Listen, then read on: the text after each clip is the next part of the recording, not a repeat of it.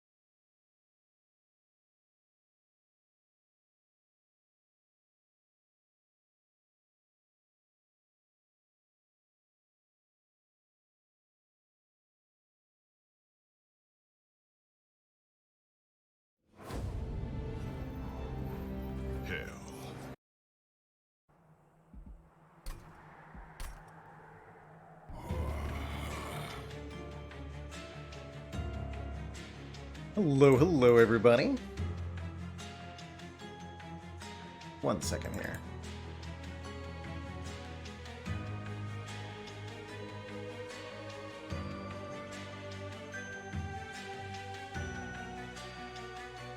Camera, what are you doing?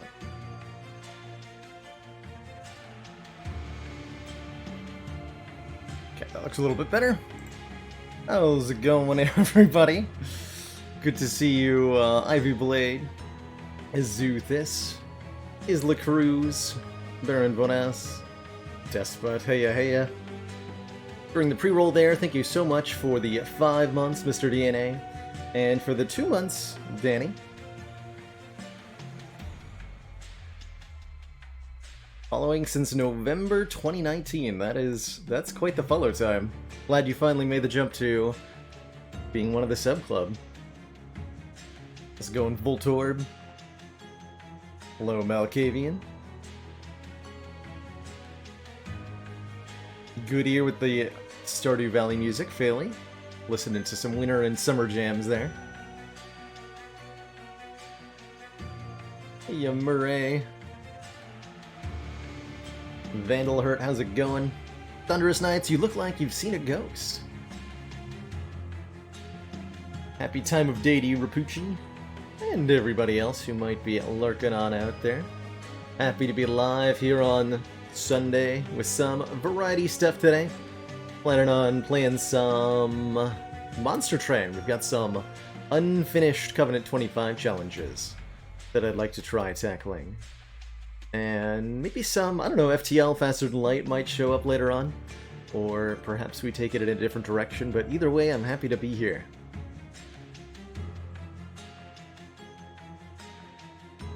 So last time we played some Monster Train, we took a stab at Extra Pain Train, which is just brutal. Bosses get stealth. You have 5 extra deadweights in the starting deck. And enemy units have spikes. And that spikes one is particularly nasty. I think it rules out entirely just playing with Stygian, as you have basically no way to keep your hero alive when everybody has spikes. A couple other considerations to make. But thinking about it a little bit, I think the tactic I want to roll with is to try to force a Wrathful Hornbreaker Prince here, who gains armor every time he kills an enemy, and then give him some spikes, so he should be able to just kind of farm everything for armor that way. Combine that with a couple of rerolls maybe at the beginning to guarantee we get the type of prince that we're looking for, and possibly to reroll our Seraph type, which I think is totally acceptable for some of these Covenant 25 challenges, especially Extra Pain Train, which is particularly brutal, right? Giving yourself a couple of rerolls to try to improve your starting odds would be nice. They're not bad starting cards. What do we get for Seraph? Consume Seraph is good. Make sure we got Wrathful. We do. So we get Armor 10 when we kill somebody, and Rage 2 when we become damaged. We have further ways to increase our Rage with the Imps, and our damage with the Razor Sharp Edges. And our starting artifact... Cursed Vines or Iron Drop Cage. Nothing amazing here. This is about what I'm looking for from a start. We'll see.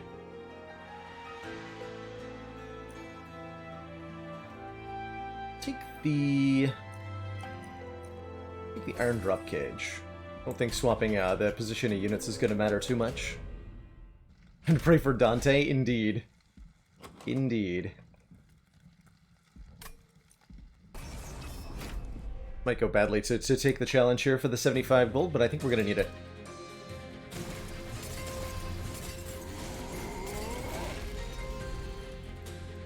So let's see what happens. These just all automatically get to the top and do 1,000,000 damage?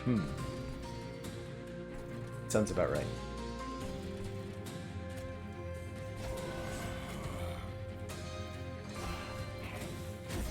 Try something like that? I don't think that was correct.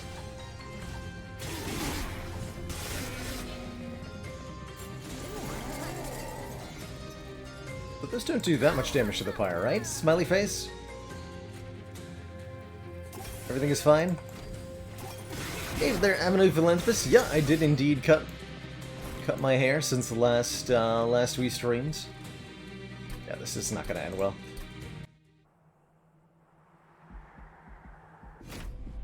Let's try that again.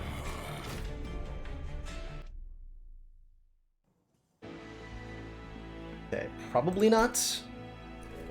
We're up against Sap Seraph, that's fine. I think the one that we're gonna always reroll is Cleanse Seraph.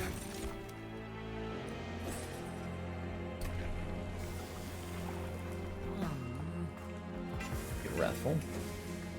Is that good enough? 2 Restoration Detonations, 2 Ritual of Battle.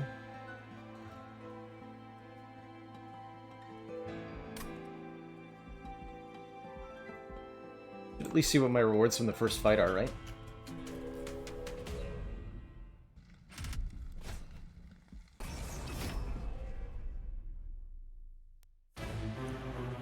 Okay, Spike 3 seems way more manageable than the other option.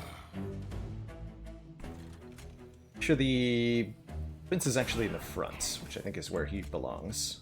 Have some regen on him.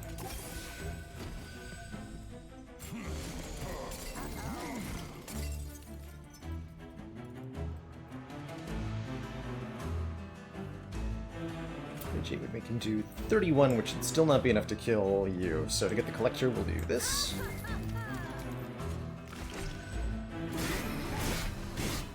Wanna hear where I got these horns, kid?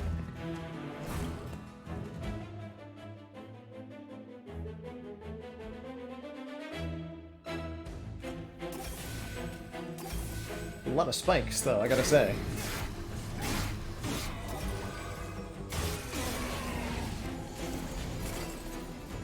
Stealth 5 on the boss is also super scary.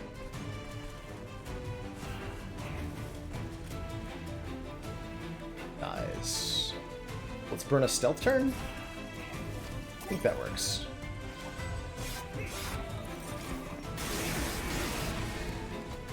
Ouch! Oh dear.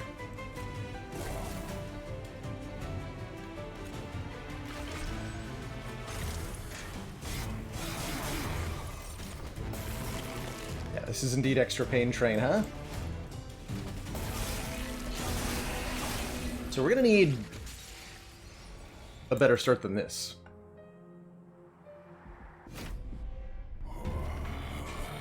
See what we can get. Okay, 2 Molting Imps. That's something to work with.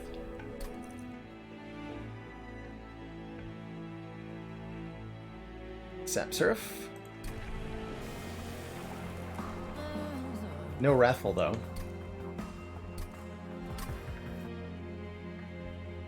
Sharpen! That's the card we're looking for. This is Seraph. It's Cleanse Seraph, though. No! Oh, it's not Wrathful either. Alright. Inferno to start, also very powerful. Soothested Melting Remnant, Stygian on this. Yeah, last time we got close. Harvest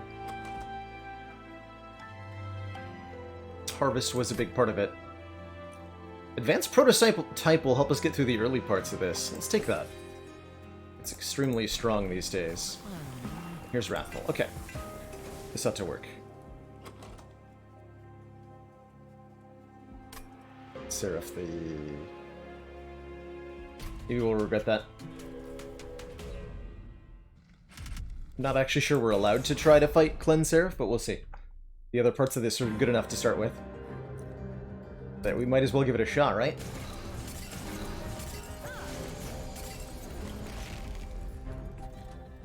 Beautiful.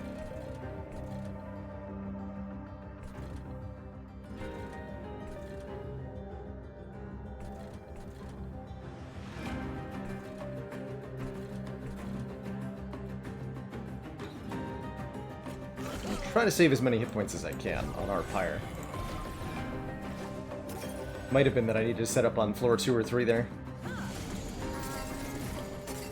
1 or 2, rather. Excuse me. Take the cash.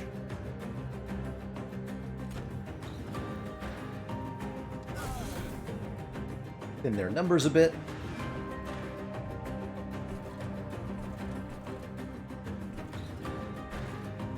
Get the steward down. Get a little bit on the pyre here.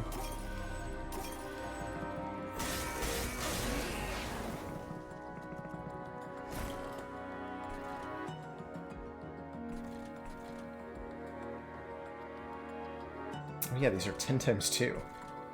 Ridiculous.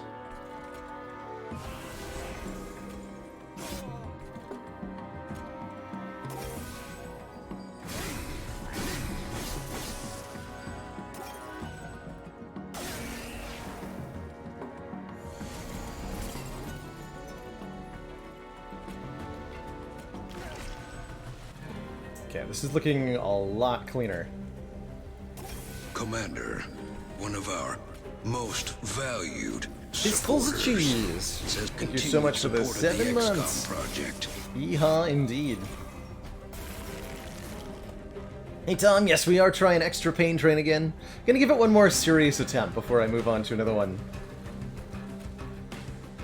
But we got, I'm trying Wrathful Hornbreaker Prince. We have Seraph the Chase though, so I'm not actually sure it'll work.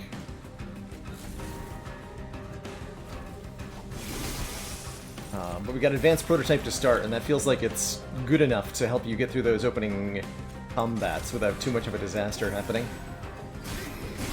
There we go. Rarg, indeed. Get an actual good amount of cash. Bent Welder Helper Ritual Battle. Bent could be really good. Help us get through more of the early game, pick off the weaklings, or a Welder Helper just to make the beefy boy. Cleanse Seraph won't remove armor, but he does remove, I believe, both Thorns and Rage. And those are the big problems for us to have cleansed from us.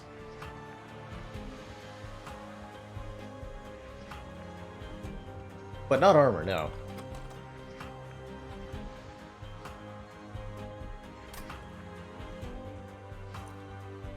Yeah, I think we probably want the vent.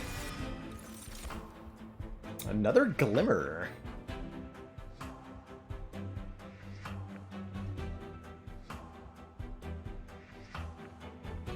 Interesting. Sure. Take one more of those.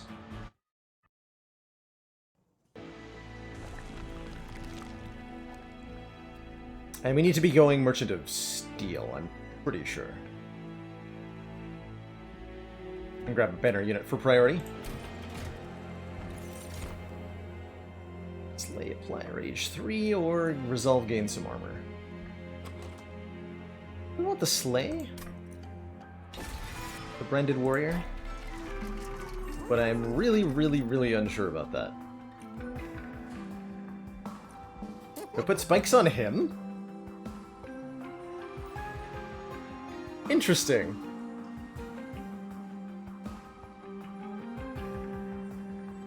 Give him spikes and some health, and he can do a really interesting job here. That's just crazy enough that it might actually work.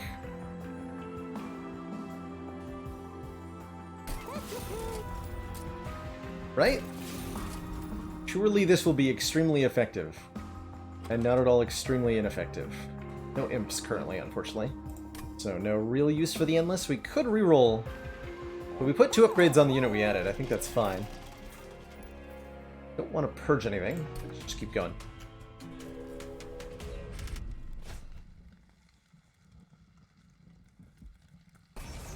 Should be able to handle this with the train stewards. Units with Endless Carissa end up going back on top of your deck if they're killed. Is the big advantage for them.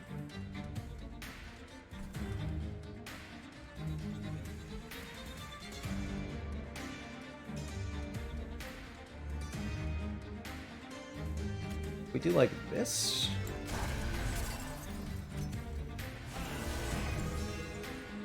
Wow.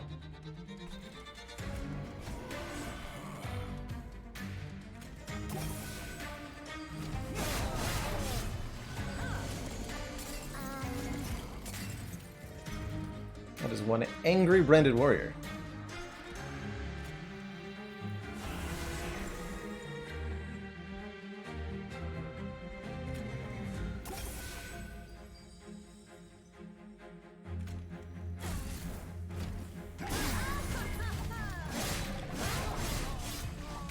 Oh, that works really well. A little bit of more potent healing would be nice at this point. This will work pretty well.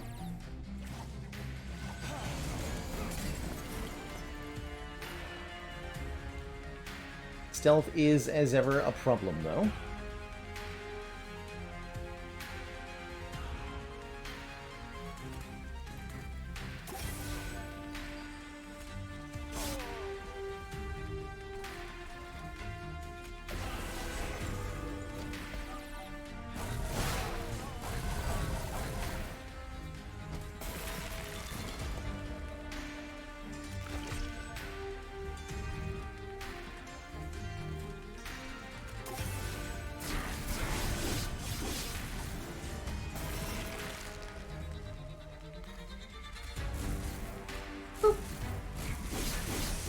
Barely managed to do that. Kind of terrifying. This challenge comes with no benefits, that's right. It's just extra brutal. For not necessarily any good reason. Just deal with it. Or else. Let's see, Ascend could be nice to maybe overstack floors, although I think that's going to be difficult to do. Fighting Cleanse Seraph. Picks like this is where I really struggle still in Monster Train to evaluate, like, what, if anything, even helps here.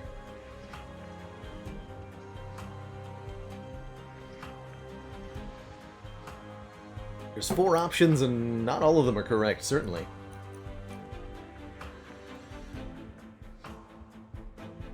Do we need more AoE with the Molting Imp? I don't think so. We want Fortify for a little bit of durability? I think so. Go with Fortify here. There's the better healing I wanted in Restoration Detonation. Up to a heal 10. Say no to it.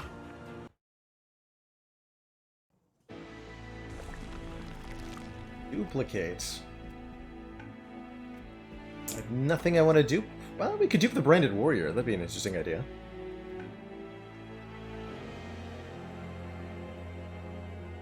That actually wouldn't be a bad idea either. Because of the stealth on the bosses, we need some time purchased.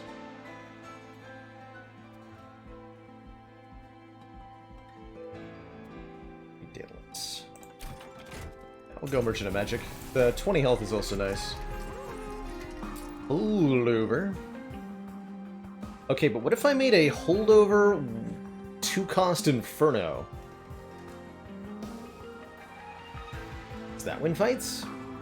That still doesn't deal with stealth bosses very well. But it's pretty good. So I'm gonna do that.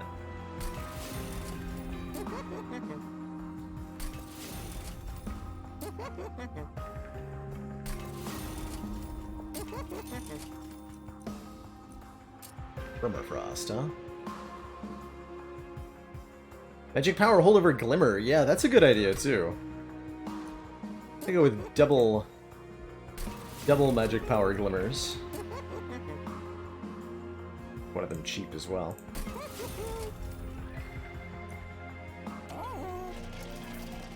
I can definitely see an advantage to creating a holdover there. Oh! So I make 5 copies of this Glimmer, right? That seems pretty good. Yeah, that seems pretty good. We don't need copies of Holdover Inferno. That's ridiculous.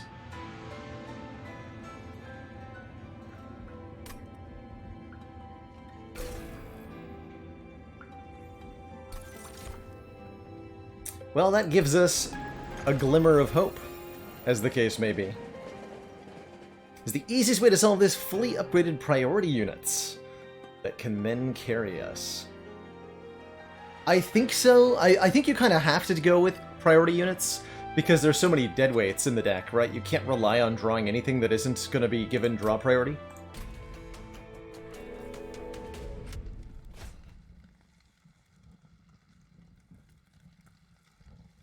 Holdover Inferno is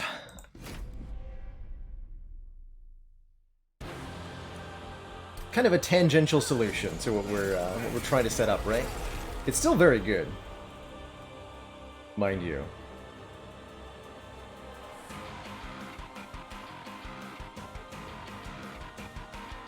Set up the Prince and the Warrior on the bottom. We don't have to worry about stealth in this fight.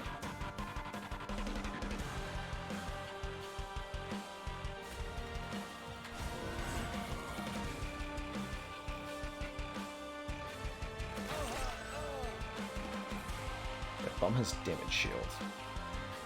That's annoying.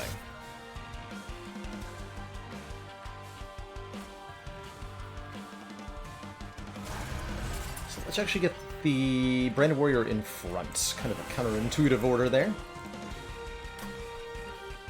Works out for a Slay on this turn. It's going to help the Thorns work out a bit better.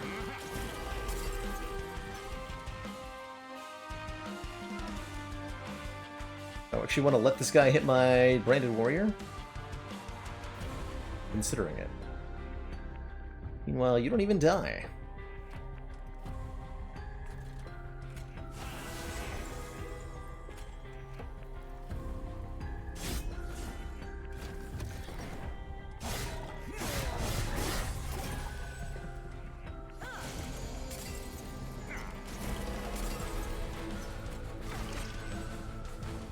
Thanks for the heals.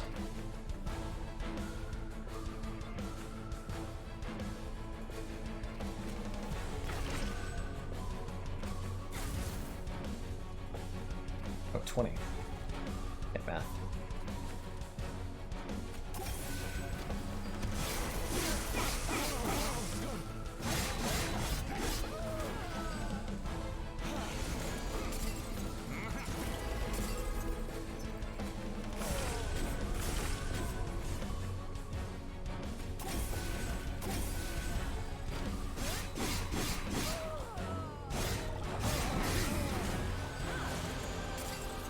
It's beautiful.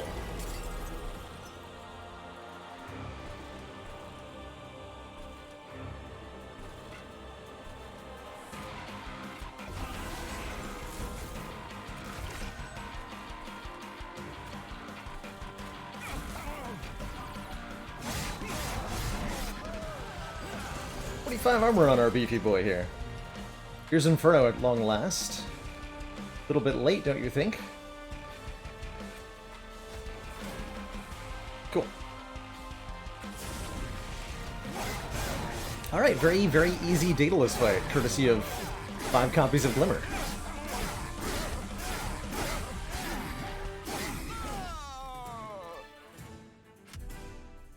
GG. Apply Spikes 3. That's not the best way to get the spikes, but it is a way to get spikes, so probably want to take it. I mean, I'm not taking Channel Song or Impelate.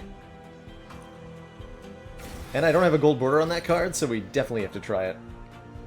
I don't feel like I've ever managed to play Consumer of Crowns.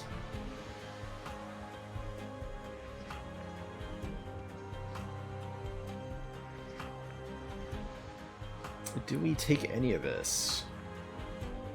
The feeling like the answer is no. We can't play Consumer of Crowns, and Horned Warrior just dies to spikes. Skip all of it. And do we take card draw, capacity, or pips? Card draw, capacity, or energy, excuse me. Feels like card draw would be extremely useful, as would capacity. For 1 energy, it seems good. It's 3 energy, though, is the problem. It's not a 1 energy card. 3 is quite the price to pay. But we'll take it anyway.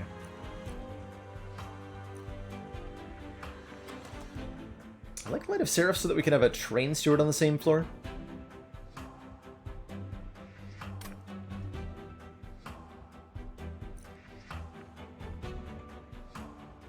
Right. Probably stop with the capacity there, though. Remove 2 and gain an artifact. Versus an Awoken Banner unit. And money.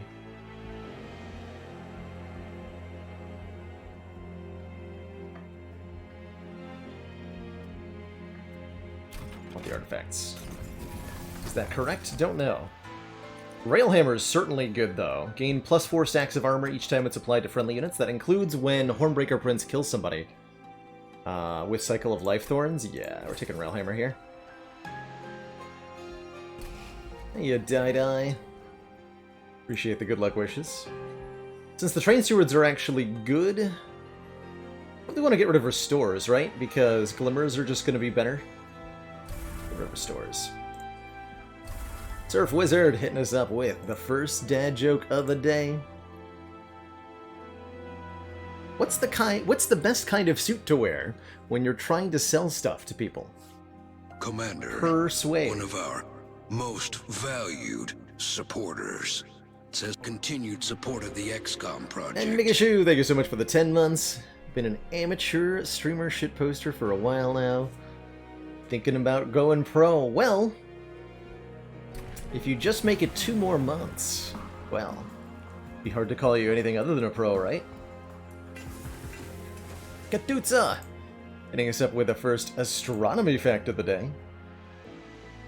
Yesterday, well, not yesterday. Last stream we learned about Io, the first of the Galilean moons of Jupiter.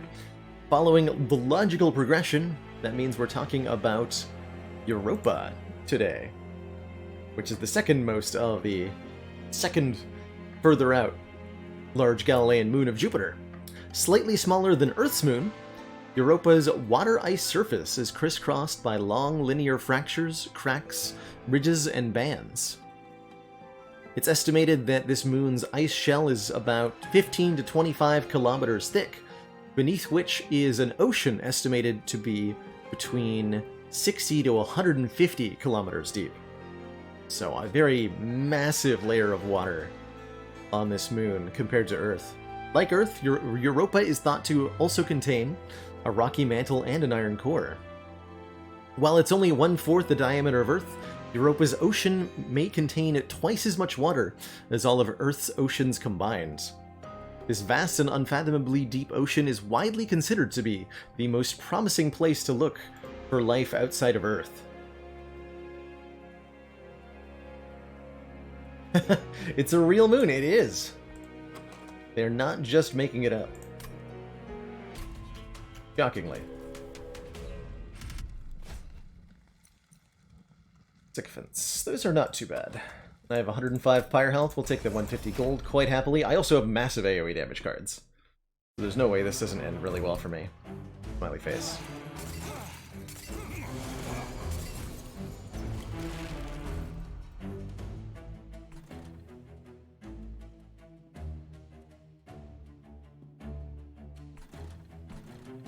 I could put the Branded Warrior in front to try to take hits from them and get a lot of slay bonuses, but I think it would backfire pretty badly.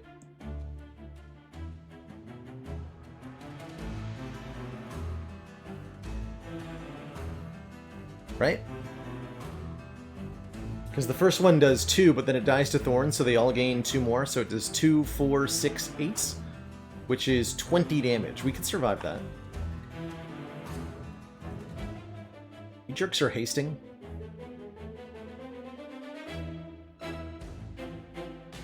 Let's do this then. I continue to put the Branded Warrior in front and the Hornbreaker Prince behind. in the hopes that this somehow is a good idea.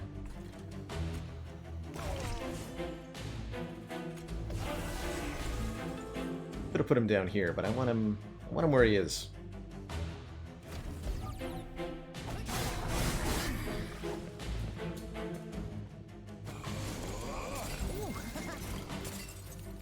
Cool. Easy clear on the top floor with Glimmer. I could even use the holdover Inferno on them, and then play Glimmer on the bottom floor. It's like we're not quite getting the sleigh bonuses we're hoping for.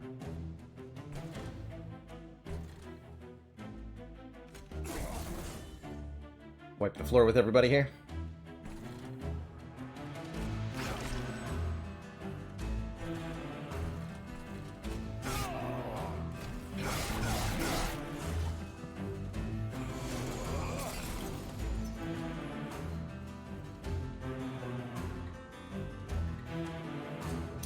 Struggling with the 100 health individuals.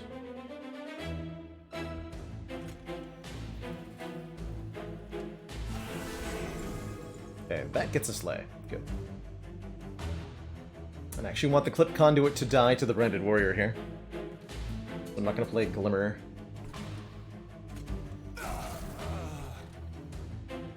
Okay. You actually get through.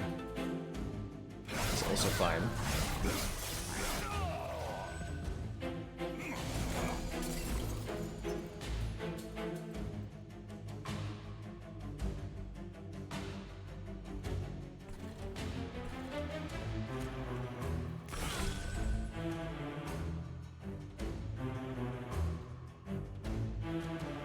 The train stewards sneaking the kill in?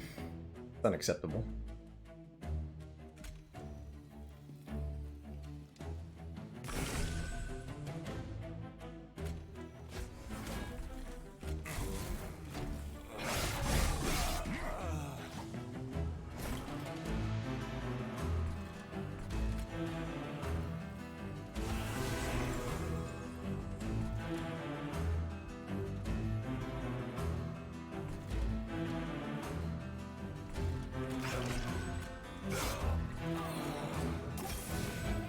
Letting go of Inferno is perhaps not my greatest idea.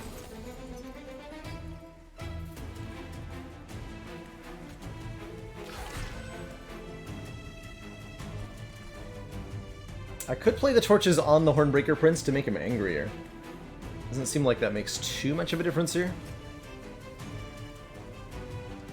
But it may mean he survives for one less turn, so I'm not going to bother.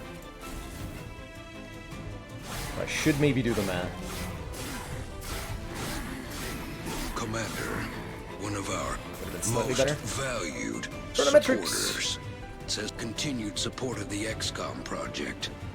Did I die here? I think I just did. Chronometrics, thank you so much for the tier 1 sub and the 22 months. Hey ya. Yeah, we did just die. Well, that's unfortunate.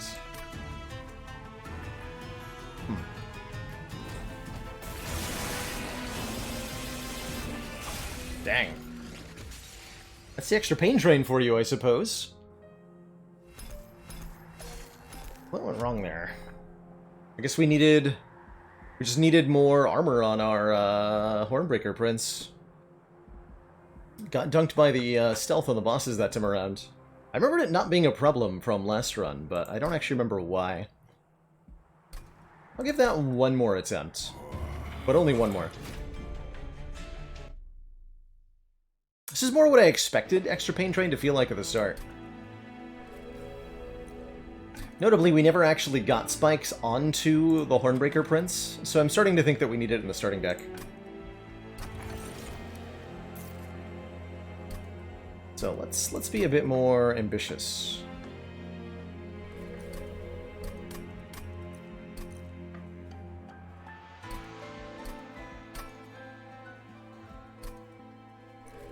May not actually be easy to do.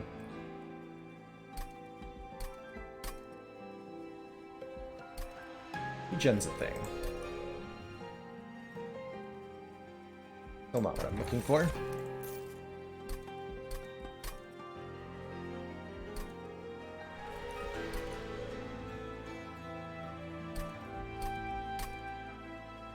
Okay, we got Sharpen. Cleanse Seraph, though. Worry about that when we get there. No Wrathful. Big sad. Sharpen might be the only card that we can get that would be acceptable. Which would mean an awful lot of rerolling if I really want to do this, which I don't know that I do.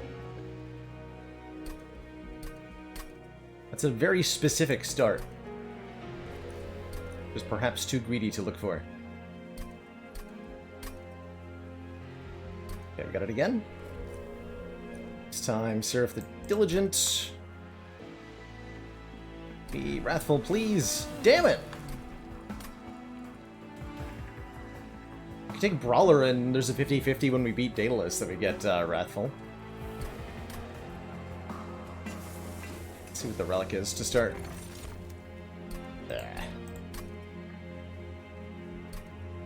Might be way less likely than I thought. I thought this would be like 5 rerolls. It's not. Okay. We'll do a different challenge. In that case, I have to go back to the drawing board. Let's try Preloaded again. Cards have 1 upgrade slot. It's already filled.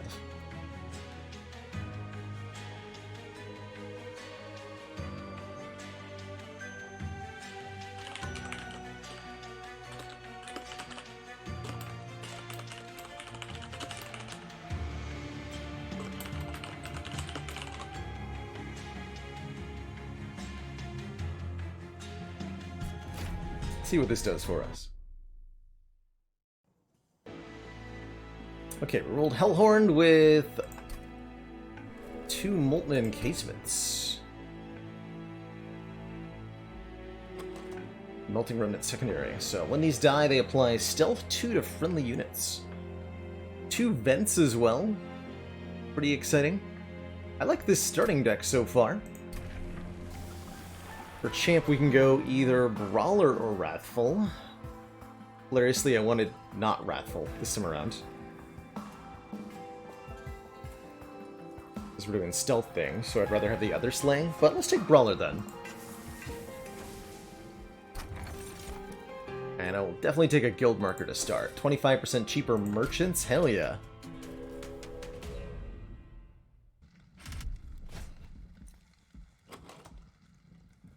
Armor 10 would be unwinnable, right? Be unwinnable. Wait, I'm still thinking about extra pain train, aren't I? Okay, maybe not unwinnable, just kind of a sad time.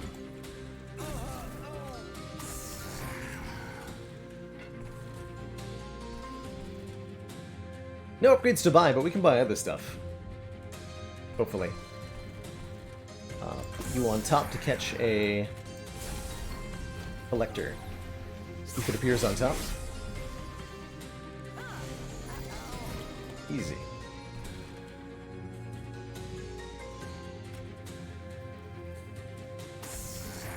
Easy peasy.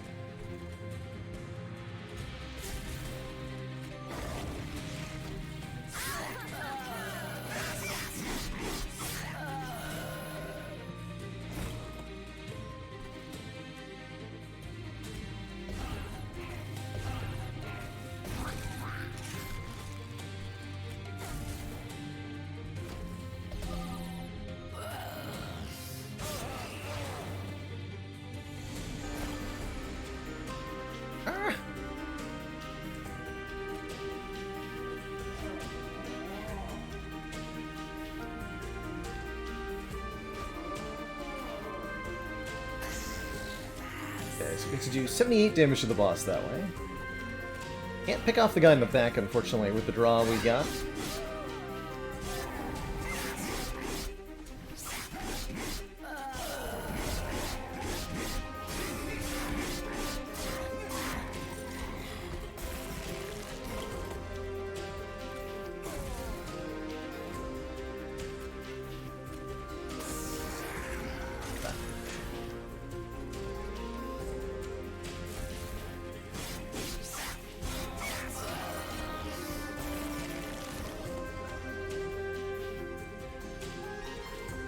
Boss makes it to the pyre, really.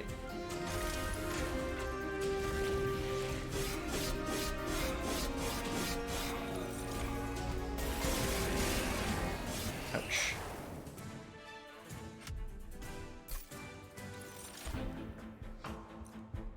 Double stacked fortify, a cheaper ritual of battle, or a permafrosted vent. Kind of dig this double stack fortify. Actually, no, wait. 2-cost ritual of battle with multi-strike Hornbreaker Prince? That seems really good, right? You can't armor 1 molten encasement? Or a quick and tuned explosive. Well, those aren't quite the upgrades we've been looking for. I will take a 3rd molten encasement, however.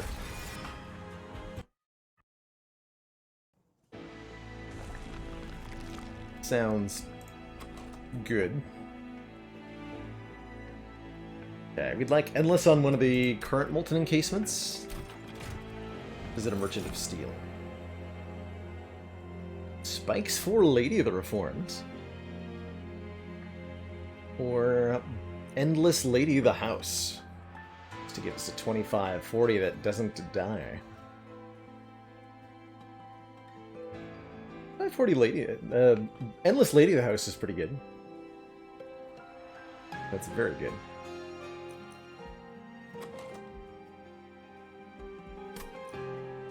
The Endless. Revenge does proc on spikes, yes. Yes, it does. How's it going, Solid Goo? There we go. And now we got an Endless Molten Encasement. Perfect.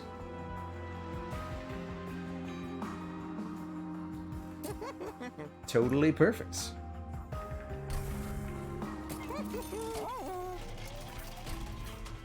Now we just need to make sure that we are... 3, huh? I can deal with that.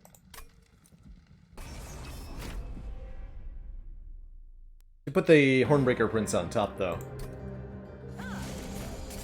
Lest he become unnecessarily spiked.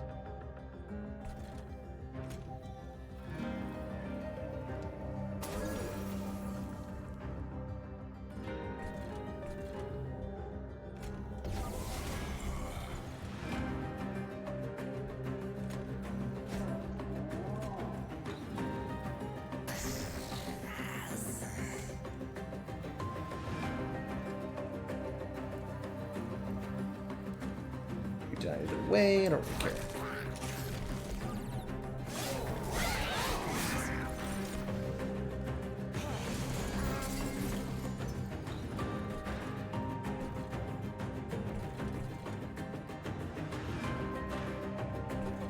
Okay, pick off these guys that are adding stinky garbage to my deck.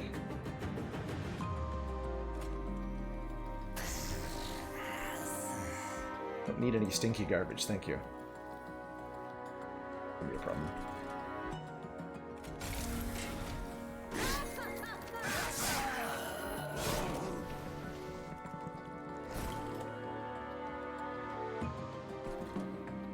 Okay, we have 10 armor though, so we can survive a few hits.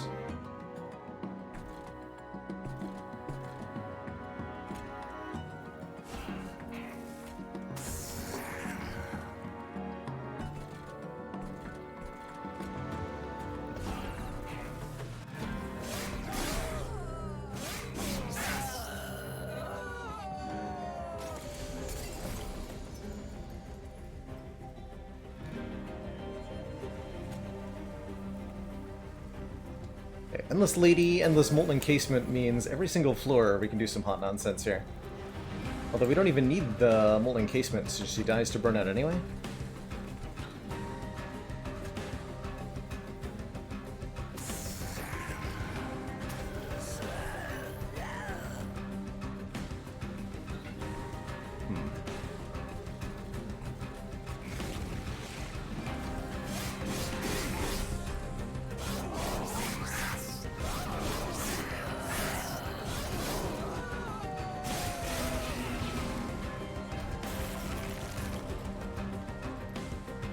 There's Ritual of Battle. Where you been?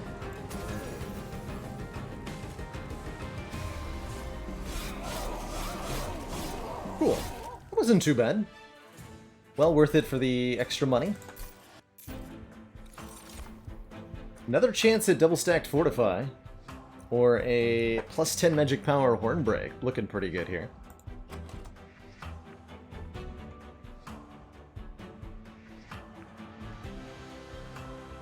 Hornbreak is really nice for picking off particular targets. Pick it up. Emberstoned Wicklash. Apply more Burnout. Permafrosted Fatal Melting, doing damage based on how many units have died, or Permafrost Reform? Hell yeah! Molded looks very good here. Definitely. Can use that to get back more Entombed Stealthy Boys, too.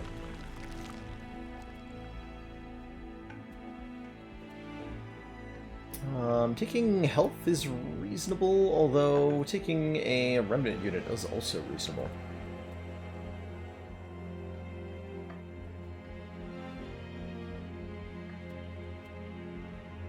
Damn it. Make some health. We have no real ability to upgrade the units, necessarily. I did want to remove more train stewards at this point. Feels like Merchant of Magic would have been probably a lot better, as far as the merchant side of things goes.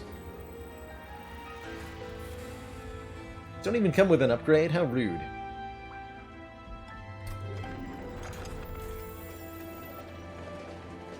Unupgraded cards. Unacceptable.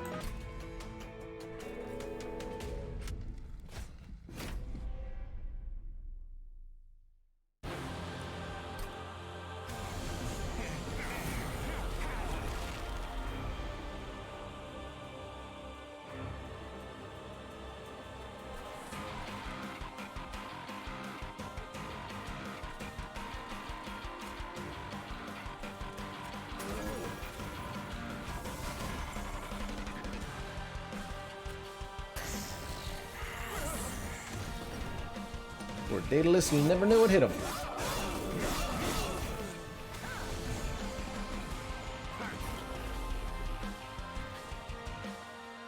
Probably.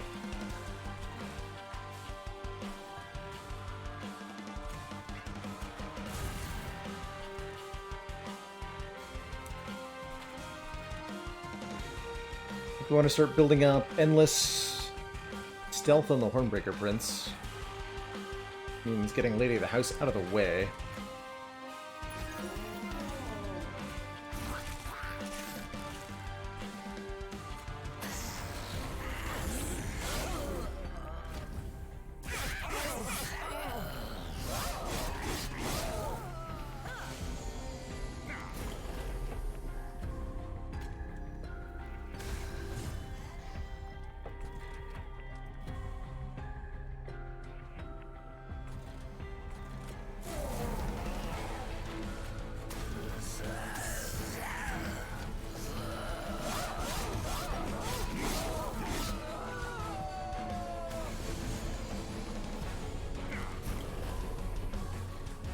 Alright, it's stealthy time.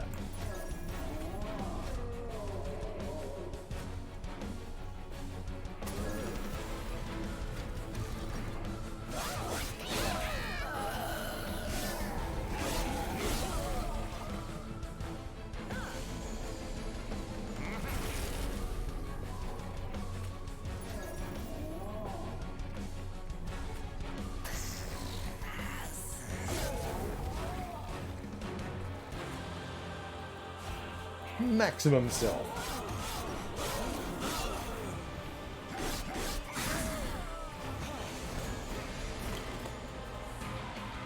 That is not enough stealth yet.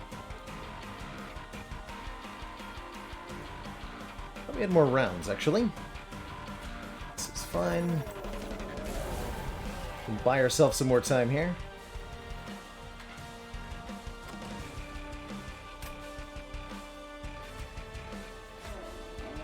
Oh, not enough more time. I think setting up on the bottom was a mistake. I also expected Multi-Strike Prince to do a little bit better.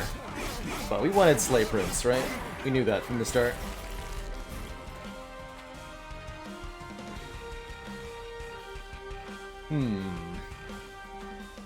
Now how do we kill Daedalus? I gotta reform the Prince now? And Ritual of Battle him? But he'll have Burnout if I reform him, so that won't actually work. Damn it. I think we're dead again.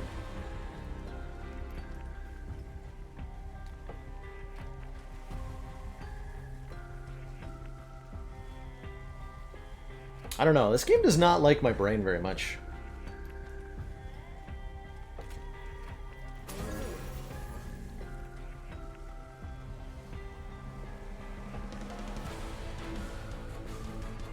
See, there's no reason to stealth her whatsoever.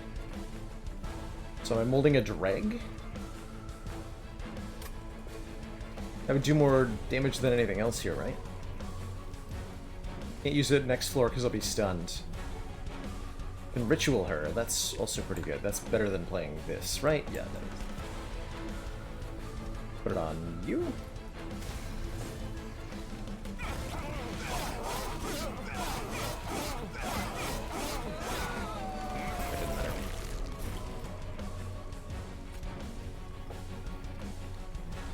We can resummon her, but we don't even get close.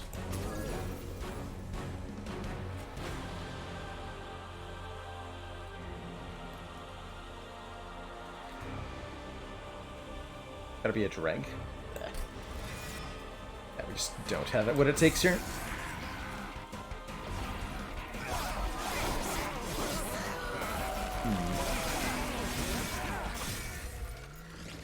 Well, that had nothing to do with the challenge. It was just me failing to get strong.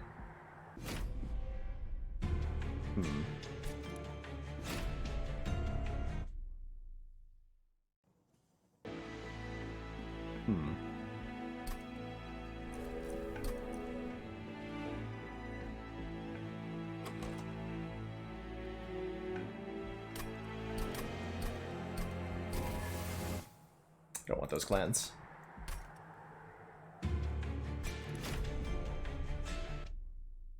Hey, you J guy. Hope you're having a good one.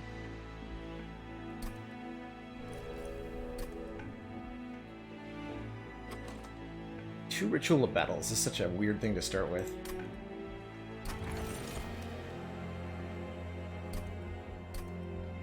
Wait. Spells gain an extra upgrade slot. Okay, we'll try this. Melting while lurking. Ooh. Sounds pretty good. Elusive or bristling here?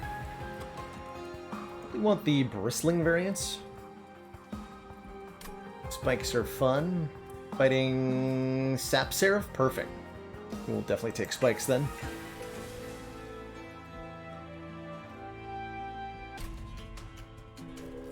We'll definitely take the spikes then.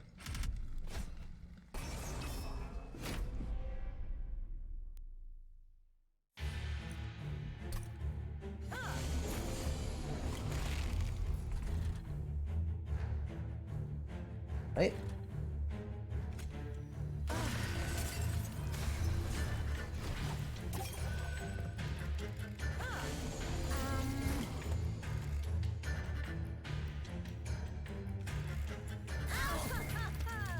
That stinky collector out of here. Also get the stinky 9 damage dude out of here.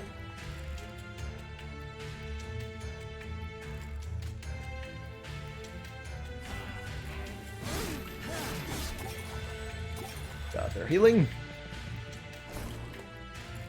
Acceptable. 21.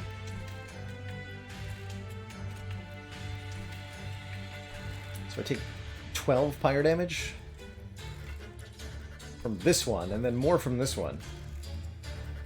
A bit of a big yikes.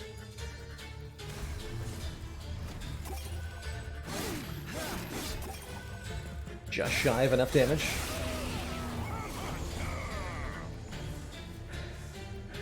Thought they buffed Steel Enhancer at least.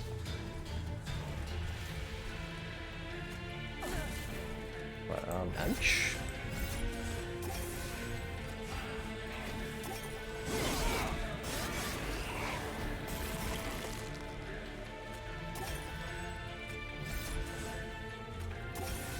And Steel Enhancer being 0 cost now is crazy, actually. It's a big buff. Holdover the Steel Enhancer? Interesting. I don't think that's a thing, is it? 10 spell power restoration detonation's nice. Or 20 spell power. Restore 30 health. Deal damage to the first enemy unit equal to 5 times that. Steel Enhancer has been a thing. If we got a multi-hitting unit, I could see it being good. Yeah, Animus of Will, right? 0 cost? Let's give it a shot. Cheaper Rage, if we cared for that, which I'm not convinced that I do. Or the biggest boy. This guy is just 1641. That's pretty good, actually. Take that, big boy. Ah, yes. Burnout 1 Demon Fiend. Obviously. Just what you needed. Now, Multi-Strike Husk Hermit. I think we're talking here. With our Rituals of Battle and our Steel Enhancers. I think that's the take. I certainly hope so. Okay, so we cannot add additional upgrades to our units. We should not be going to the Merchant of Steel, period.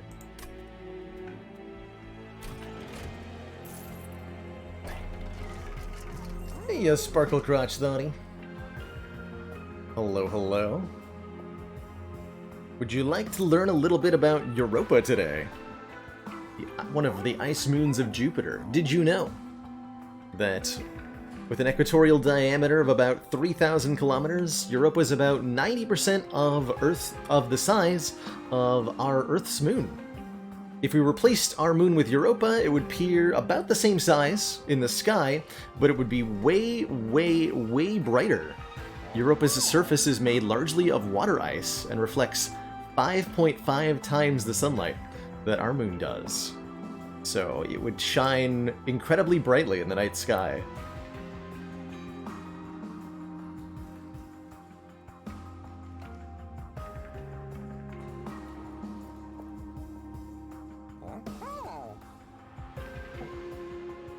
Holdover again, huh?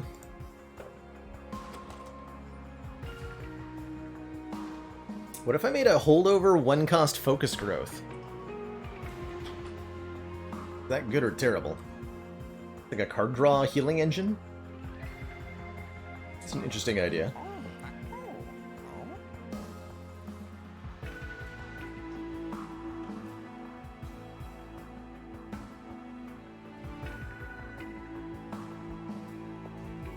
Yeah, it works really, especially with the 0-cost Steel Enhancer, right? We can do Pyre Chopper things.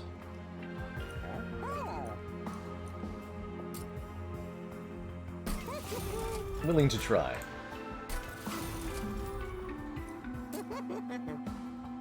Take a Consume Torch? Yeah, I think so.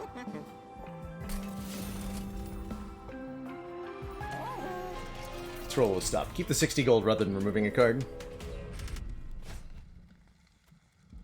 Sweep Boss. 10. We got it. We can deal with armor 10, thanks to Husk Hermit.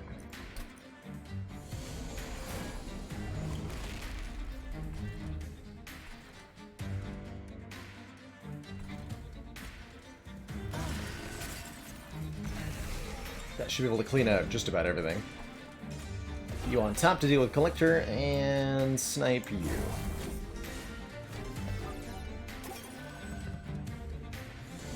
Hey, Gratzvan will hurt.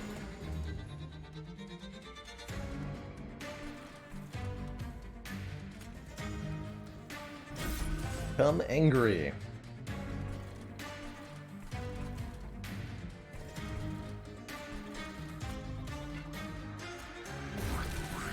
Look at the size of that lad. Become very angry.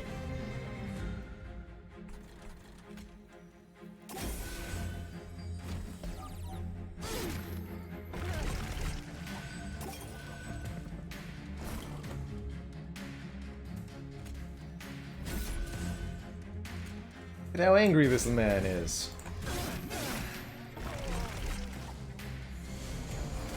For 41 times 2.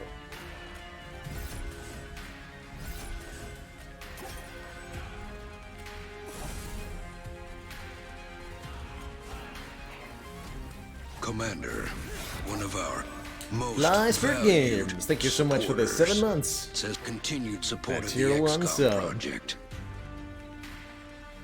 And yeah, Bagella, so the card frames, you now have the option to like choose different card frames. I think I have to do that from the main menu.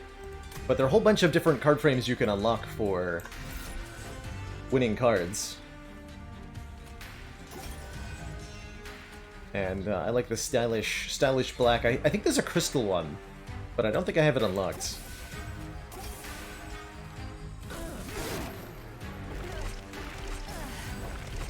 Orp. It's a pretty beefy Husk Hermit. Zero cost Razor Sharp Edge could make them hit pretty hard. Or a Permafrosting Wildwood Sap for on-demand regen.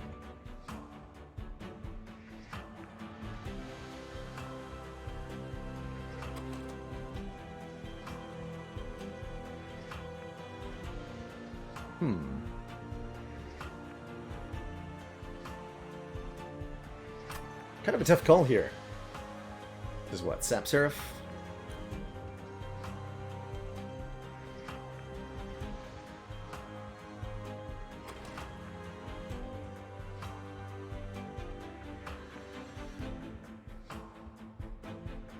Regen helps the tank survive boss fights.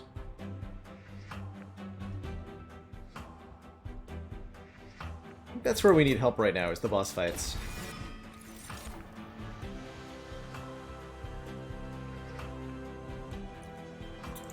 Stone Ritual of Battle.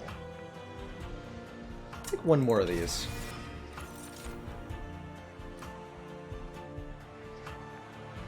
Endless Demon Fiend.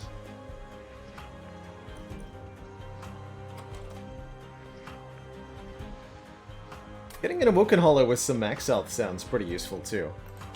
Pick him up. Since we've got lots of healing power with the holdover 25 health thing.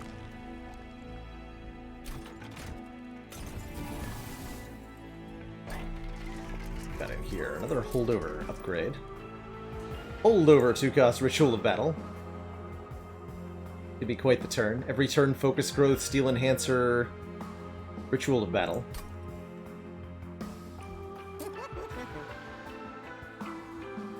Or we can just keep making them cheaper.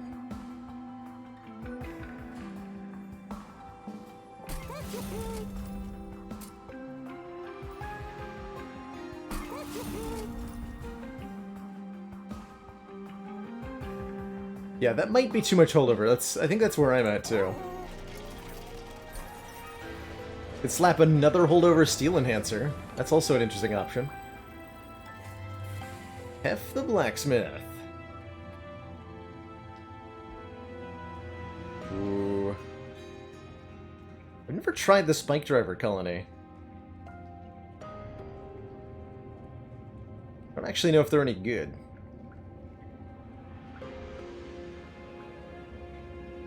You got a permanent copy of them to your discard pile when they die. Haven't won with the automatic rail spikes either.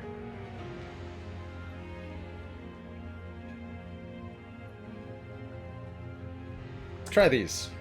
We have the ways to scale their multi-hits and such. Let's try it. Only one upgrade though, yeah. Give it a shot. I want to see what they do.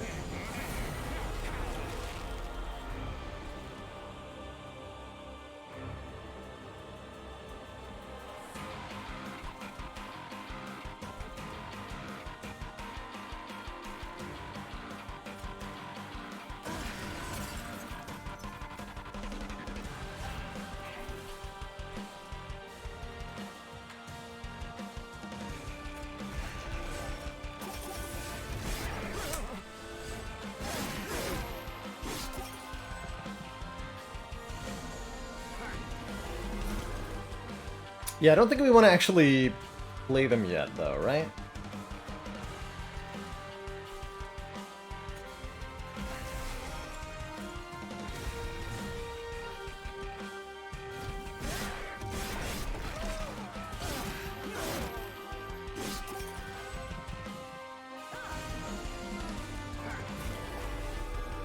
Here's focus growth.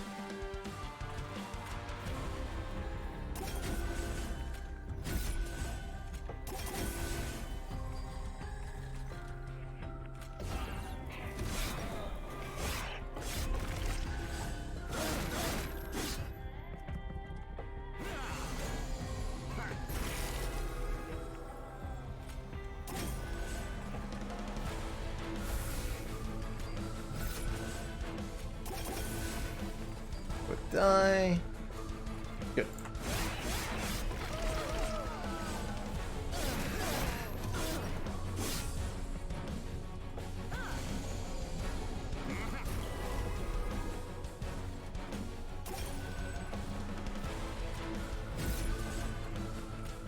Become angry.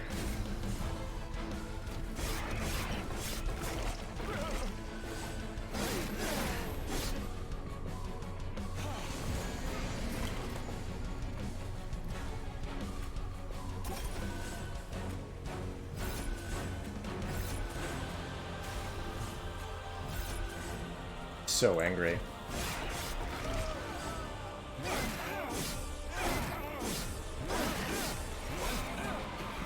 So am I looking for capacity or more energy?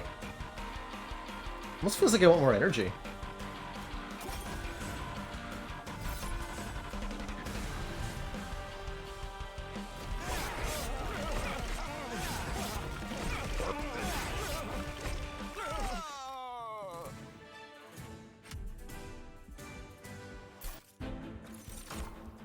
Capacity for spike drivers. That I think is reasonable.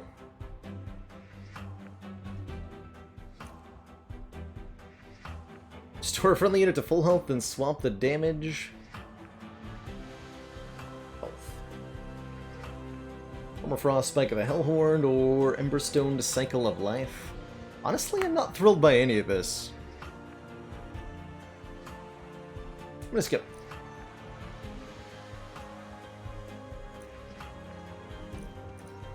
Although, actually, yeah, Adaptive Mutation with Rage is indeed good, right? Because it scales your health and your offense in this hilarious way. Okay. Take it. Spike's Hustrum, whatever. Another Heartstone Awoken Hollow. Or Deranged Brute. Rage on friendly units adds an additional +3 damage per stack. Well now. That seems good. Yeah, now we definitely want capacity, right? That seems pretty good.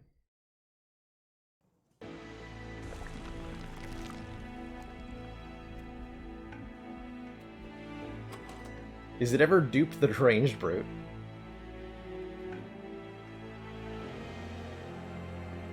Or is it like dupe Adaptive Mutation or something weird?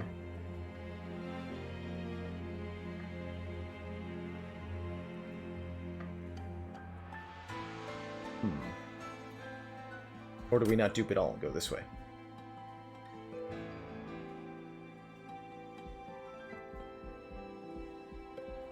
Probably want to visit the Merchant of Steel next floor so that we may upgrade our Spooter. Potentially.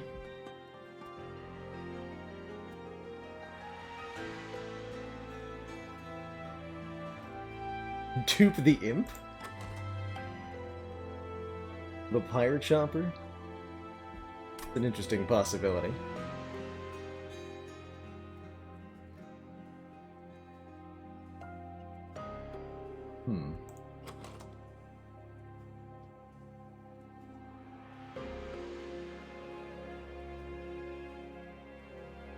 Dupe the Sap, too. The regen. Pretty good. Although we'd rather be upgraded first.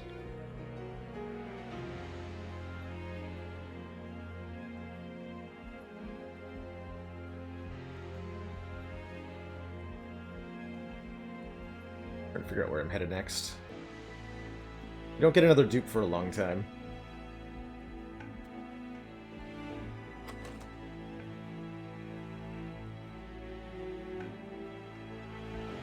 I really want the artifact.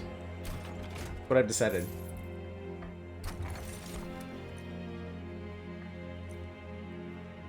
Yeah.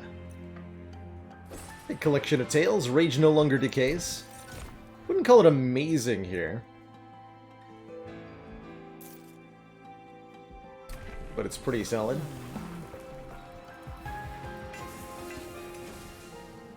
Or Revenge Draw 1? Probably not.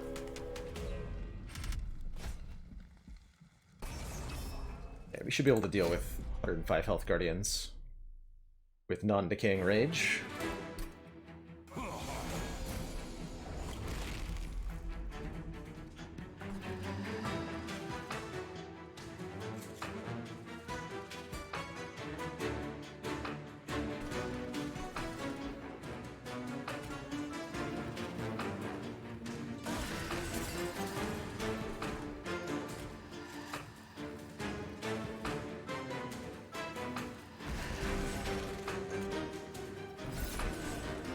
That's the hope.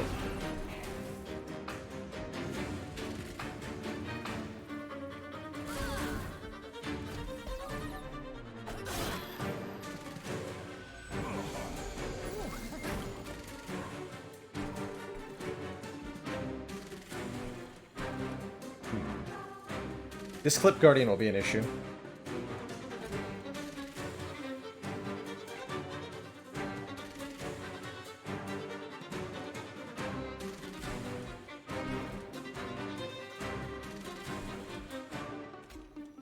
Unless I do this.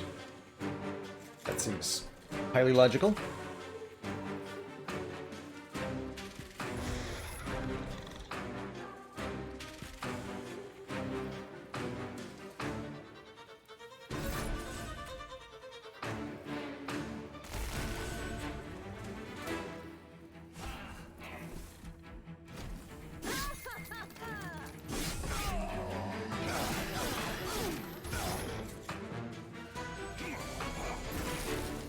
Yeah, Bolshoi. Wonder if it'd be able to find a bit of time to talk about how enemy generation works. Obviously, you fight Daedalus, Fel, and Seraph every game, but what about the rest of the enemies? Are there any constraining factors on which one you encounter in any given run? Yes, it's based on your floor. There is a spreadsheet for this, I think. Let's see if I can find it. Community made.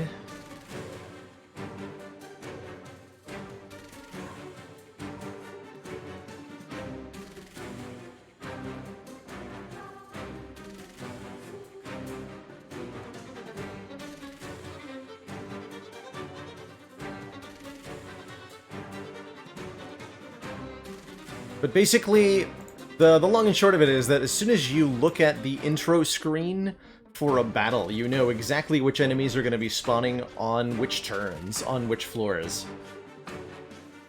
There's a fixed number of set layouts, so in the middle of battle, it's not random generation or anything.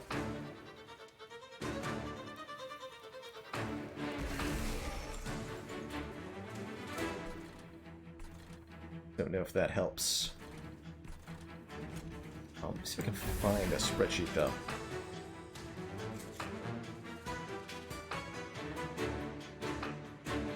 I like Dolphin Chemist's one.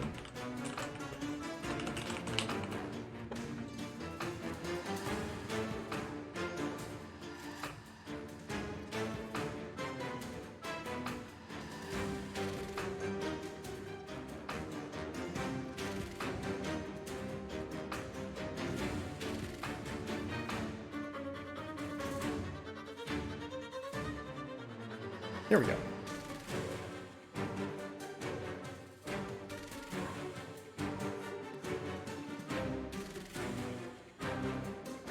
Perfect. Thank you, Zuthus. Huzzah.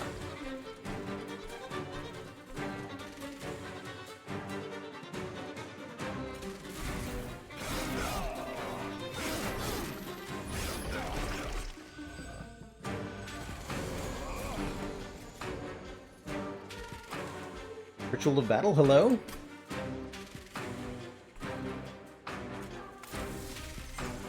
Bzz, bzz.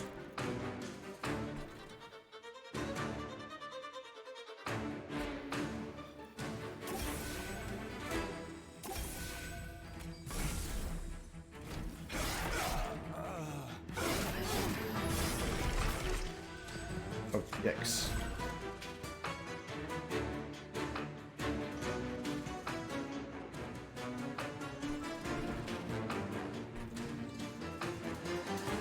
This is all because we didn't draw Ritual of Battle, but it won't matter because as long as we kill the boss, comes in next turn, this guy never reaches the top, so we don't actually have to worry about that. We don't actually have to worry about that. It's all an illusion.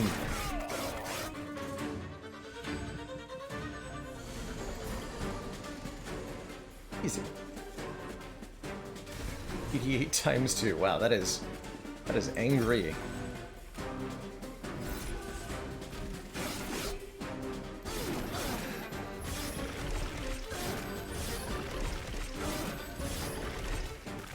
Boop.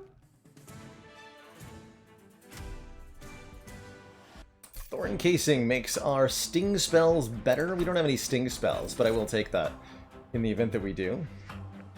Emberstone Engraft is kind of nice. Restore 1 health, gain an energy, draw an extra card next turn. Double Stacked Ensnare. Apply Rooted 2 to an enemy unit. Draw 1 more next turn. That's kind of nice. Or a Consuming Bramble Lash, which is not bad with our hero. I'm going to take this Double Stacked Ensnare. Sounds kind of entertaining. Spike Transcend Imp. Emberstone Tiresome Climb.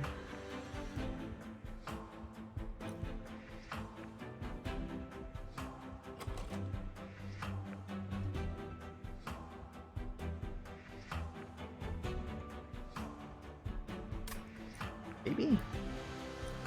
No.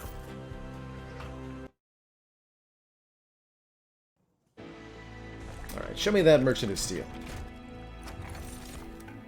First time each turn a friendly unit is healed to draw 1 is very good. I don't think we want Concussive Coals dazing enemy units when they enter the train, because we're using spikes to damage them when they come in. Do we make our spooters into big boys? Makes capacity into a problem. It also makes them hard to kill.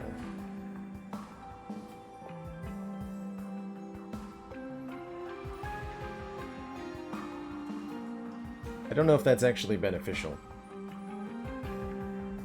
Could instead simply give them Strength Stone. What would we be looking for otherwise? Multi-strike? 3? Rage. Yeah, Rage would be the best, actually. That's right.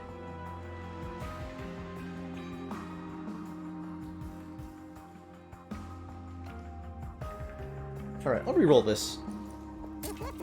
Here's Rage and Multi-Strike. Okay, one of these two for sure.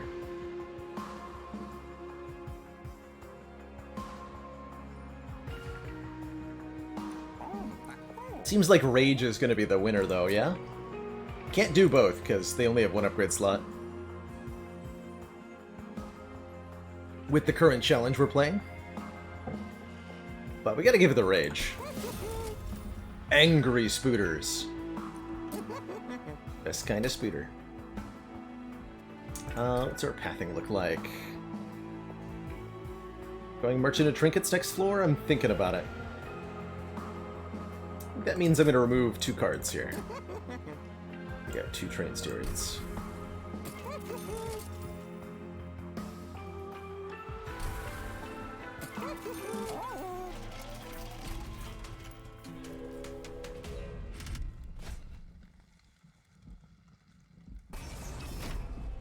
I'm sure this will be fine.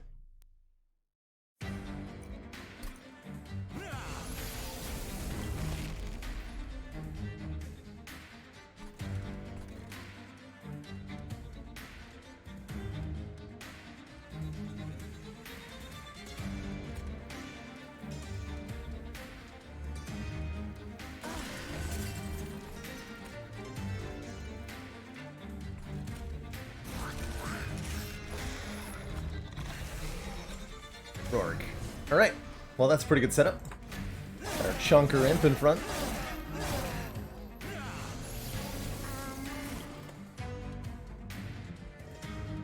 No.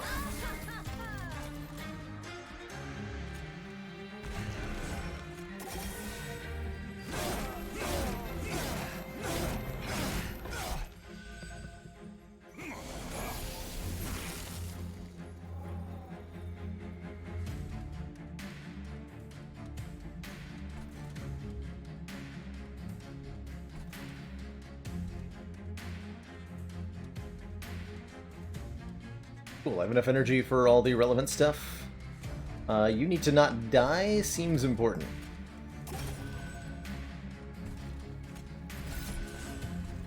Slightly important.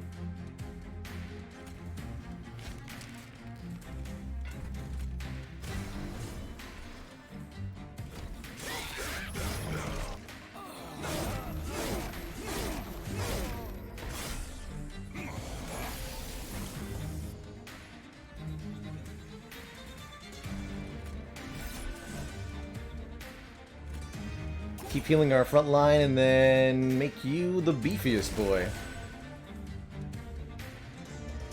Times. Can't even see what's going on through all the spell shields here.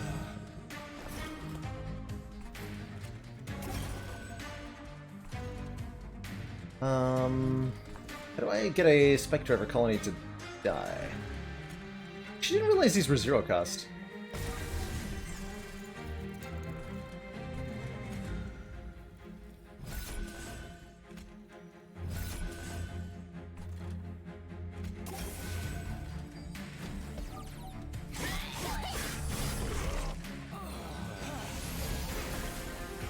Okay, we did draw a torch, so we can kill our own Spooter.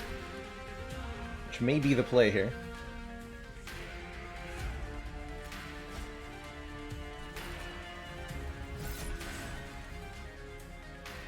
And you don't die to spikes, even though you have 5 times 5?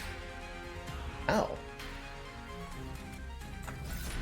How does that not just straight murder you?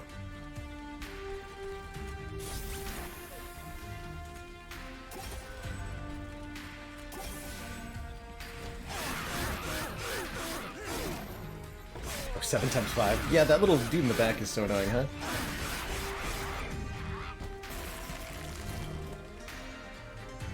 He actually gets through almost everything here, which is not a good sign.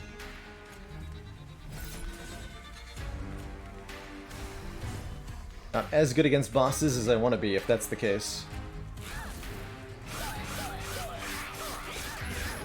Although this guy is pretty tough.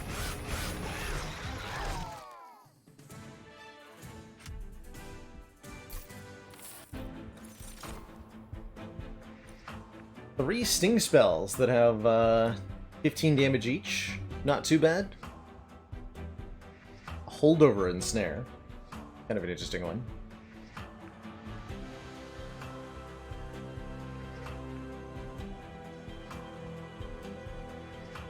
And a -1 Rail Spike seems kind of bad.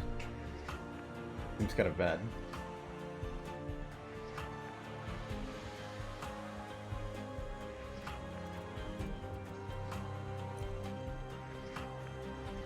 So do we take Preserved Thorns?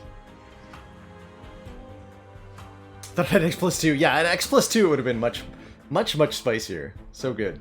So good.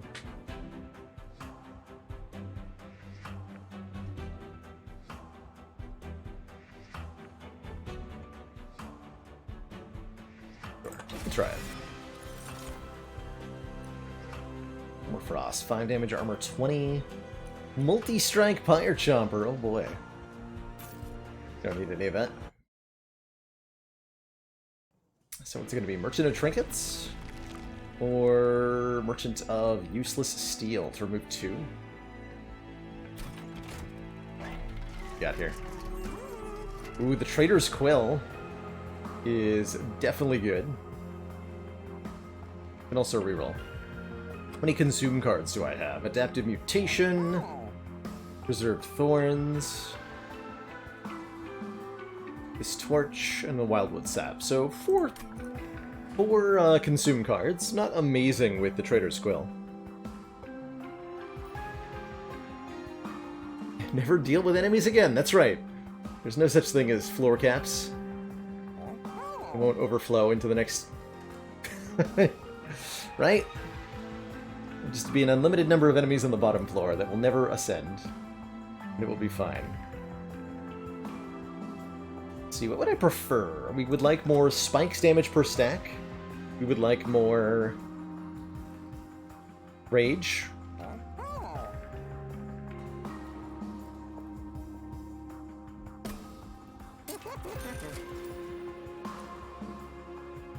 There's Petrified Crucible. Double spikes damage. Makes our hero a lot better. A lot better.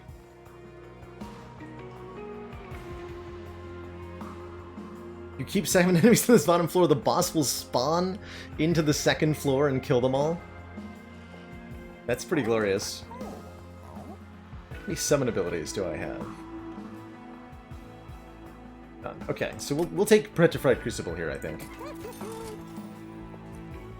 Seems good. Don't really care for the double energy on the Pyre Chomper.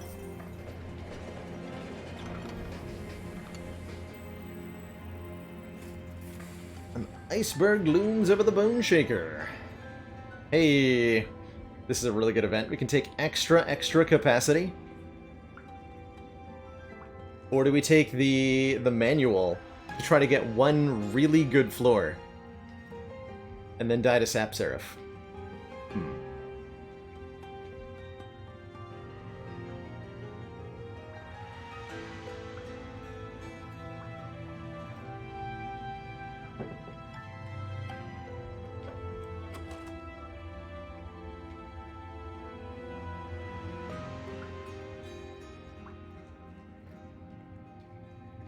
Make all your heals amazing by taking the locket.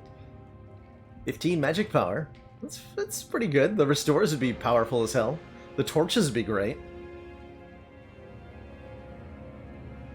Yeah, we get to put all the spike drivers on the same floor. If I take the manual. The dilemma is I don't know that we want to do that. Because of Seraph the Temperate.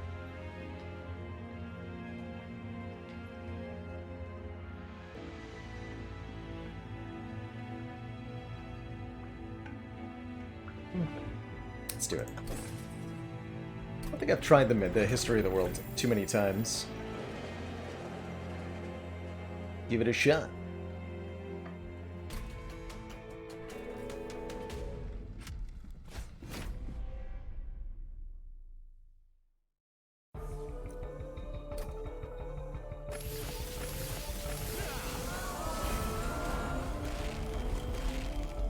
We're definitely setting up on this floor.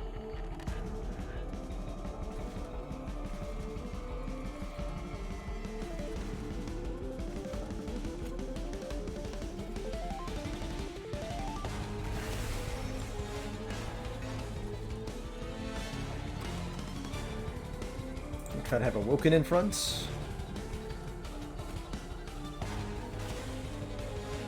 He's on the bottom.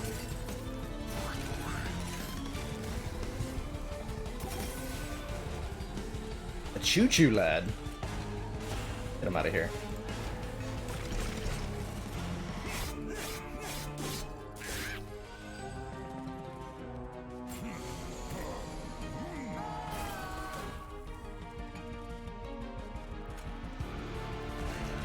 Choo-choo lads allowed.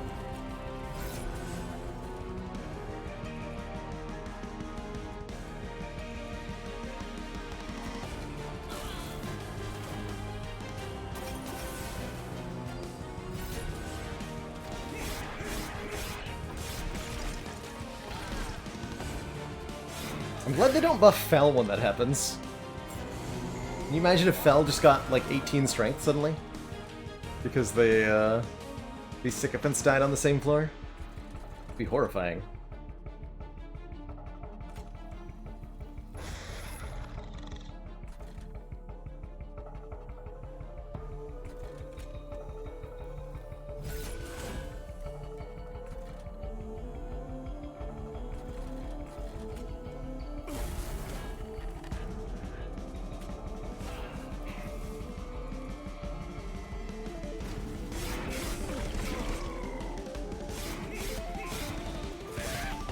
actually boosting Spike's damage, and I just want to get those stinky stewards out of here. Okay, so I can't actually use the Spike drivers if I want them to properly, like, duplicate, right? I don't They know come in where at 36 people are times getting too. those That's pretty damn big. Advent burgers. But if I Spicy find noodle another bucket. wrapper stuffed under one of these command consoles, there's gonna be hell to pay. Thank you so much for the long-standing full year of support and that tier 1 sub. Heck yeah.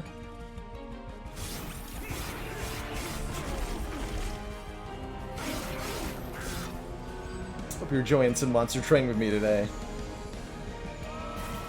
So happy to be here, hanging out with everybody. I get toasted, nerds.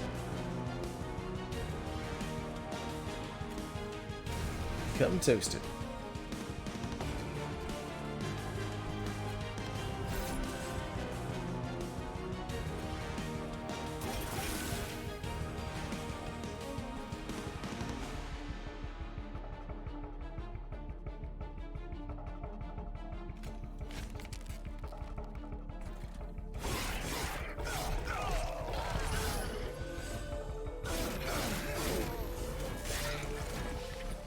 That belly slam, though. Commander, Focus growth. one of our most valued supporters, says continued support of the XCOM project. Thunderous Knights, thank you so much for that Twitch Prime sub and for 15 months.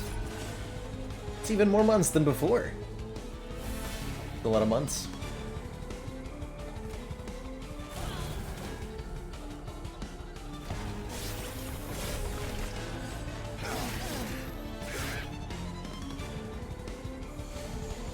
I've never actually seen what happens when you get 4 or more. We could make more copies of them, but I don't think we need more than 4, right?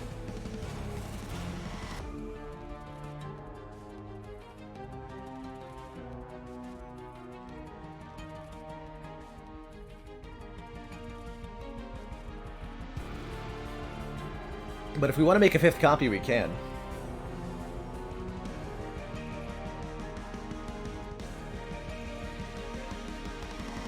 Yeah, I could make 20. The question is, how many do I want to make? Is it exactly 4, or is it more than 4? I feel like it's exactly 4. But maybe it is 20.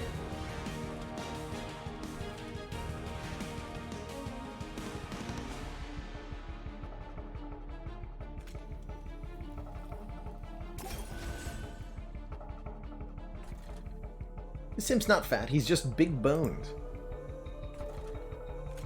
He's good. He's good.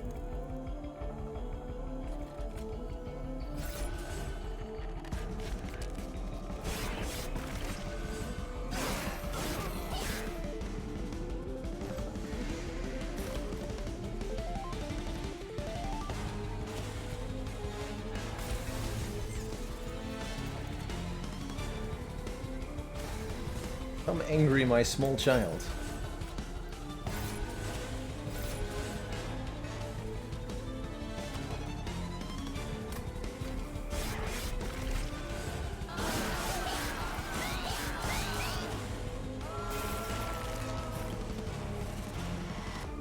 Doesn't even get through the front line. That's more like it.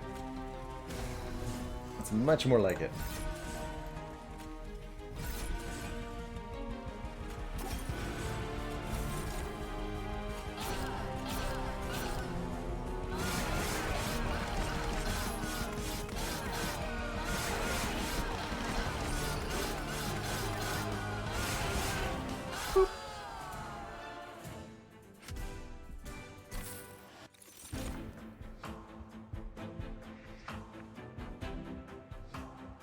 A Rage 7 Shard Channeler? That's kind of cute. Alloy of the Ancients is not bad here. For just an on-demand 25 armor, buy yourself a little bit more durability.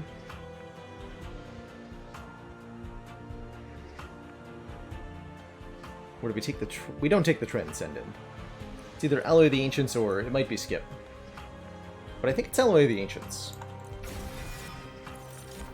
And I definitely want more card draw, I think. I hope.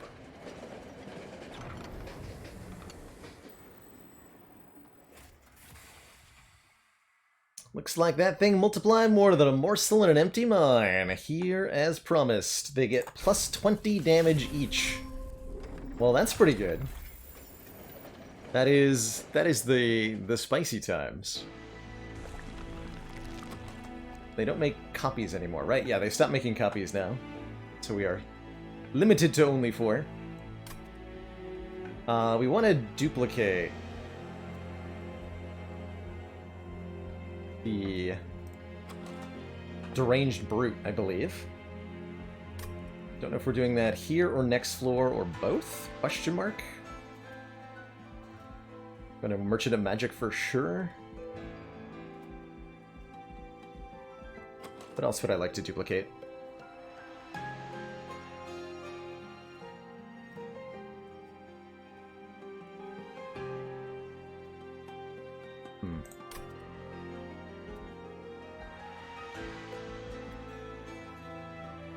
Not a lot.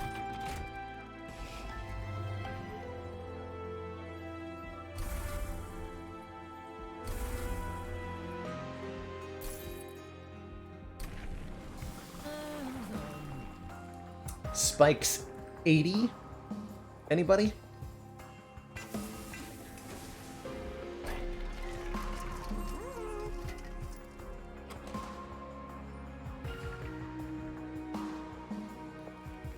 it worth it to slap a Permafrost on Adaptive Mutation? Almost certainly, right?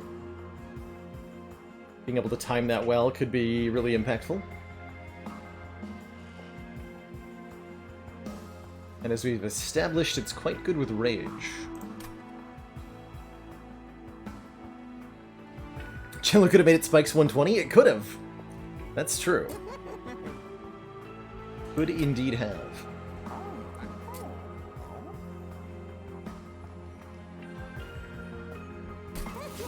Okay, hopefully that'll convince me to actually use that card.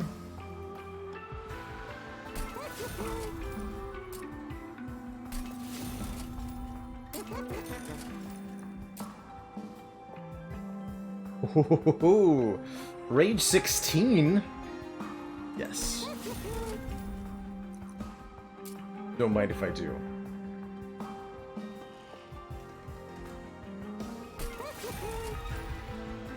I do not mind if I do.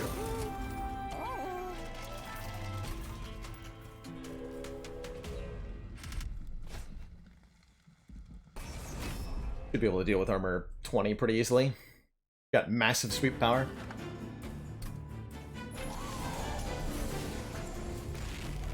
Units and spells both get -1 slot, but we picked up the Lightstone Casing, giving us an extra upgrade slot on our spells.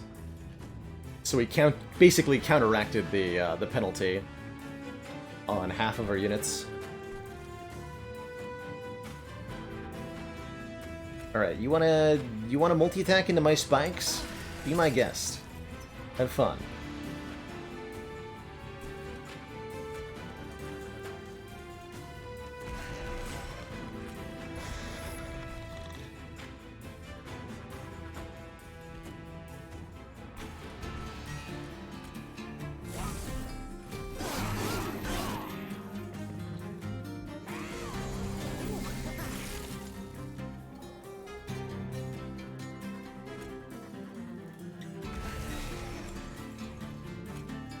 $85 times 2? One card takes it from 5 times 2 to 85 times 2. Dang. What we call the Big Strunk.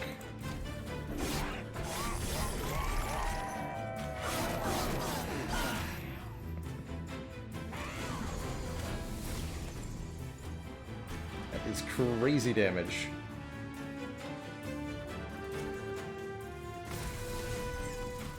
And the new Spooters come in at 56 times 2. Also crazy. You need to not die, though. Okay. Who am I steel enhancing at this point? Hey, one of the speakers. Whoever's in the very, very back. Yeah, we do have heal to draw, right? Aha!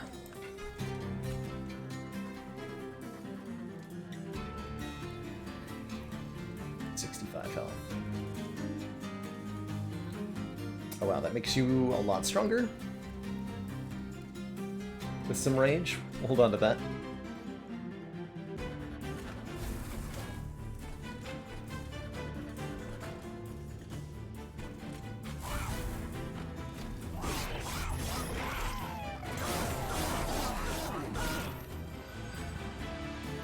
Champ is okay to sacrifice if we just buy some time to keep the real floor alive, right? That's completely reasonable.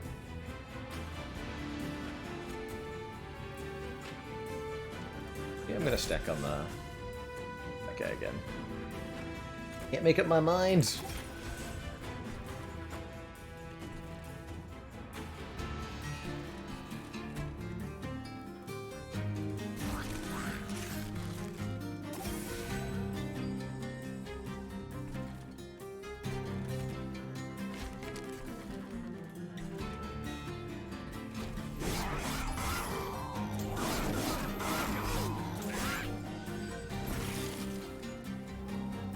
Oh wow. Let the spootering begin.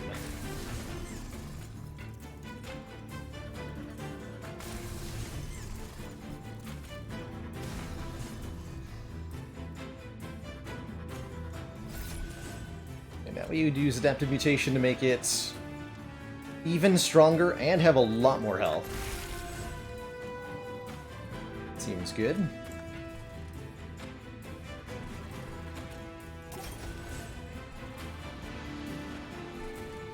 So beautiful.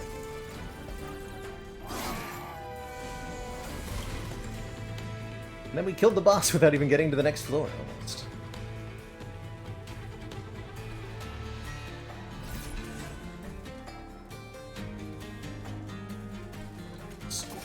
Stock up on this floor.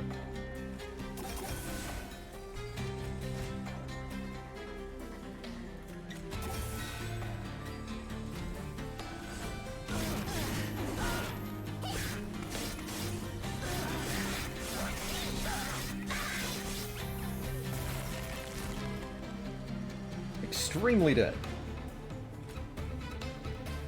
239 times 2, because we have only 40 rage. Wow. It's just a lot of damage. Well, holy moly. Is it?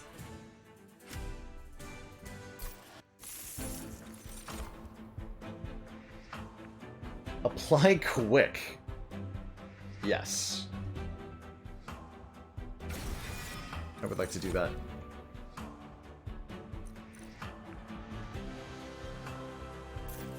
I would definitely like to do that.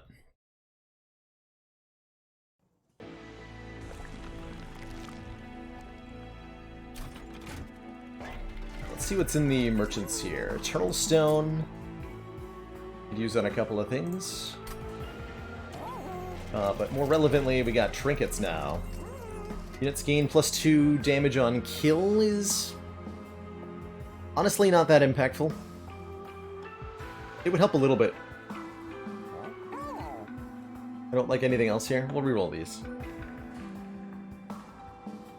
It buffs the champ into attacking. That's kind of weird, right? Matt Burrell hitting us up with a dad joke.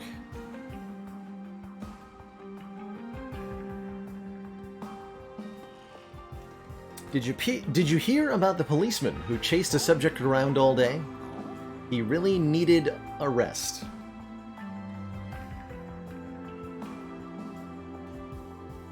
Sweeper does get lots of kills, yeah. We'll gain some, you know, plus 20 to 30-ish damage, maybe, on each. Not convinced that that's good enough.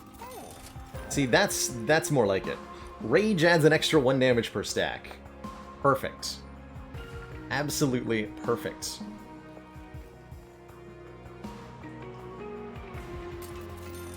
That's the one. Do we ever want jack strips? It's kind of late. I don't think we do. We take cleansing water to maybe remove buffs. Get a couple removals down. These unupgraded restores are truly atrocious.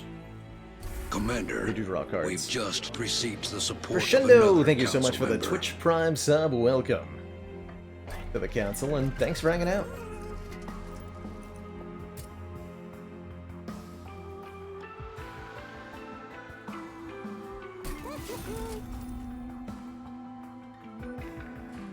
Oh, because it removes the spikes, eh, Tom? That makes sense. Makes a lot of sense.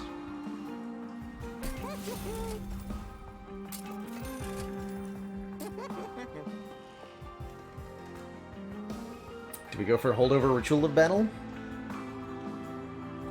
Yes.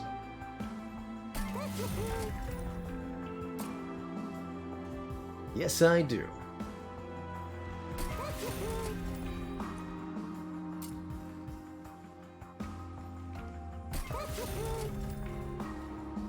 Can't quite afford a card remove.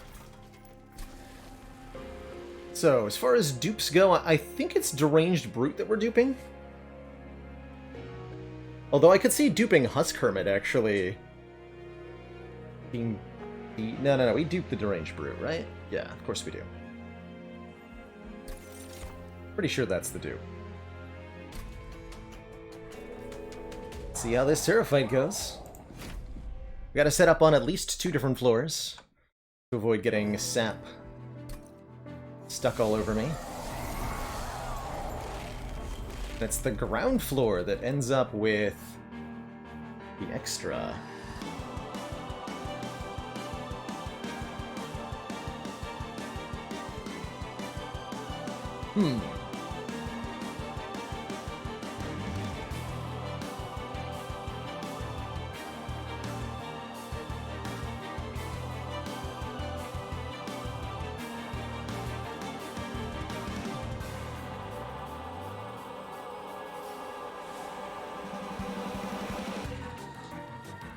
Feels like we need to plop down Sentient and the Deranged Brute and just plop down this Ritual of Battle on the Brute itself immediately so that we can start taking out these frontliners.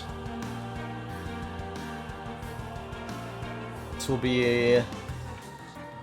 what, 6 damage per stack, so 6 times 16 plus 20 damage. We'll be able to KO the Darkwings right away.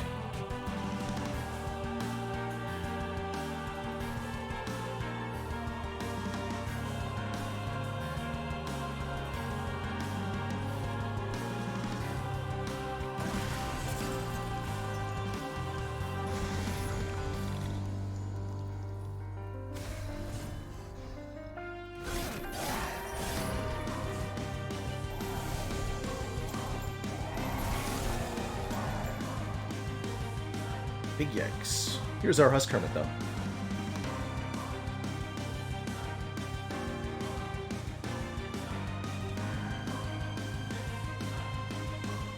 I'm gonna put 1 Spike Driver Colony on the 2nd floor, just so that we have a chance of not getting dunkified by the sap all the time. You are going to go on the bottom here, I think.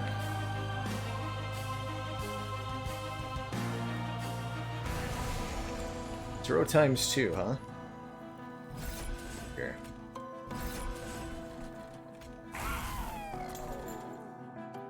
That was better used for 15 life on Sentient here.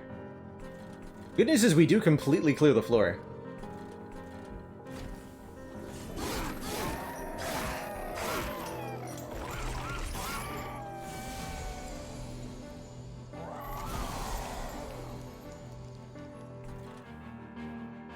Here's the 2nd Deranged Brute, and the Pyre Chomper, and the Awoken Hollow.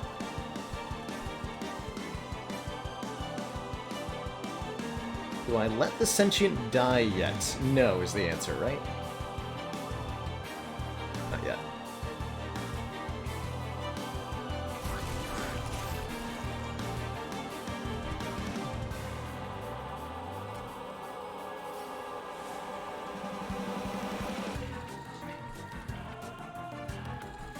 Same floor? Same floor. So rage on this floor is like super duper effective. Gotta stay alive. Commander, one of our most valued supporters, says continued support of the XCOM project. Elite Nanas, thank you so much for the 8 months and that tier 1 sub. Just one more till that Twitch baby arrives.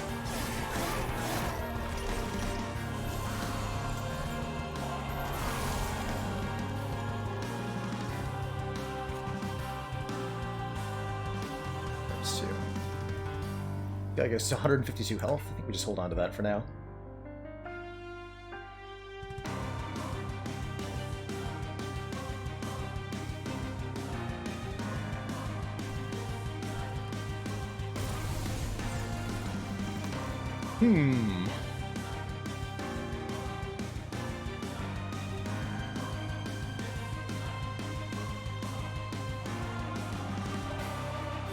It's okay to lose the spikes at this point. We do draw from healing, right? We should definitely do that. Okay, we've got another spike driver colony. Don't want that.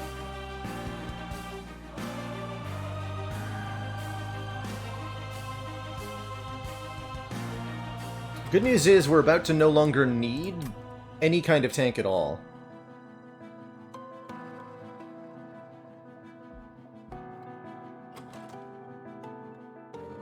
Yeah, we could save it with Church. No, we couldn't, actually. Yeah, it still dies no matter what. We prevent the Husk Hermit from losing health. I don't think that's actually worth it. We could put the Spike Driver in front and Torch, and that would save it. He says, putting it in the back. Let's do that.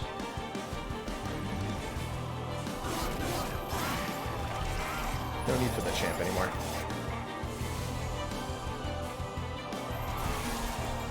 Because we have a quick sweeper. Losing 21. Because you're not killing everybody. Well, let's fix that too. Now you are simply murdering everybody.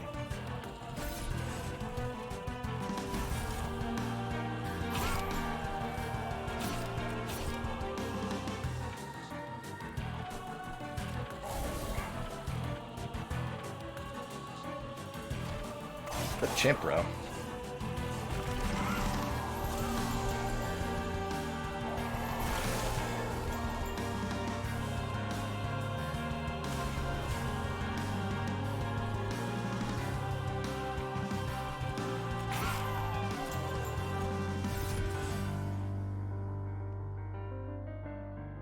Everything just dies again.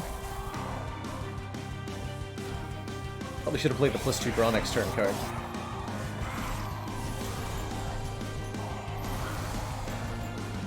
It's so cute how they try. Look at that, 900 damage to Seraph this turn. Dang. Extremely dang.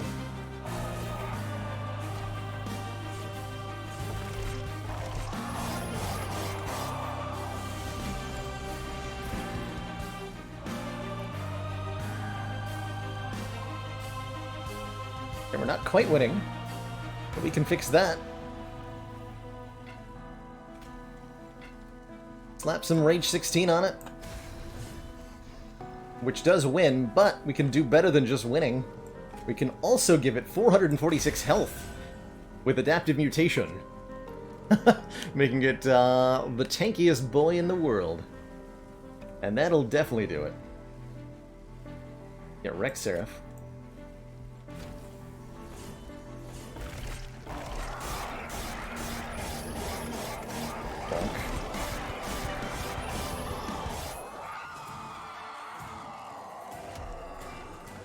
So what's happening there, to be perfectly clear, is that Adaptive Mutation and Rage have an interesting interaction.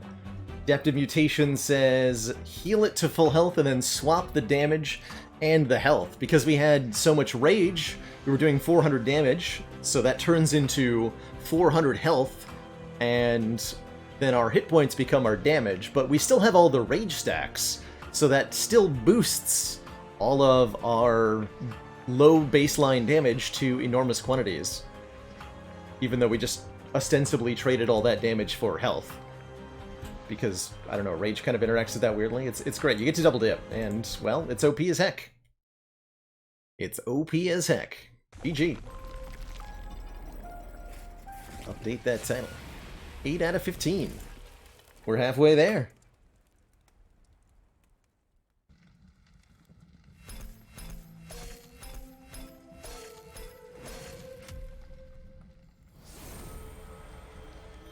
And we got a gold frame on Spike Driver Colony.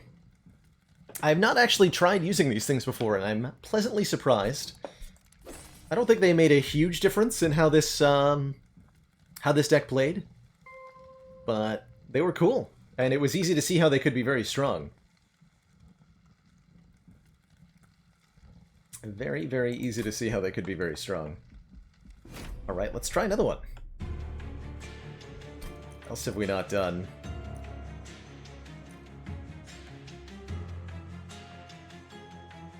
Arcane Focus. Half money earned. Enemy units enter with spell weakness 1. Friendly units enter with dazed 2. Well, that's pretty brutal.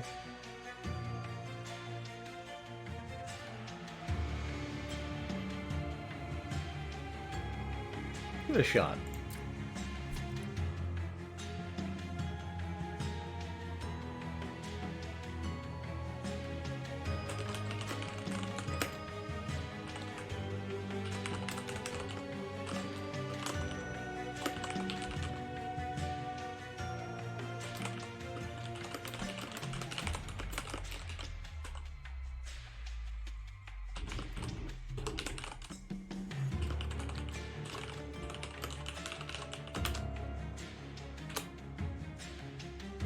So I probably want to go Stygian?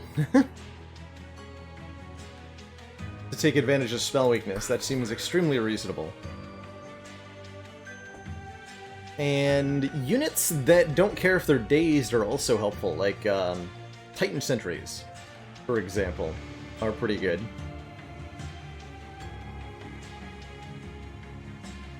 Thorn build would work pretty well too.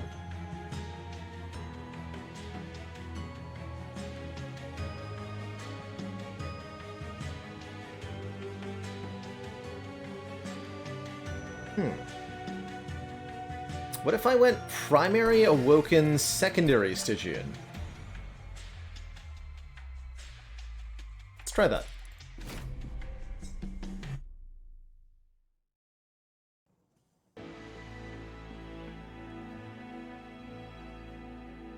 Energy Siphons, Restoring Retreat. Nothing heavy hitting here.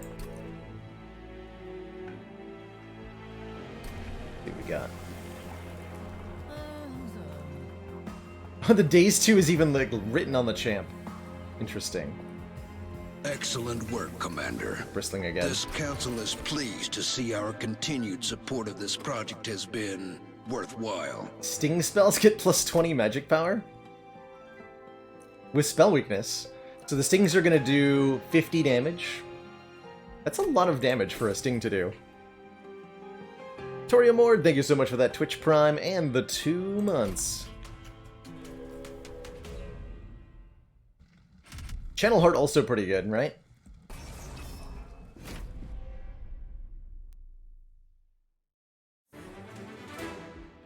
But I gotta go with that. Or oh, this is the Channel Heart. What was the other one called? Yeah, the Channel Heart.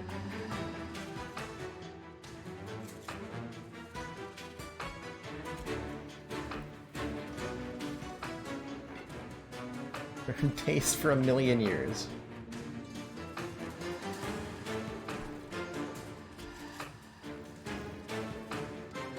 Good for them.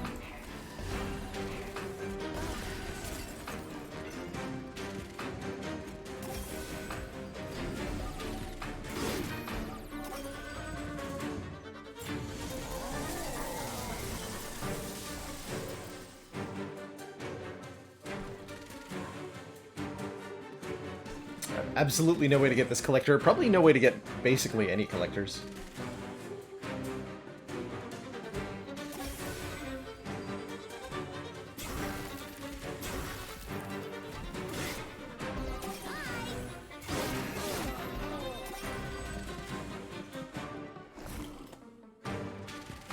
Sting, hello? Guess not.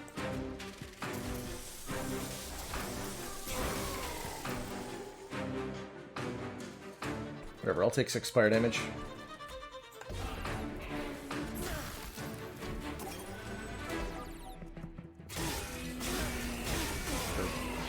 Friggin' 15?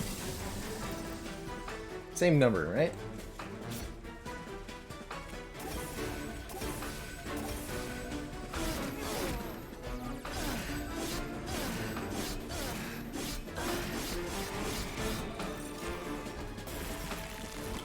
Like someone's about to get stung.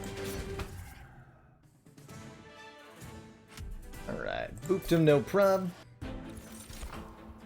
Had 3 sting spells to my hand.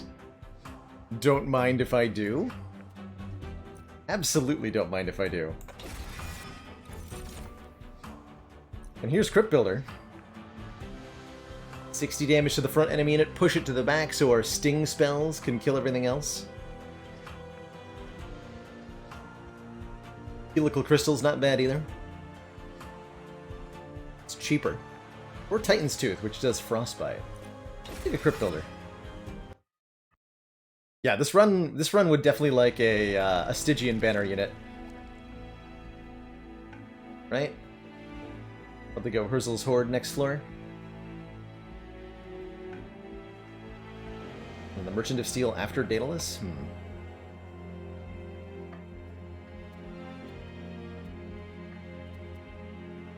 I don't have enough money for this Merchant of Steel to be very good. Yeah, we get half money too. That's a problem.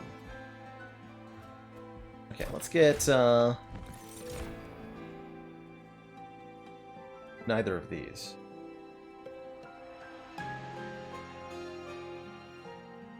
Actually, maybe we do want Awoken units. I don't want these.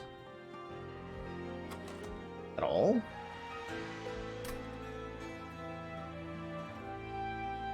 Maybe go Icy Cellophite? We'll try it.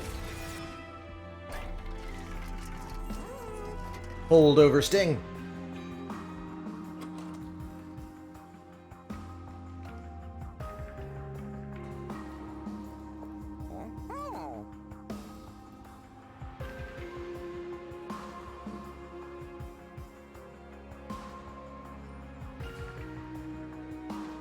Oh, Stings only start appearing after days wears off? That's stinky. Not free, it's 95 gold. 95 is a lot of gold. Could, like, get a unit upgrade with that? Ah, we'll do it. It's just good. It's just good.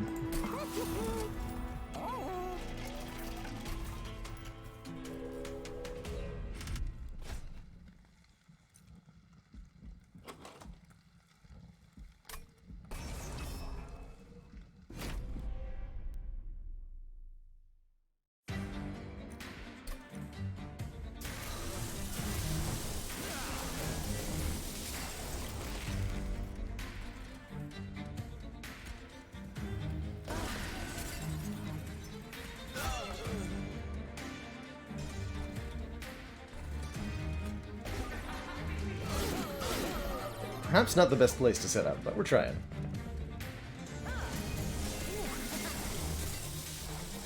Still have no way whatsoever to ever hit collectors.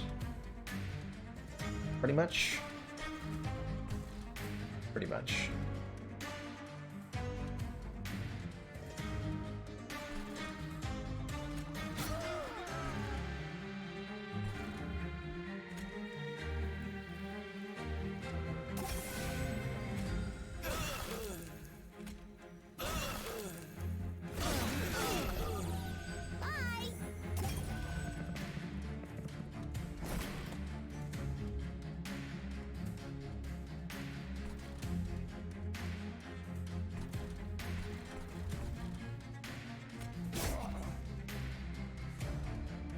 Who even needs gold? Exactly. Glad we're on the same page here.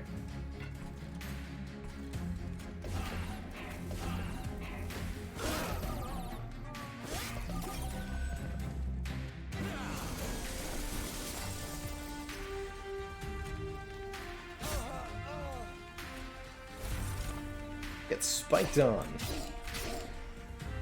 Nerd. That's definitely not the right target.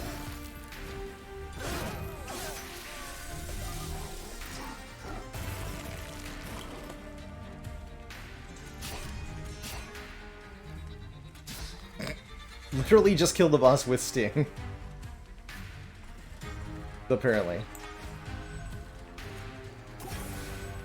Good fight.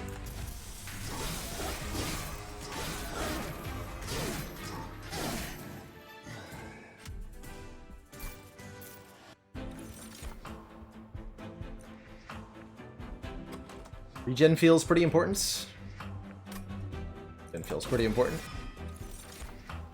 And another Crypt Builder. I don't know. Don't think so. I could be able to afford to play both of them. Reasonably ever.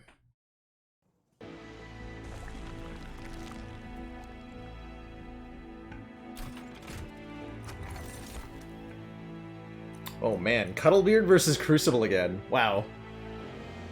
Crucible is obviously very good with our hero. Cuddlebeard says +2 stacks of Frostbite each time it's applied. Frostbite does not decay. We have no Frostbite currently. If we did, I'd think more about Cuddlebeard. But let's go with the Crucible here. And then take a Titan Sentry. Wait a minute. Order. I mean, we still take it. It's still good. But we are kind of sad now.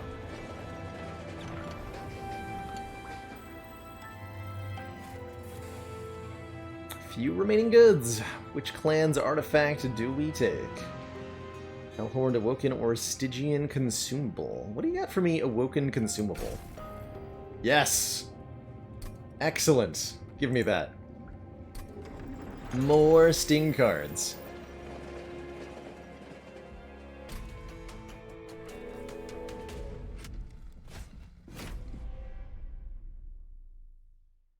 Perfect.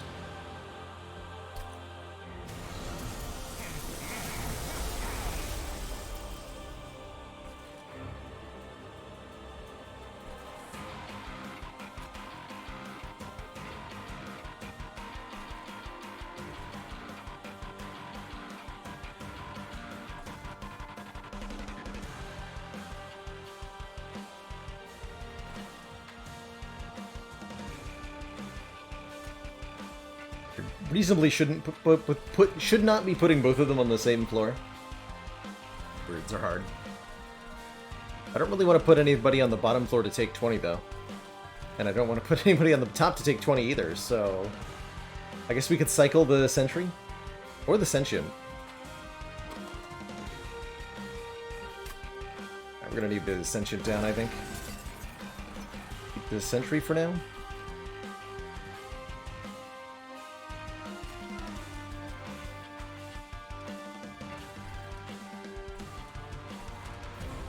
Gonna get you killed.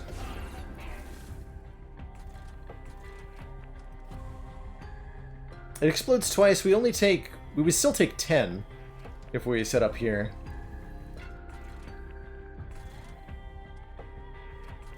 There are gonna be hasters.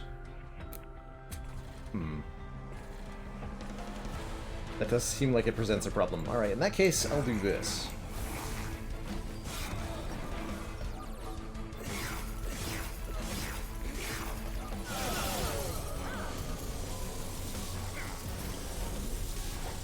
I regret everything. Yep.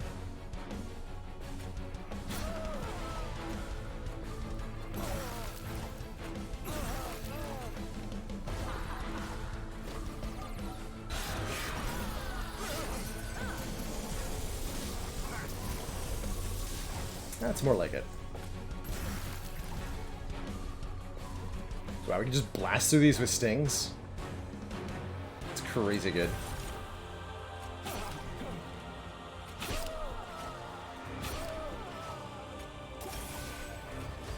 Oops.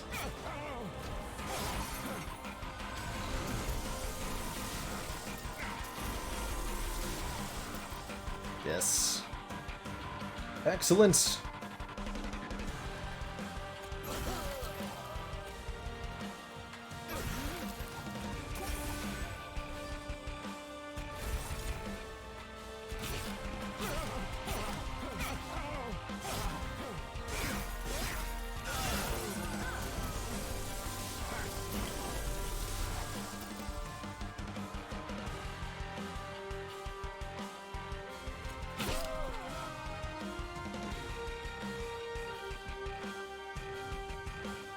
Can't Crypt Builder the boss?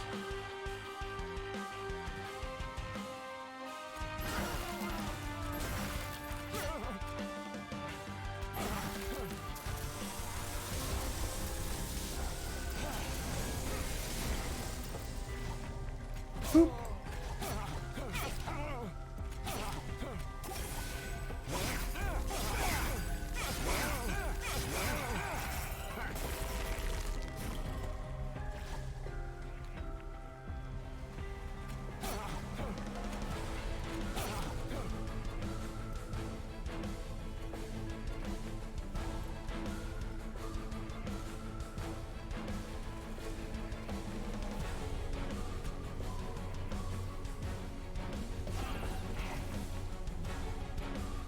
That at least does a tiny amount of damage. Just get him with the stings.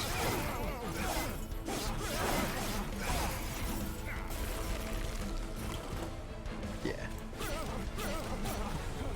A little close, though.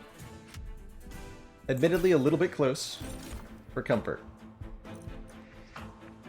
Gifts for a guard. Oh my. Yes, draw 3 spells, enhance them with Consume, 20 magic power, and 0 cost. Hey, Akati. Yeah, that's gotta be the play.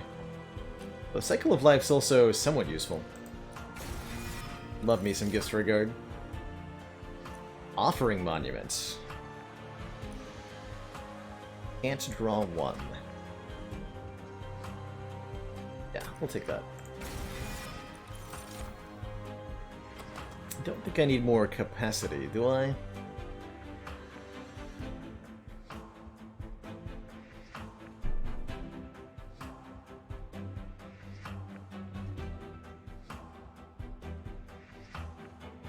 could see energy being good.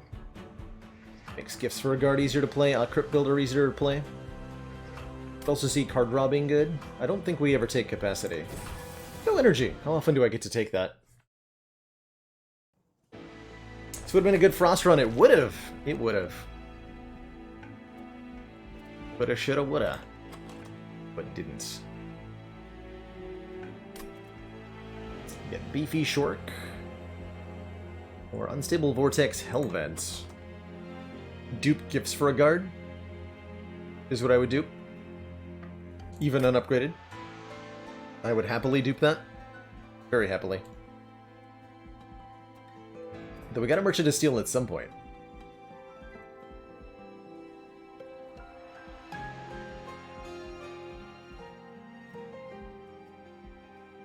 think we go to this one.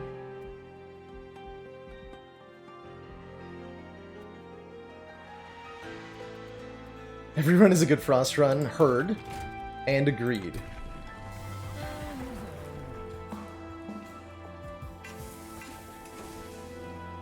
Heard and agreed.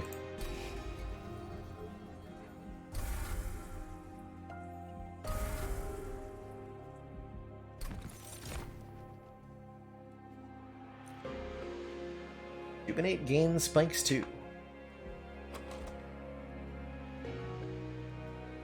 Yeah, that seems good.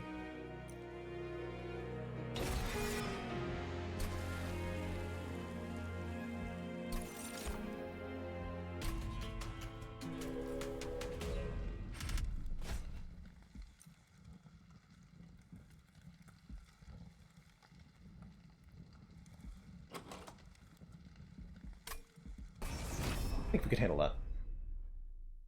Gotta put the hero on the top.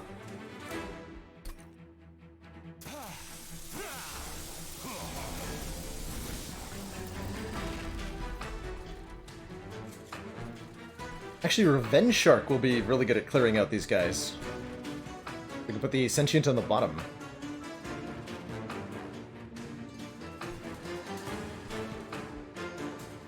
Perfect.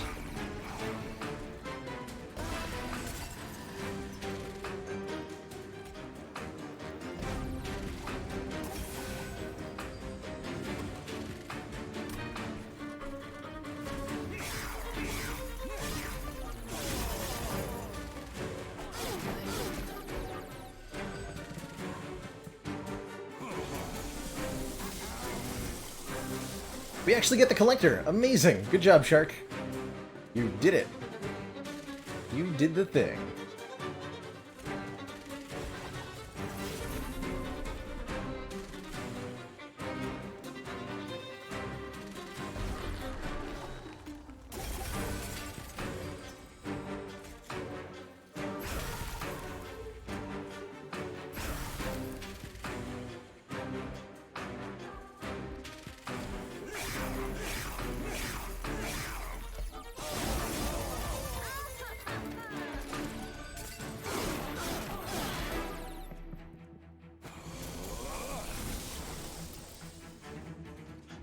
I found all the sting spells. Good for me.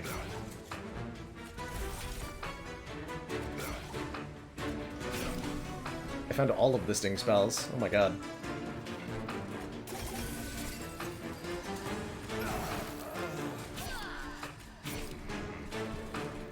I'm not even gonna play this yet. We're already drawing 10 cards next turn.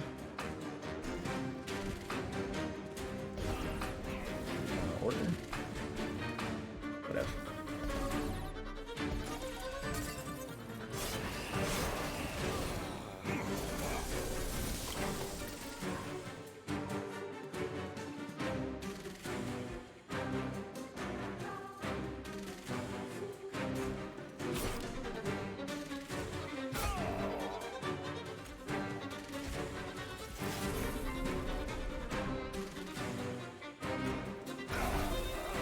Oop.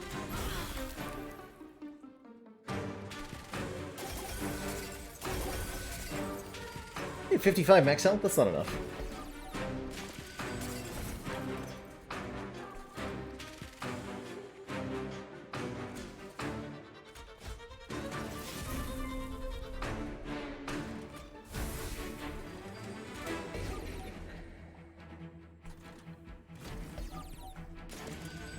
We should have played some of those stings to draw more cards this turn. In fact, I definitely should have done that. Cool, though.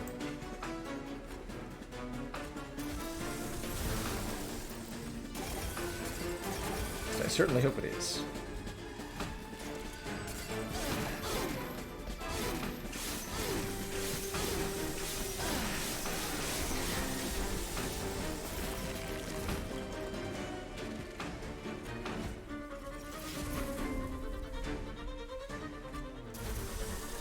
What if the sting does 315 damage? Is that enough?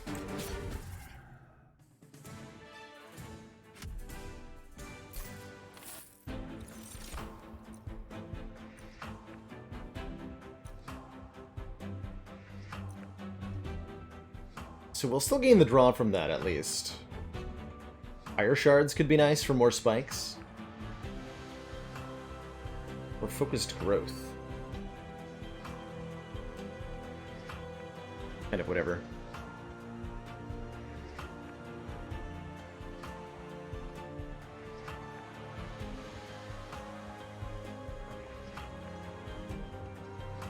I guess Wildwood Custodian is good.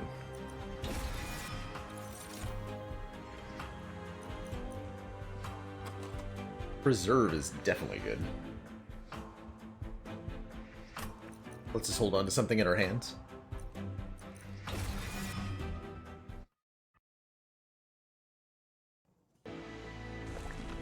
Create a little bit of flexibility.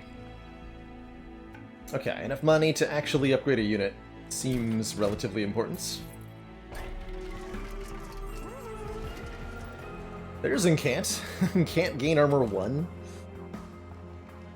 On the Thorned Hollow is not bad, or on the Titan Sentry also not bad.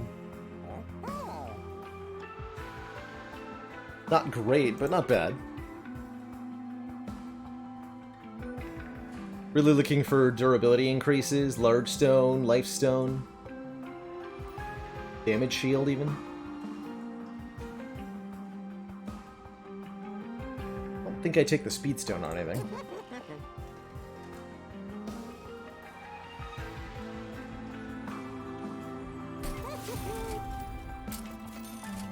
There we go. Big Shark? Or Big Thorned Hollow? Feels like it's probably gotta be Big Thorned Hollow, right?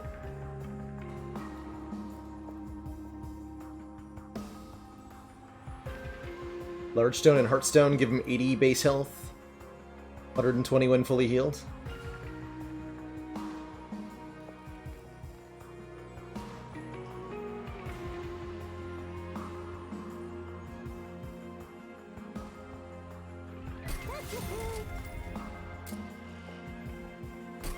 Make that lad beefy.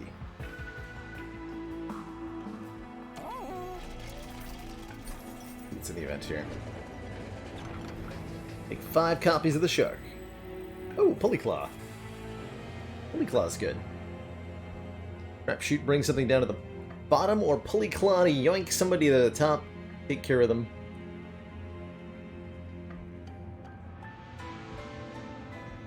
The hook.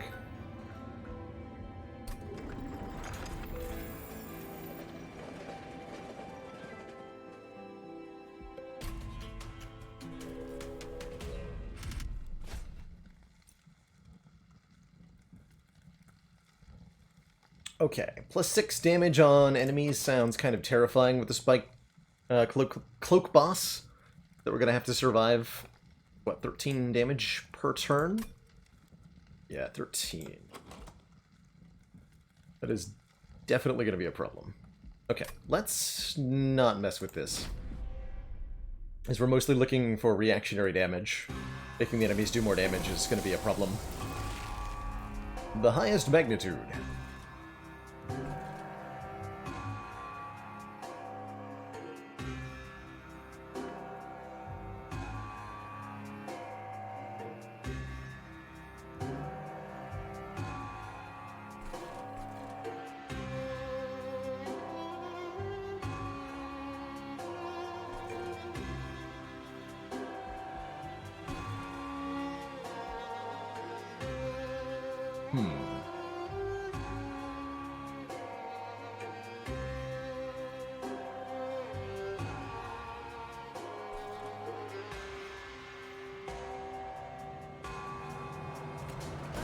Whatever.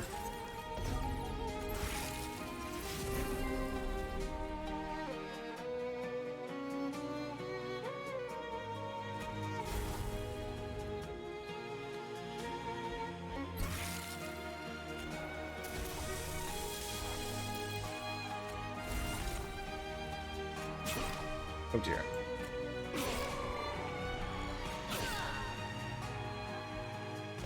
Alright, well that was a turn 1.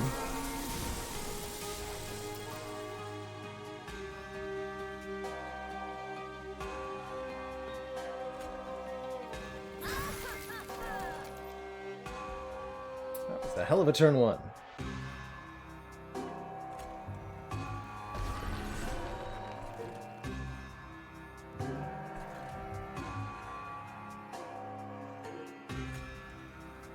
He's so big and spiky.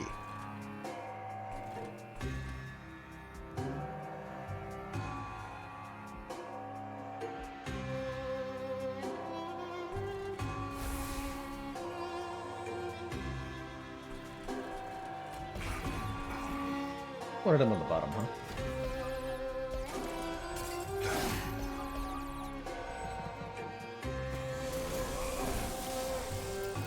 Yeah, considering these enemies, I definitely did. It's fine. I sure hope it is.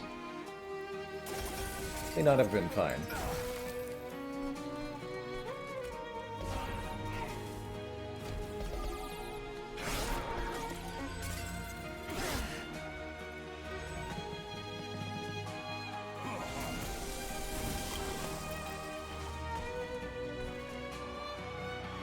to die.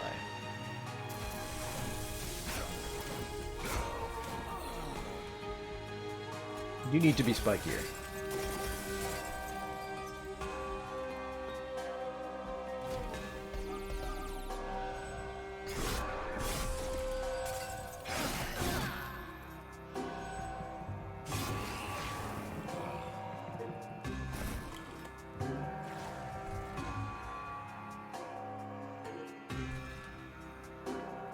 Doesn't actually seem that bad.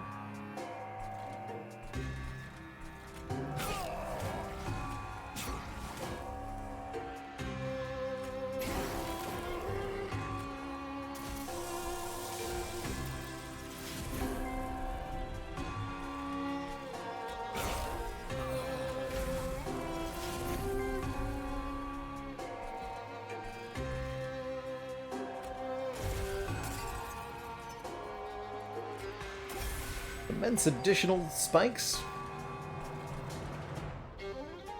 Yeah. Seems good.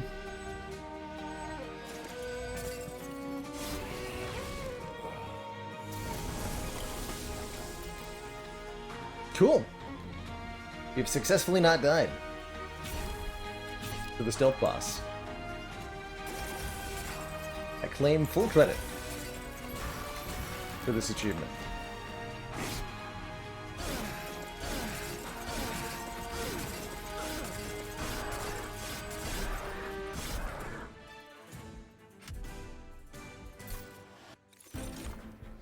Oh man. Options.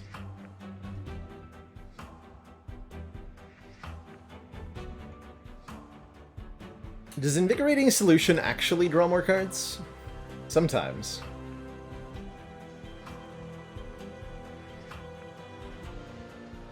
We could take another Preserved Thorns. Seems iffy. Maybe we have to take Awake for the healing.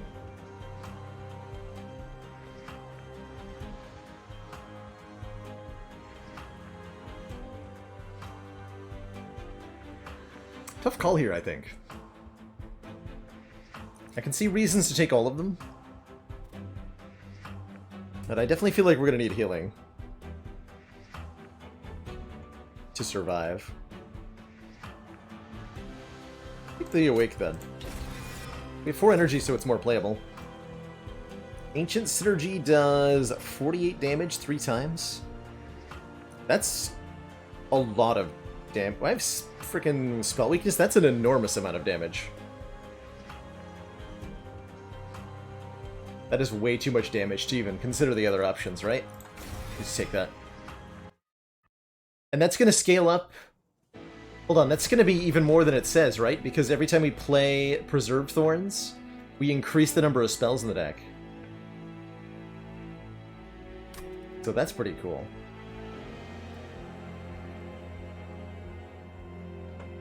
Sealed Caverns 35 gold, or remove 2 and dupe. Probably remove 2 and dupe, right? Surely. Surely it is remove 2 and dupe.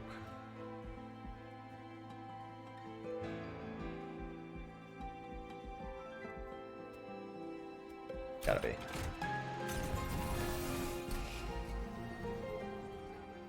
These train choo-choos out of here.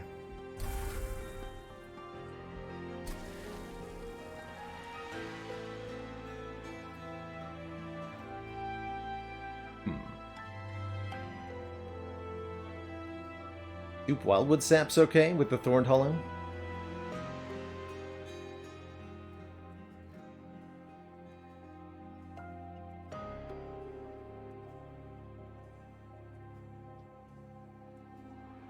Dupe the Sap. It's the Wildwood Sap. That's what I'm thinking. Double Horlover Sting. Maybe not terrible. Maybe not terrible. Another Gifts for a Guard is a consideration, too. Hey, Strevelier, glad you're enjoying the Downfall VODs. Those were super fun to play through. We might visit Downfall again. don't think I have a win with every character. We'll probably have to rectify that. We got Hexaghost, Snecko. Did we get a Slime Boss win? I can't remember.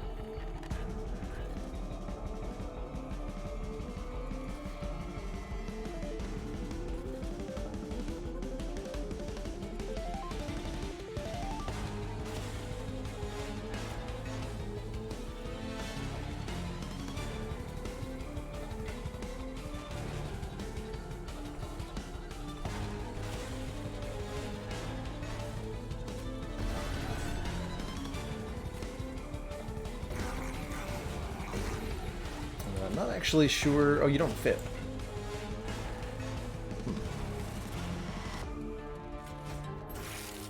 Do that!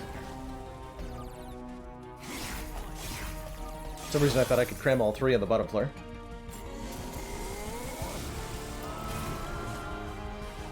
Oh, that's terrifying. Might just be losing the shark early on here to wipe out these first couple waves.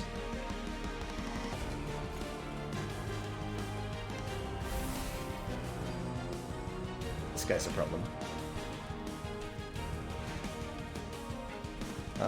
We won't be in. Let's go over here.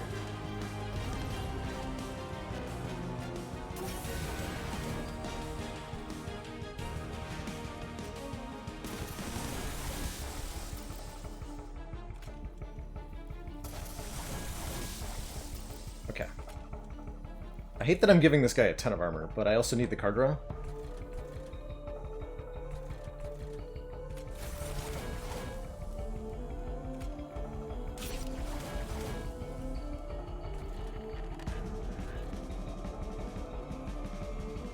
Fight dies too? Yikes. Okay, we'll stop there.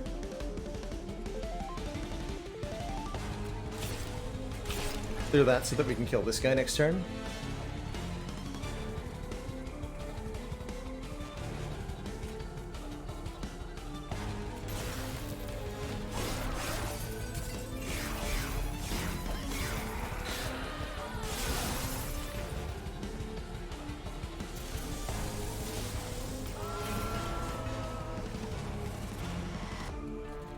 Beautiful.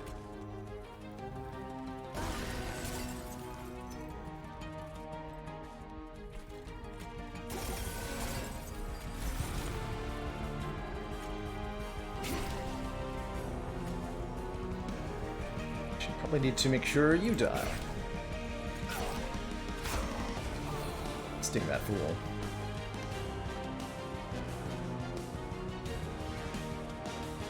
If I Polyclaw this guy, does he die? We'll have 148 health. He'll take 90 from the pyre hitting him 3 times with 3 days. No, we'll kill him next turn.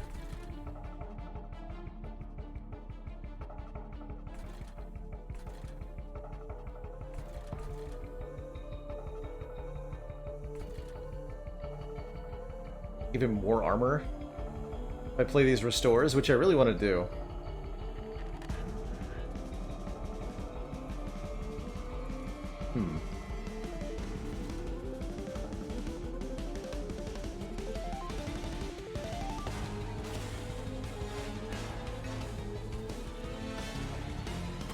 Draw exactly all of these cards next turn. Which I can't say is particularly overwhelming.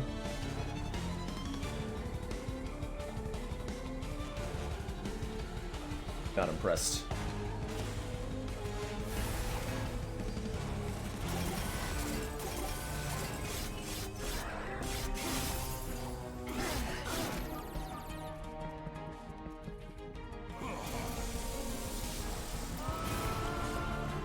He's so angry.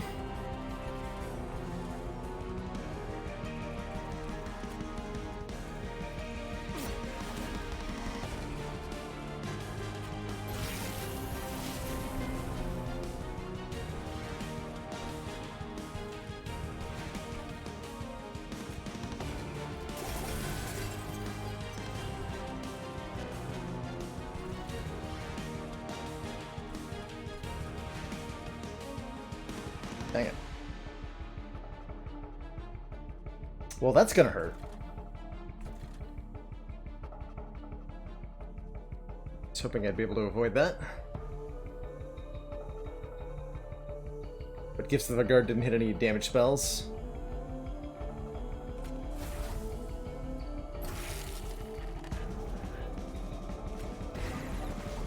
Do this, though.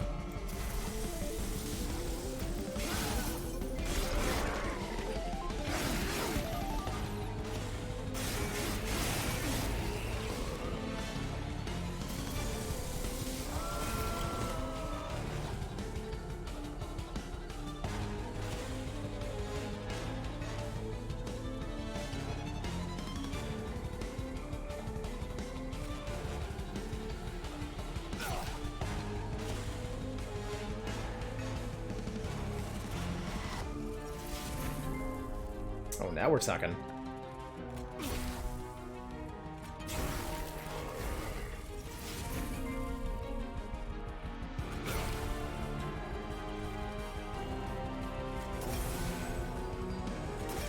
Now we are definitely talking.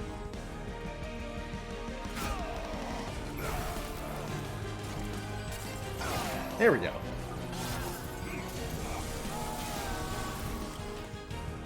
A little bit more control over the situation.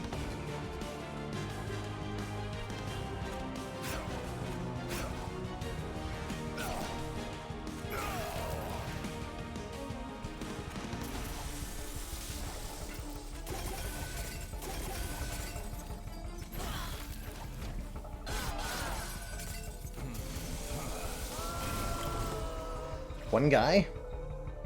That's it?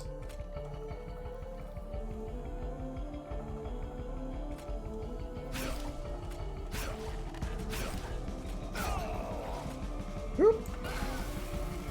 192 times 3, no prob.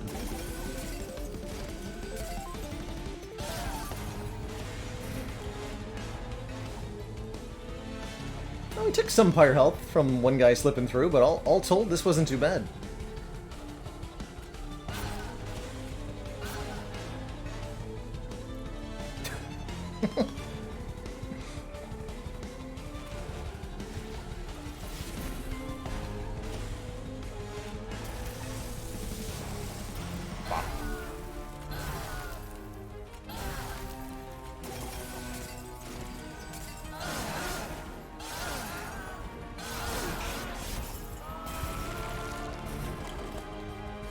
Hey, there we go. Fell beaten pretty comfortably here. GG.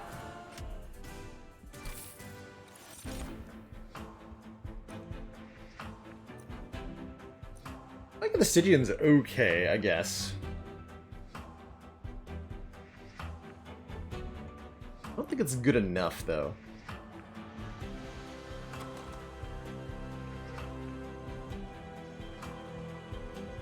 Feels like we take more card draw now. I got no artifacts on any of the 3 floors. Kind of deeply terrifying. We'll get one here. Horn Fruit. At the start of spell, add a sting. At the start of each turn, add a sting spell to your hand. I mean, that seems nice. Or make frozen cards free, which is also decent. Got a couple ways to permafrost stuff. I'm gonna take the Thorn Fruit. Surely this will go well.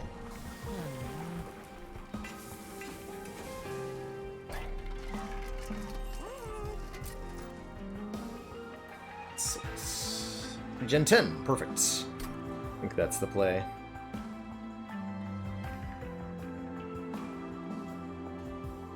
Makes the Gifts for Regards better. Yeah. I like it. Probably gonna go Hellvent. What do you call it when you and some friends are watching a video of several dogs chasing each other? A Zoom meeting. Oh dear. I like it, but I also hate it.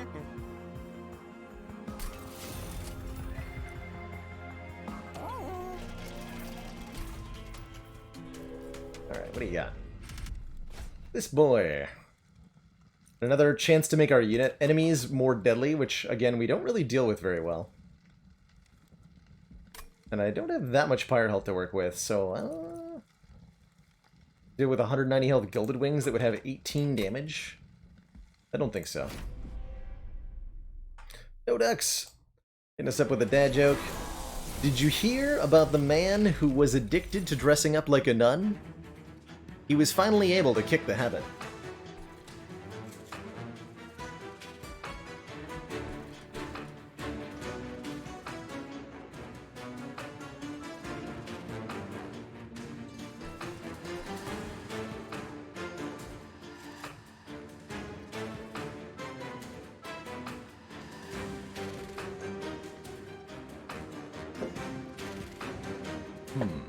Probably setting up on the bottom here, right?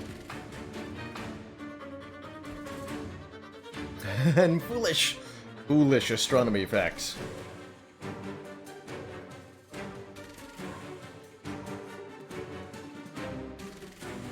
Today we're learning about Europa, one of the ice moons of Jupiter. Did you know that Jupiter's moons Io, Europa, and Ganymede are in what is called a resonance? Every time Ganymede orbits Jupiter one time, Europa orbits twice, and Io orbits 4 times.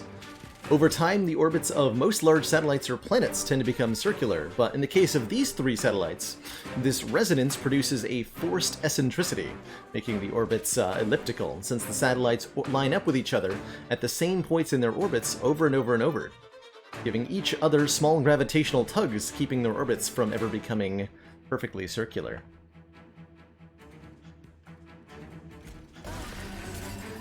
So much damage. So much.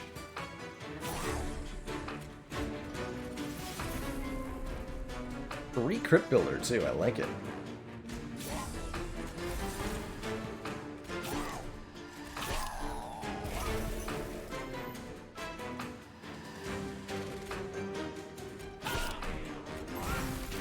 Wait, you didn't die? Whatever.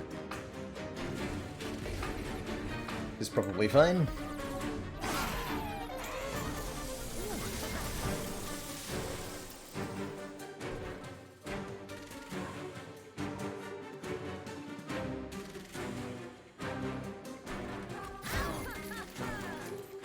Is probably fine.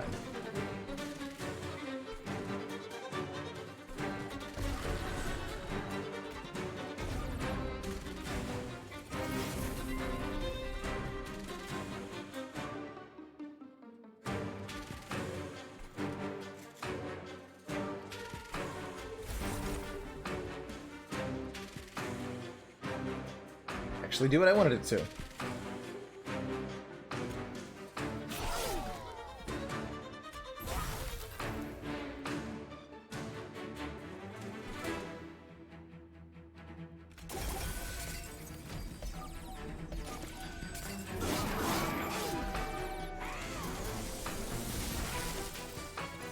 Yeah, I'm really, really glad we didn't put extra damage on these enemies. This would have been horrifying.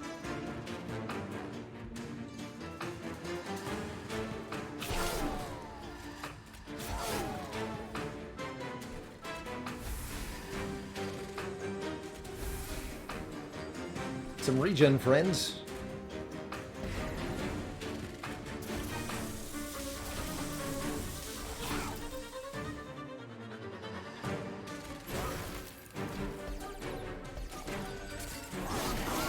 My Silophyte on the top. I'm not actually getting any use out of the Silophyte. It's the sad state of affairs we're in. So I'm just putting him out of the way. It's all about this Thorned Hollow, I think. Her ability to keep this lady alive. That was meant to be Ancient Synergy. Just clear. Probably? Probably.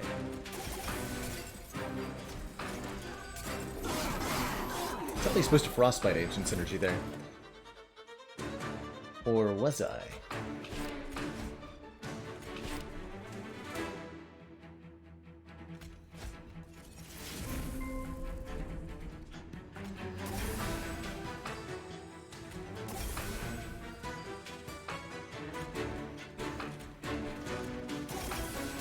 Use the small heals to proc thorns. Big heals to do something else. Awaken one alive.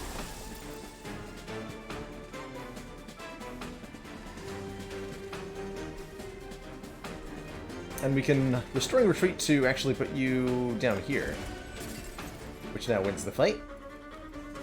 Literally everybody dies. I'm not exactly sure how we manage this, but that seems to be the situation.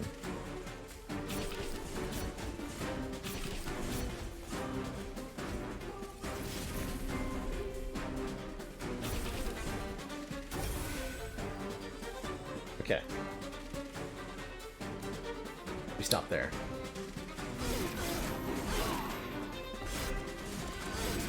Yeah, the living armor effect of this boss sure makes them kind of weird to calculate against sometimes. There. I did things that had a positive effect. It's good.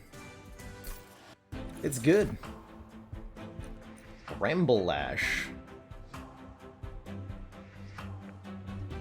That does a lot of damage. Take that. Finally incant, but I think it's too late. We could? It's too late.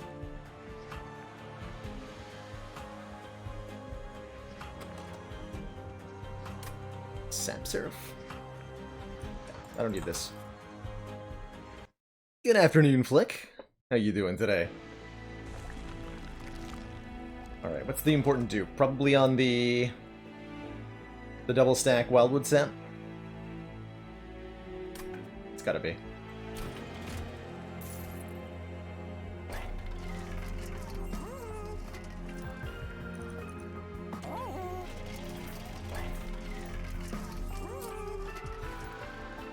I can put spikes on the Titan Sentry. Kinda like that.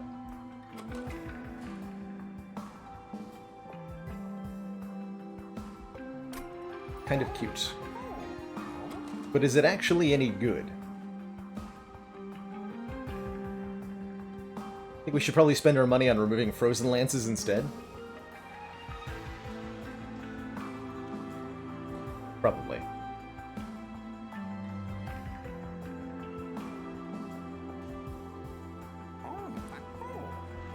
Yeah, he would have exactly 5 spikes, right? So he would take out... or 8 spikes, excuse me. We'd have effective 8 spikes. So he'll take out the 5 health units instantaneously. Although they do 15 damage, so he won't live very long. But I think that's all we needed from the Shork, is for him to like survive one or two turns while we get Thorned Hollow going.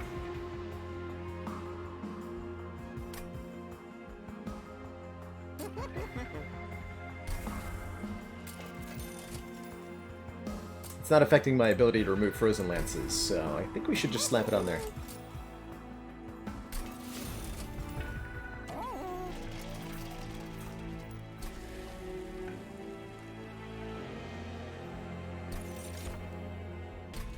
Right. See how this goes.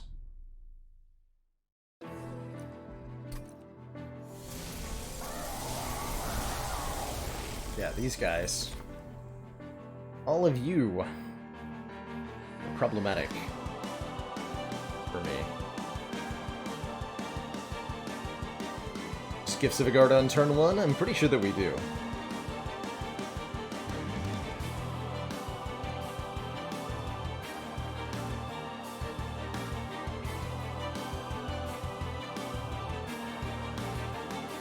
Am I gonna plop the sentient down on this floor?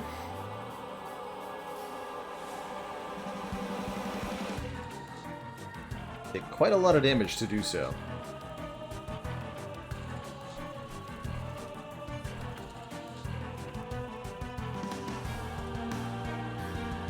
Tension middle and then put the big duo on the top. I think that's right. Yeah, that feels more correct.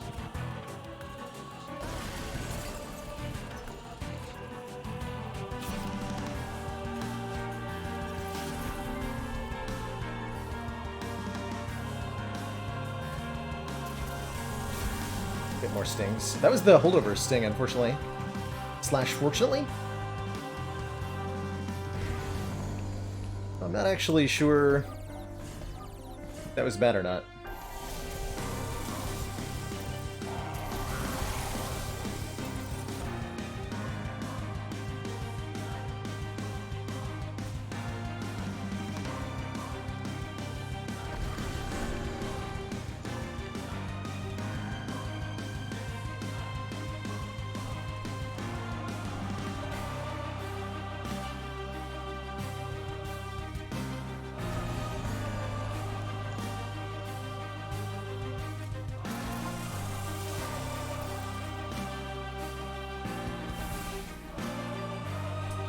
To get going, so that's okay to take the damage then. Get it down. Play that as well. Permafrost. This one. Okay, looking good.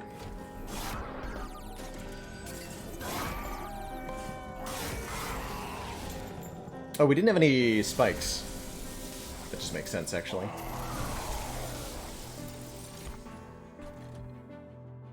Okay, well, Shork will instantly die, but will clear these enemies, which would be kind of convenient.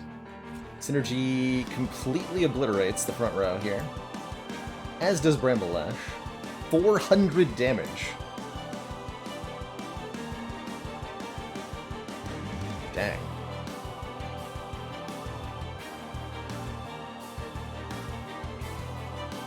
Only play a couple of them, though. We go with Synergy here.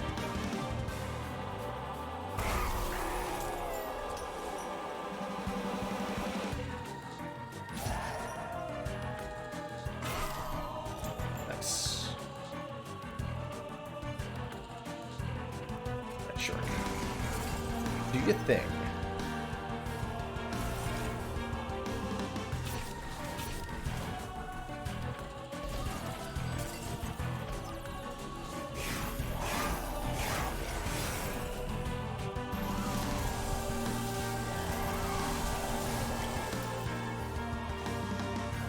Cool, this appears to be working?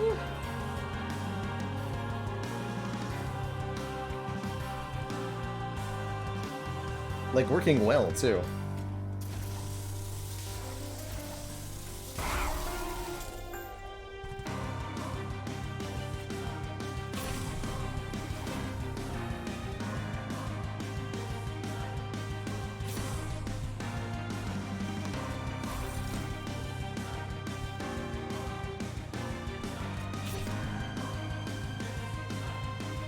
Take 11. Scale your thorns. All we gotta do is make sure that the Awoken Hollow is beefy when Seraph comes along, and we should be fine.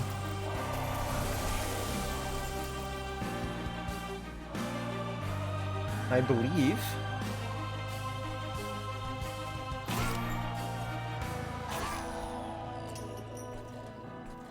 But it should be that simple.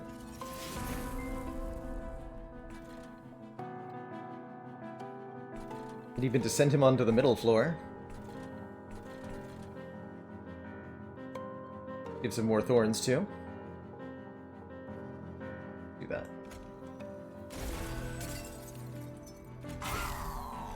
You... Heal you up a bit. These frozen lances out of here.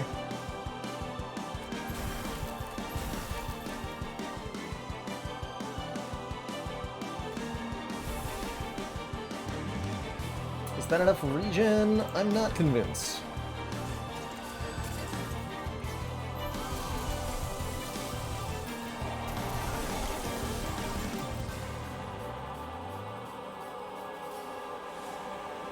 We can spam restores though, and that'll be good.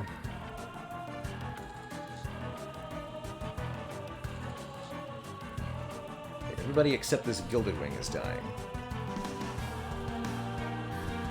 Can pulley the Gilded Wing next turn. These guys are going to be a problem. We don't draw Ancient Synergy.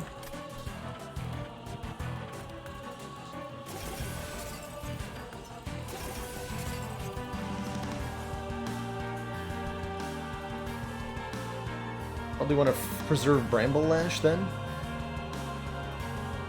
We could permafrost the curse. That's an interesting idea.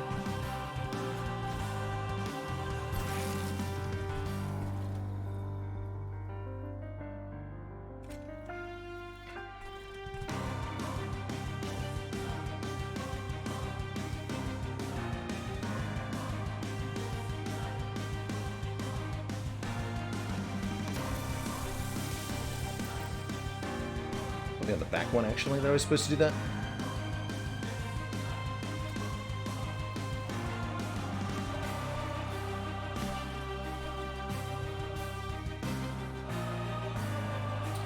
If I yoink one of them? Not worth it. Let's keep coming strong.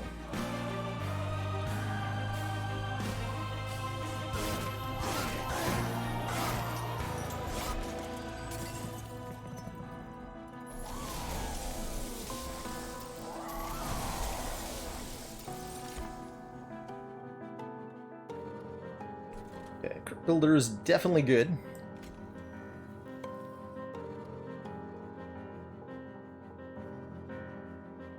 I'm going to use Bramble Lash and Gifts for a Guard here. Get some stings. Slash maybe a free Ancient Synergy. Cool.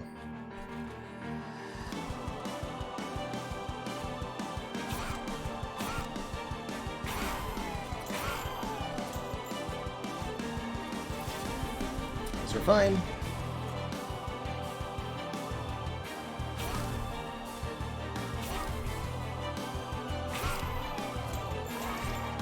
Good. Okay.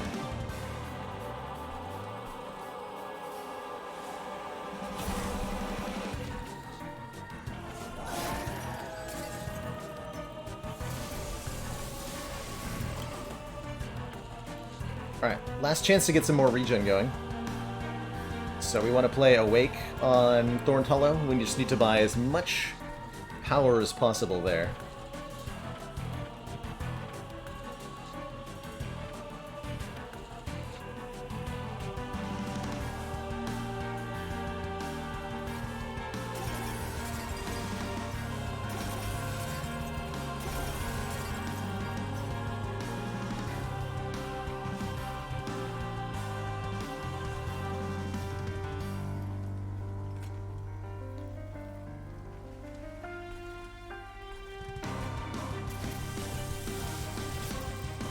Done.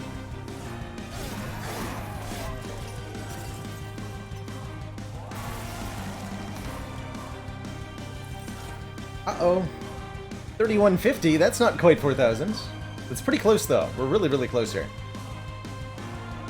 Need a couple key plays and we should be fine.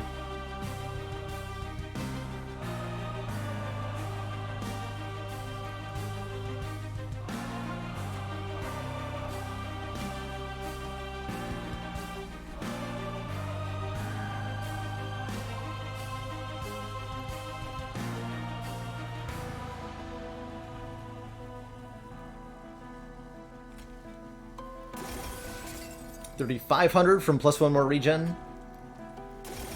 Win. From 1 more regen. Just, the power of equilibrium, pretty much. Right there. Dang. Well, GG. Get dunked upon Seraph.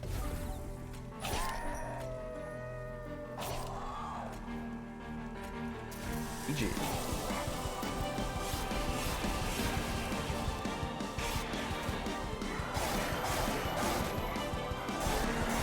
Definitely wouldn't have won this without Petrified Crucible.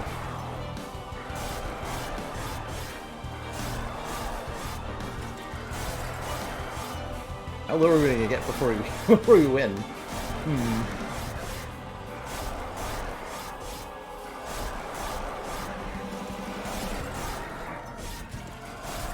Pretty close to dead. GG. GG. Hey, 2 challenges. Knocked out. Not too bad, not too bad. GG.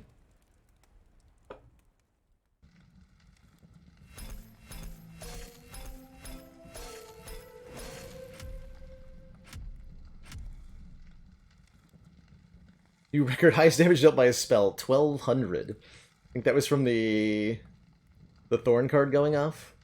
Crazy. EG. Very GG. We're now at 10 out of 15.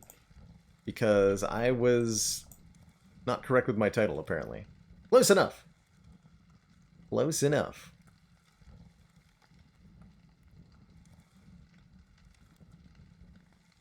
Cool. Very, very cool. Alrighty.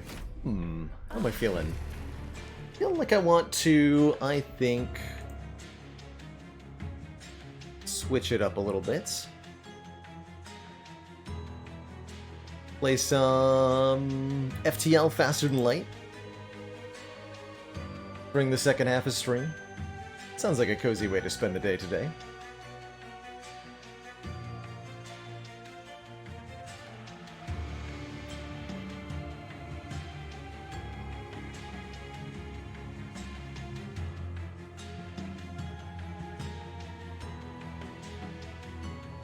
Yeah, the spike drivers weren't really all that much of a part of the victory. It was more that we had a multi-strike Shattered Shell that we stacked a million rage on. We did some very silly rage things on that run. Definitely a cool run. Worth watching, I think. They did do their part. I can't ignore them entirely in their role. They were there. They tried.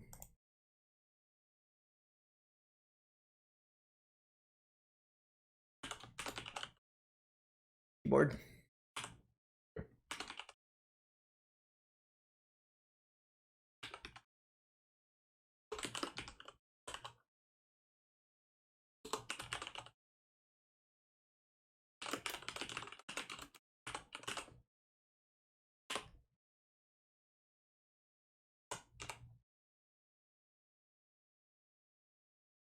Before I jump proper on into our FTL run here, I'm going to take a quick break, refill my legs, stretch my water, all that. When I return, we'll play some FTL Faster Than Light. It's a cutesy little ship-to-ship combat sort of roguelite experience made by Subset Games, who have since made Into the Breach, which another very good little fun roguelite experience. A classic. This game came out in 2012, but still a very enjoyable game to this day. The best Star Trek game it is. It truly is. There's definitely some... Although, I feel like FTL could directly mention Star Trek more, but it's just the style of the universe, the sort of encounters you have, the way the ships are set up, it's all very Star Trek.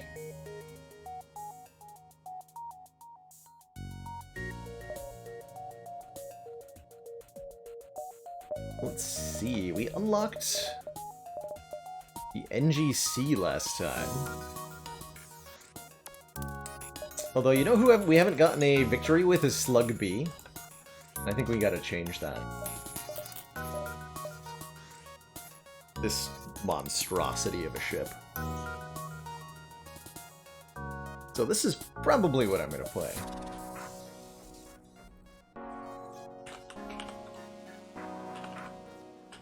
The comfy chair. Alrighty, everybody. I will be right back when I return. We'll play some FTL. See y'all in just a couple of moments.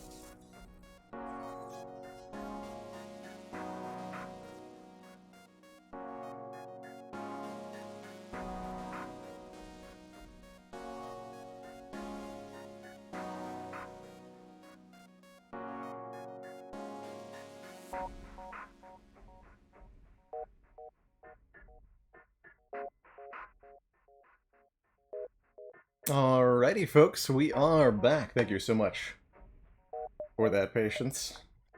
I like that idea, the slimy chair.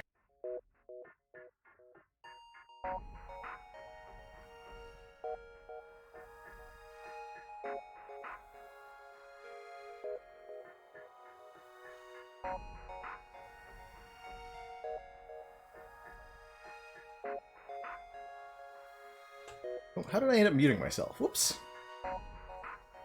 Alrighty.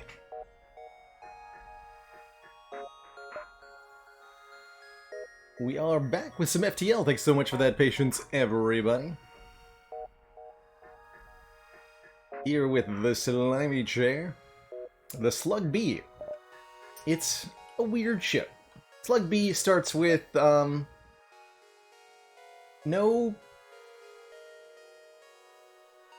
guns that don't use missiles. We have a healing bomb, which can heal our crew, and the Artemis missile launcher dealing 2 damage. That's how we deal with, like, automated ships at the start, which we really don't want to run into. Our crew is 3 Slugmans. We have a crew teleporter, and we have no medbay or clone bay. So until we acquire one of those, the only way we have to heal our crew is using the healing burst, which definitely makes things a little bit tougher.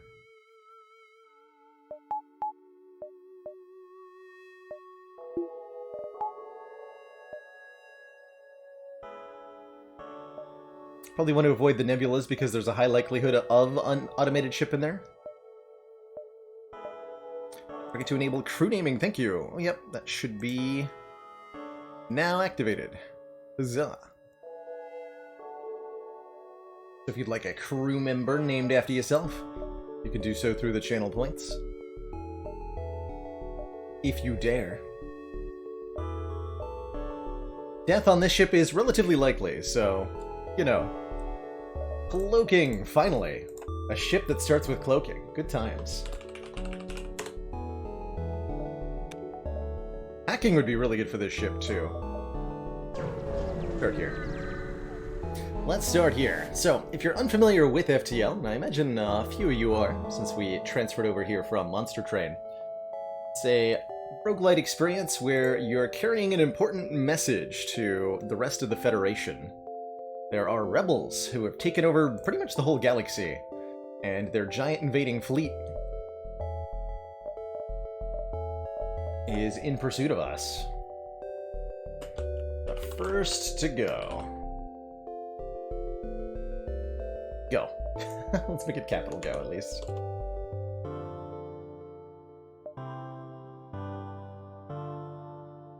Sign me up, Captain Metallicus. Oh, don't dismiss them.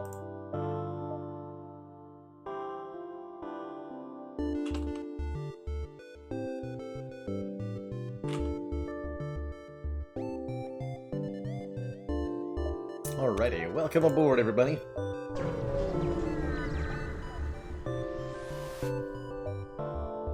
Scanners are showing intelligent life forms on a nearby planet. Oh, what a convenient find, actually. I believe there is a blue option for slug crew members in this event. Attempt to communicate telepathically with our slugmans. After a moment, your crew tells you that these aren't simple unicorn beings who enjoy a peaceful life. Oh, they are simple beings who enjoy a peaceful life. This isn't the first time a ship has landed here. They inform us of a nearby crash site with an NG. Jack the NG. Cool. An NG means our boarding crew will be a lot more successful, because we'll have 2 people on board to, like, repair systems while I try to board the enemy ship. More manpower in general.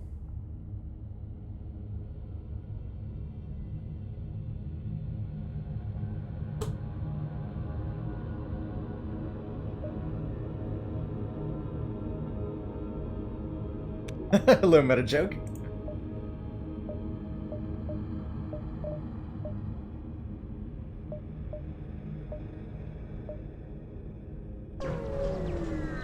Jump on over here. Alright, our first actual fight. We have a mantis, 2 mantis and a rockman on board, which is very dangerous. And they're sending an ion intruder? Is that, did I see that correctly? It's actually not too bad. I think we're going to want to use an Artemis missile here.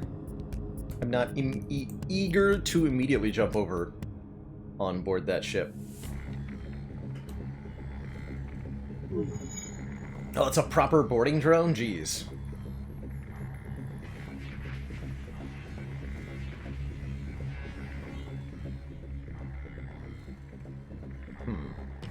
This is a really nasty first encounter for this ship. I'm not actually sure how to help.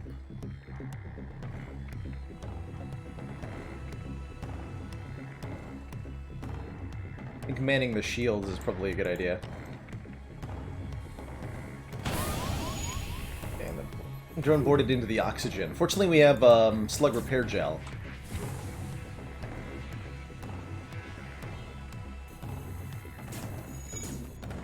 So the breach will fix itself. Yeah, we're going to take damage from meteors periodically. Do I hit their drones or their weapons? I'll hit the weapons for the moment.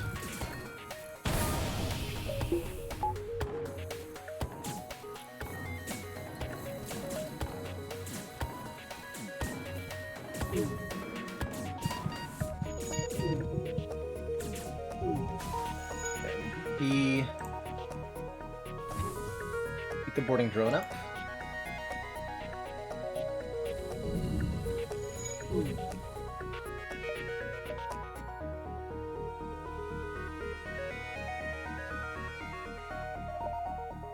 Does Heal Bomb heal all crew or just my crew? I actually don't remember.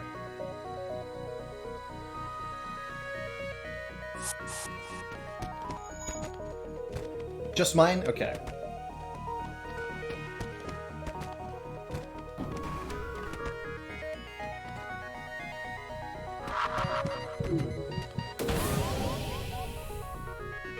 It's just mine. Okay, boarding drone in the shields room is a slight issue.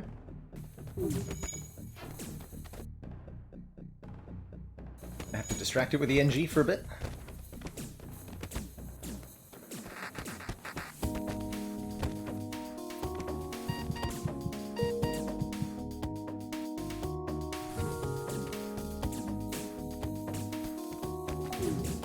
Shields up.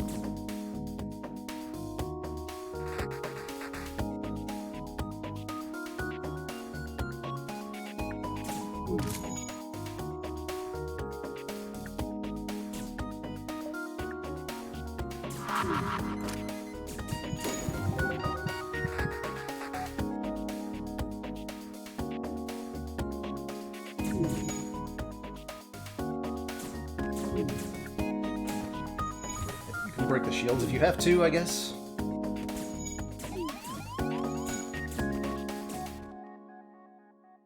Okay, we find a weapon system on their ship with no crew to stop us. We can install it on our own. And now we just need to hope that we don't get hit by an asteroid in the shields room. That would be a hot disaster.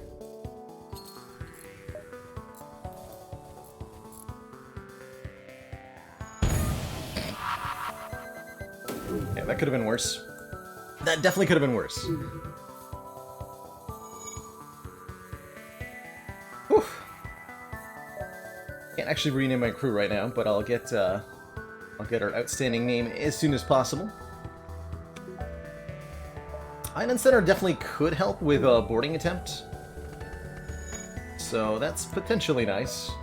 Definitely not much of a reward for winning that fight, though, in terms of raw scrap.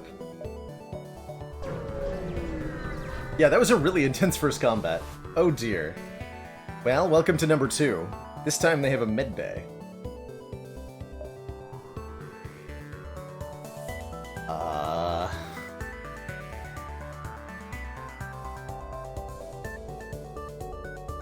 Also in an asteroid field. We're gonna blow this one up with our missiles.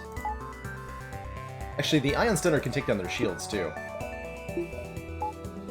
Yeah, this'll work. This'll work just fine.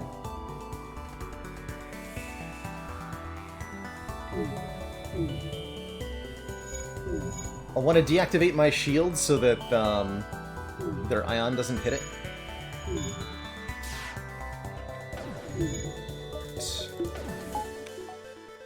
I think the teleporter is fine. Balance those guns, please.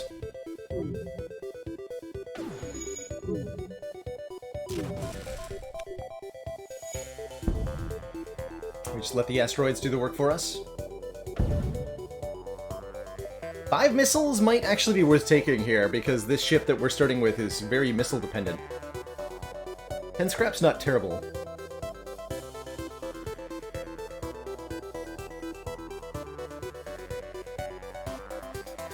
And it prevents any complications from having this fight go any longer. I think I'll take that. Accept your relatively generous surrender offer. Okay, well, things are happening.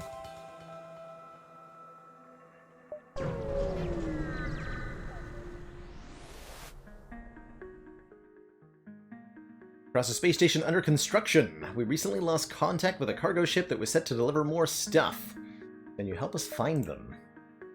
Here's some stuff right now, and here's where we last saw them. There's also a distress beacon in our way. Distress beacons contain events, generally speaking, sometimes combats, but usually an event that may require a blue option from one of your crew or systems to have a good chance of success. We've got a NG, we've got ions, we've got missiles, we've got slugs. We have a decent number, not a lot of the blue options, but enough that this is probably worth visiting at least. Yes, this one is also one with a blue option for slugs, I think. Just beacon coming from a nearby moon. Exploring the devastation, you find a lone survivor. We can either invite him to join our crew, getting another crew member, or take him home, getting scrap. Generally, taking the free crew is better in Sector 1, because the scrap rewards are comparatively small. Welcome aboard, Charlie, the Mantis. Mantis is a much better boarding crew than we had before. Welcome aboard. Hey, Scruffy, nice waffles. Dang, that's a lot of waffles.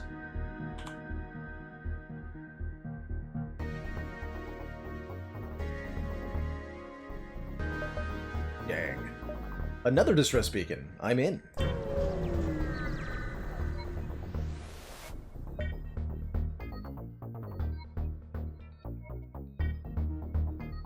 Find the source of the distress call, a small research station that's on fire. Either send in the crew in a shuttle, which may lose a crew, but may also do the thing, or dock and try to rescue survivors, may gain us a crew, but may take hull damage. We can afford the hull damage, so we'll dock and try to rescue the survivors. We get 8 scrap as the system, as the station blows up, and take a bit of damage. Excellent work, Commander. This council is pleased to see our continued support of this project has been worthwhile. Lambacat, thank you so much for the Twitch Prime sub and the 3 months.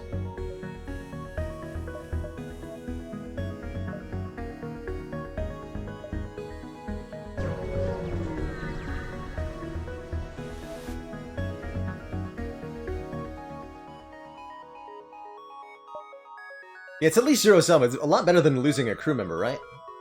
Speaking of, we will never surrender one of our crew to slavers. Like a relatively easy win here. A relatively easy win. Board into the room with the Mantis, because the human is slower. Take time to get there.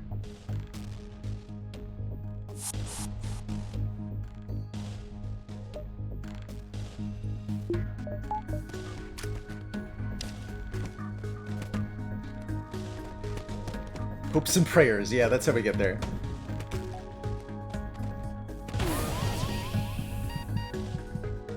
Uh-oh.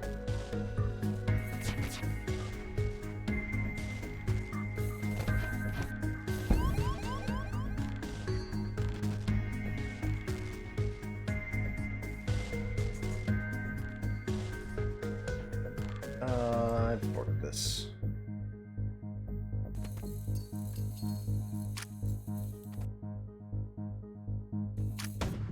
Oh, shoot. Mistakes have been made.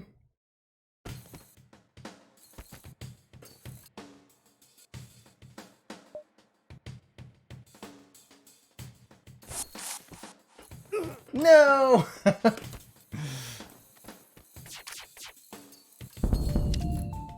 Damn it. Thought that would work. Alright, well, give me another Mantis then. Demand the Mantis join our crew, but release the rest. The Mantis seemed fine with the order, saying, I'm on board if it means we get to kill some rebels. We drop the rest off at a nearby station. Yeah, at least we got the corpse back, exactly.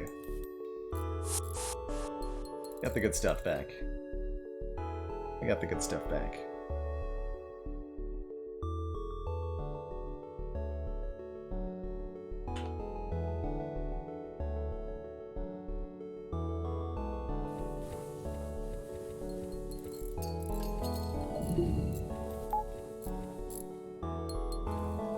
Yeah, that's fine.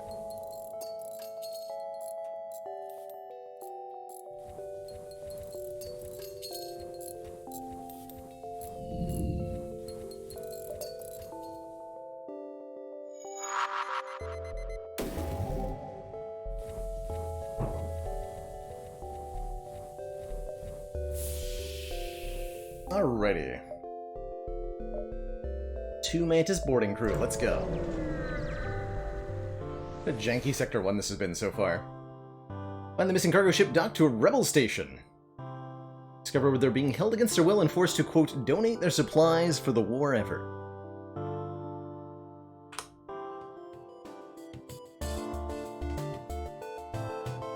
You move in to attack the rebel ship that is threatening them, and scanners detect weapon locks from a nearby anti-ship battery. It's about to get hectic. Well, heck.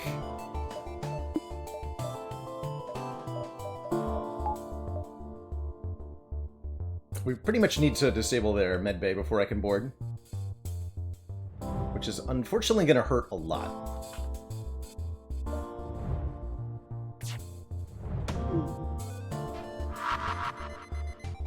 Damn it. We're so screwed.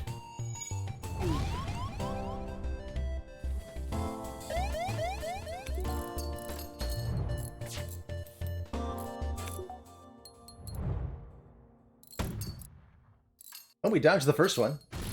Okay.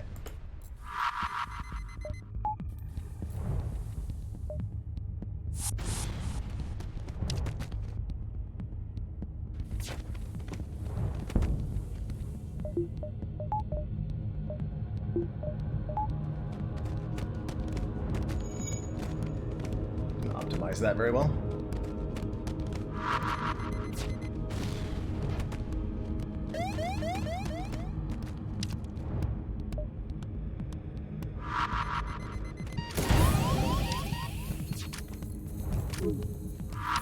Please give me a hull repair. Distraction Boys. Actually, wow, Sector 1 Distraction Boys are pretty cool. Distraction Boys are an augment that give us an extra jump in every sector, basically. Slowing the rebel fleet down a bit.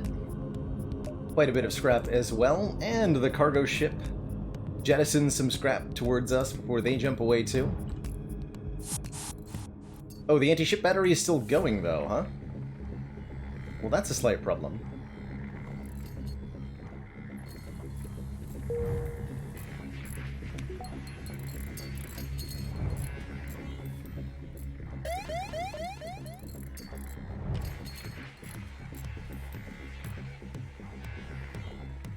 Time to leave.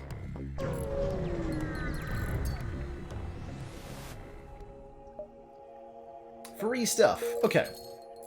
So we end up with less than 100 scrap for the whole sector, which is kind of yikes, but a couple crew, a free augment, and a free weapon.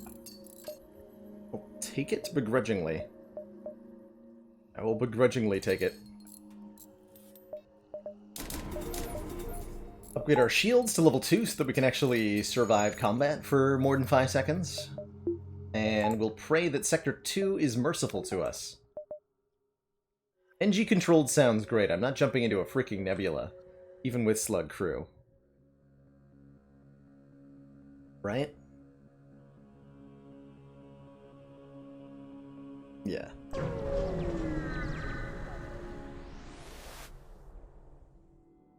Deploy your Distraction Boys, giving you more time to explore the sector where the fleet catches up.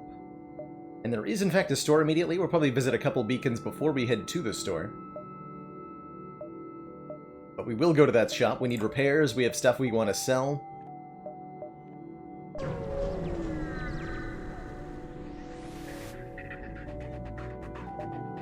Federation scum. Waited a long time for this. Okay, these are both single-shot lasers, so we should be impervious to the offensive capabilities of the ship, which means we could use it for crew training. Commander, one of our most valued supporters, says continued support of the XCOM project. Miron, thank you so much for the 8 months and that tier 1 sub. You're having a good one.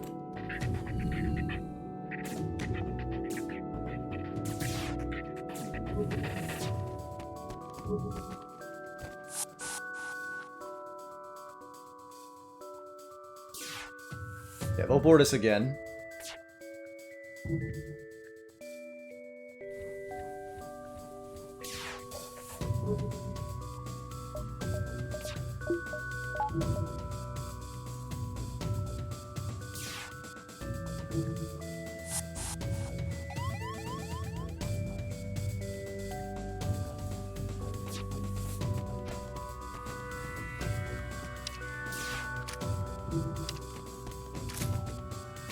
Again, deliberately not killing him, so that he'll port back to the ship with low health.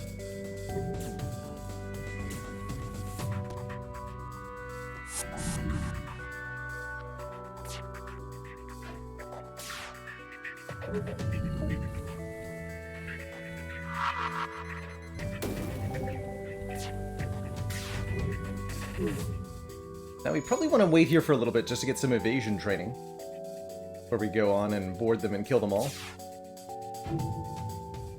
Every time we dodge a shot, we progress towards leveling up the appropriate skill on crew who are stationed in the engines or the cockpit. And then once they fill up their bar, they will improve their skills, increasing our dodge chance, which can, with maxed out skills, is a flat 10% additional dodge chance, which is really, really, really significant over the course of a run. And we're in a pretty desperate situation, so I'll take a couple minutes here. While Melee MP3 distracts us with a dad joke.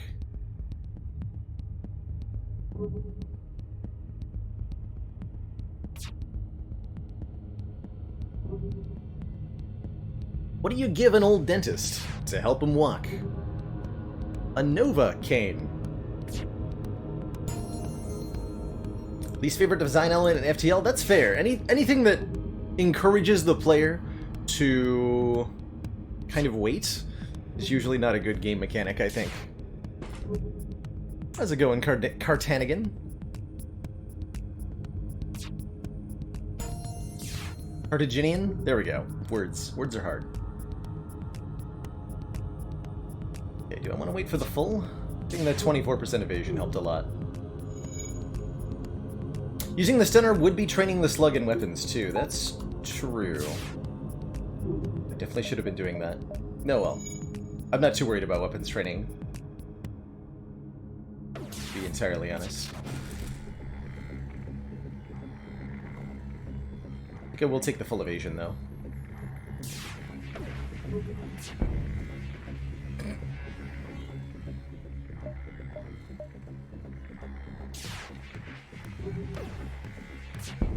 While we're hanging out here, by the way, now seems like a great time to take a moment to focus on the positives in life. If you've got a story from your day or week about something that made you feel happy, excited, positive, or just good in general, I'd love to hear it. Tell me what's going on in your lives that's good. I had some leftover pizza for breakfast this morning, and it was delicious. That's my happy moment for the day. Small things, but it's a good one. What is happening? What kind of weird... Have we lined it up perfectly? That I'm always gonna hit their shot? What? Because they have the same charge time, I guess? It happens every time! That's kind of cool, actually, right? I've never seen this happen in FTL, like reliable shots hitting each other. That's really crazy.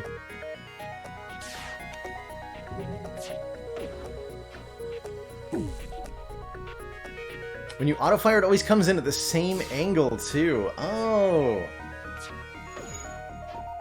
Amazing. And it just happened to be lined up perfectly. So if it happens once with the same charge time, it'll happen every time? Madness. Madness.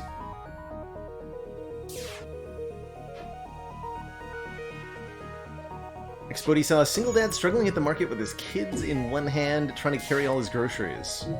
He took one of your bags and gave it to him so that he could carry all his stuff. Glad everybody came out of that happy. That sounds like a wonderful little helping moment. Random act of kindness. 12 Scorpion felt well enough to go swimming for the first time in a while. Nice. Congrats. Jenga found some power waffles that you don't feel guilty eating, with high protein. You had me at waffles.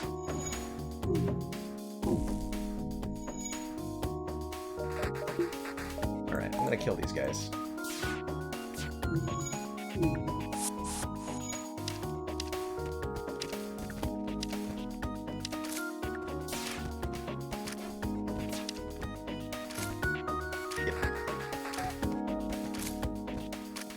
Shouldn't be any reason to use a missile here.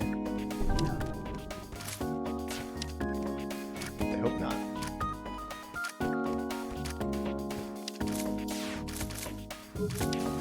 There we go. Ooh! We find a weapon system on their ship with no crew to stop us. We can install it on our own, getting us 8 scrap and the fire bomb. Another bomb weapon. Starts fires on the enemy ship. Made a joke devouring books, still rereading 20-year-old Star Wars novels. It's equal parts beautiful nostalgia and new, never-known appreciation. Very nice.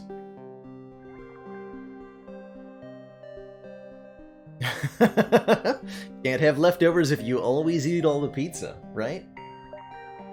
Smart plays. Them's the smart plays. Okay, we're in desperate need of one more power. Supposed to save up for the shop. Did a bad job of that.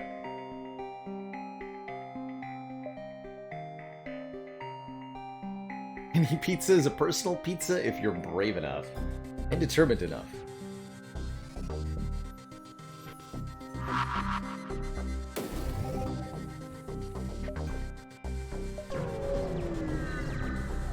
Amen to that.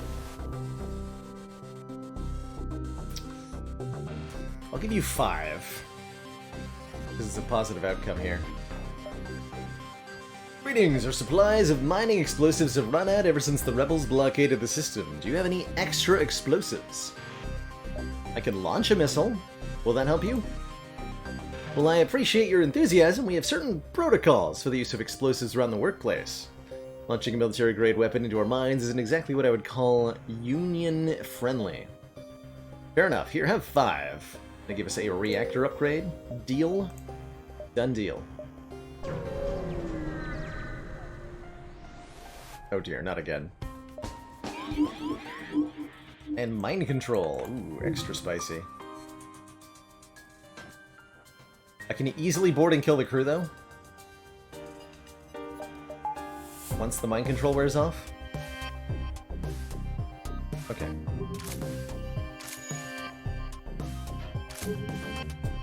It's level 2 mind control, so it's gonna last a little bit. Can I force you out of the teleporter room?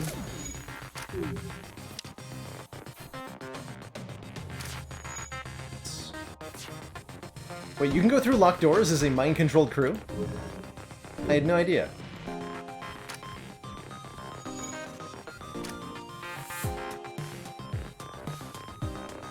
I had no idea that works.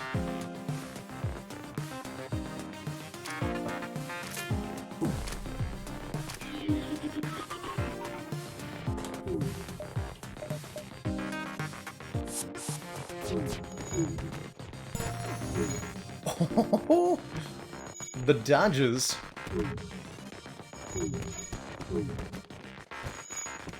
Quick, kill them before that happens again. Nice. Another free missile weapon, this time the swarm missiles. Which is a kind of duplicating missile launcher. It charges up to 3 missile shots that only take 1 missile collectively. Hope we're gonna sell that at this shop. As we have way too much stuff. Oh man, drone recovery arm, hull drone here. Hull repair drone, and a drone control. Crazy. Probably gonna go ahead and buy Clone Bay, because that would make my life a whole lot easier. We can even sell the heal bomb to do it.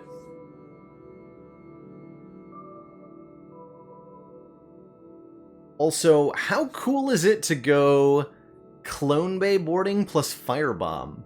We can start fires on the enemy ships and then board into the fire and not care, because we can just make clones of everybody.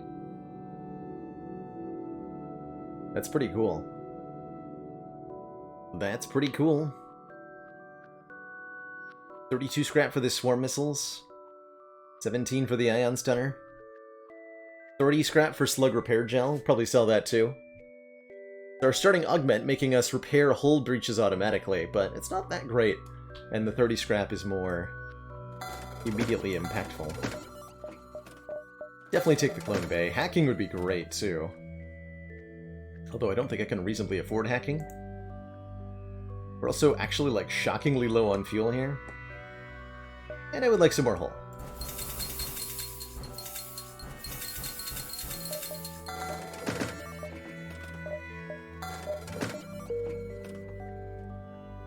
Oh, I was meant to sell the heal bomb too.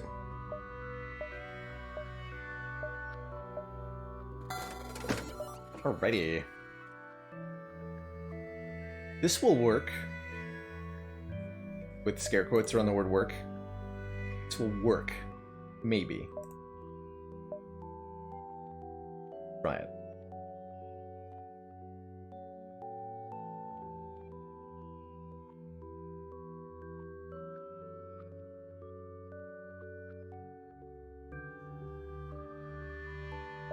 Let's go. Now that we have a Clone Bay, we'll slowly heal everybody on the ship every time we make a jump.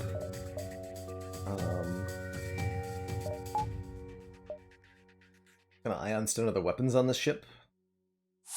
Or Artemis. Yeah, there we go. Words. Words are difficult. Actually need the Clone Bay powered up all the time.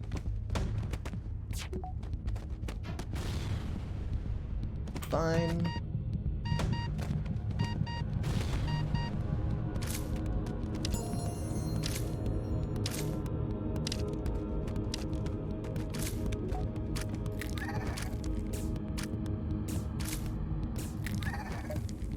Oh, no, you don't. Base NG. In combat, fool.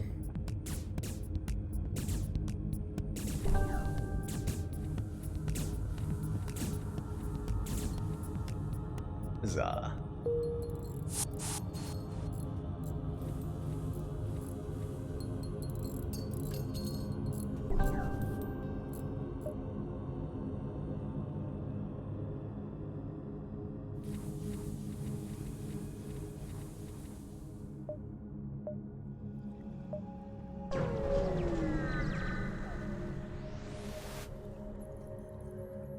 At a Zoltan research facility, they say they're researching genetic distortion to stasis sleep and prolonged FTL travel. You have time to go some scans? Sure. As soon as we dock, however, pirates appear. Apparently they were being held hostage. By a ship with only 2 NGs on it. Oh, excuse me, they have borders too.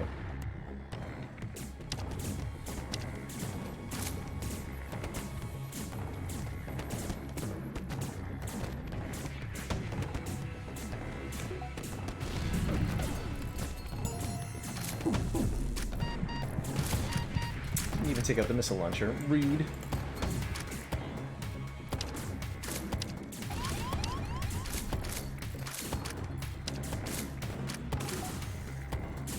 There we go.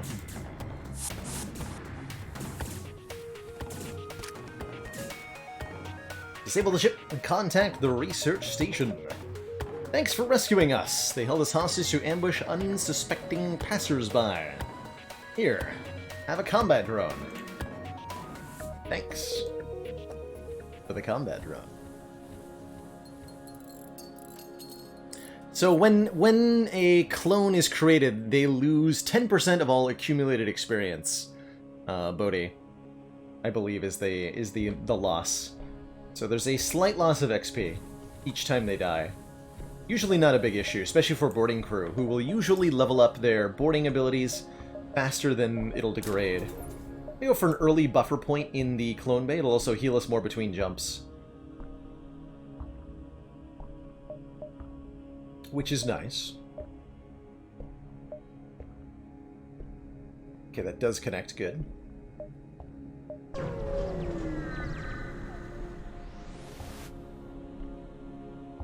Holy crap, a weapon floating in space. Just a free Hull Smasher Laser Mark II. Pretty powerful weapon. Good sell value, too. Just lots of free stuff. Not a lot of actual scrap being given to us.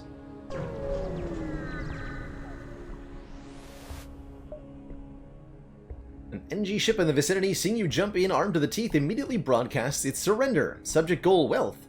NG motivation, survival. Transfer of goods, acceptable? Acceptable.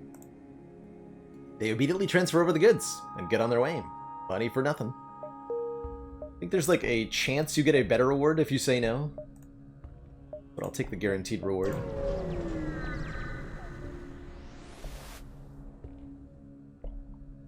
Stress signal coming from a space station with a haywire defense system. Our NG can fix that by remotely repairing the targeting system. Could also disable it with the ion weapon. Doesn't, I don't think, matter here. Member is able to remotely fix the glitch, and we get more money for nothing.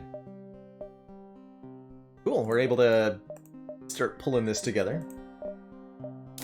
Upgrade our engines a bit, giving us some real dodge chance. Level 4 engines.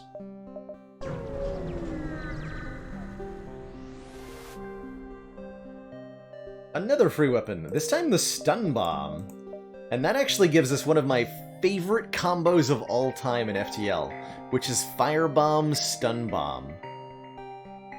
Use them both at the same time, and, well, the enemy crew is, they're having a bad time. They're having a bad time.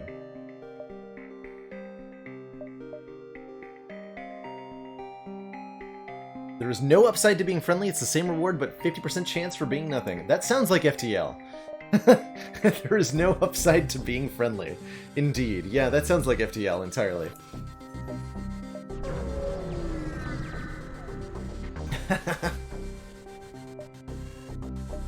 Danger present, imminent destruction. There's a Mantis ship here. They've got a medbay and everything? I know how to deal with this. Charge the fire. Bomb.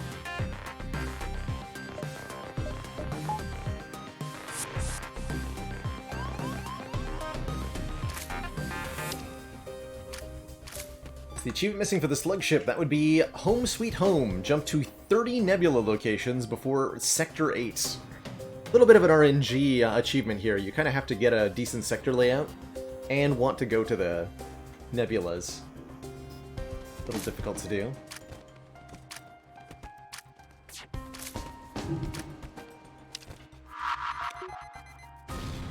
Yeah, Mantises are really, really ineffective at firefighting.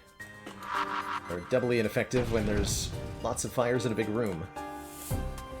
And they're triply ineffective if you board them while they're trying to put it out.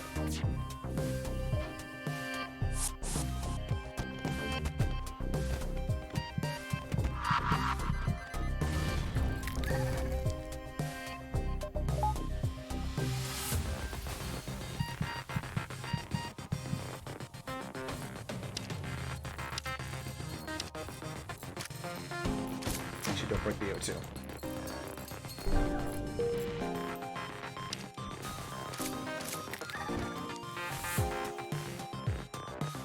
Alright, their ship appears to be very on fire. As it should be.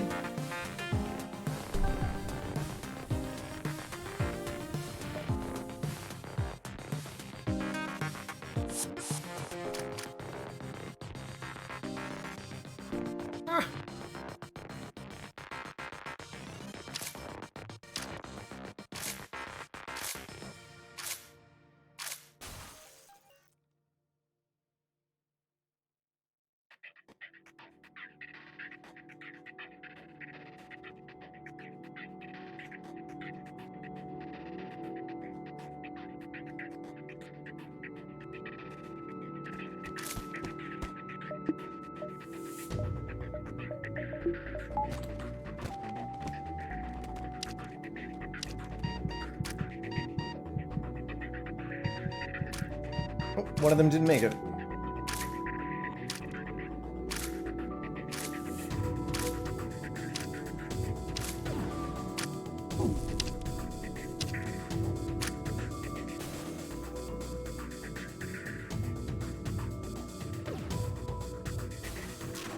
Stunned in a fire. Not a good way to go.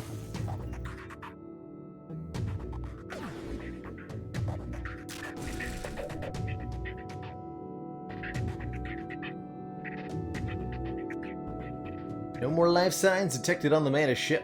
We hasten to contact the NG. They thank you for their assistance, and when you tell them of your mission, one of the NG asks if he can assist your crew. You welcome him aboard. Welcome aboard. King.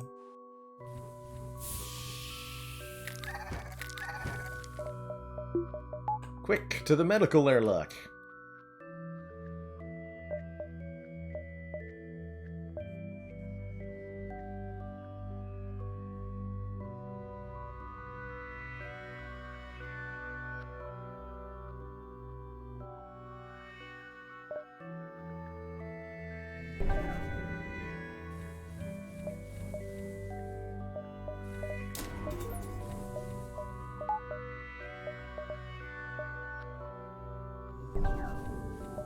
Perfect. New improved lighting options and active heating. Scanners are showing intelligent life forms on a nearby planet. Again. Attempt to communicate telepathically. Again. Inform us of a nearby crash site. Wow, what a weird universe where two completely different planets have identical crashes near identical life forms with identical NGs. Hoots! The NG. Welcome aboard, Hoots. I guess we're like a mostly NG crew now. We used to be lots of slugs, but now we have 3 NG. I'll take it, I guess. You're on doors duty, I suppose. Got all the important systems manned. Another NG controlled looks good. Same sector as the one we just had. Lots of shops, lots of events. Burned is what our foes are gonna be after you board them.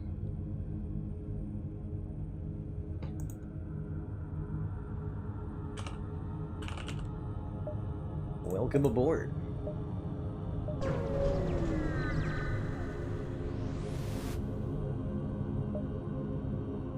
What appears to be a single damaged ship is in fact 2 ships that have smashed into each other. There's a flurry of comm signals and damage, and it's hard to determine what occurred. The vessels appear to be Nenji? They look locked together by the impact and can't free themselves. Let's hail them and assess the damage. Our NG crew member refuses. With a halting use of adjectives and nouns, followed by some animated holographic aids, the NG explains that these ships are using each other to, well, loosely translated, achieve a union. For some reason, this consolidation of ship matter sounds embarrassing, personal, and very hot. You elect to leave the 2 ships to their business. After questioning your NG crew, however, you do manage to salvage what scrap parts you can from the perimeter, even though you feel slightly dirty for so doing.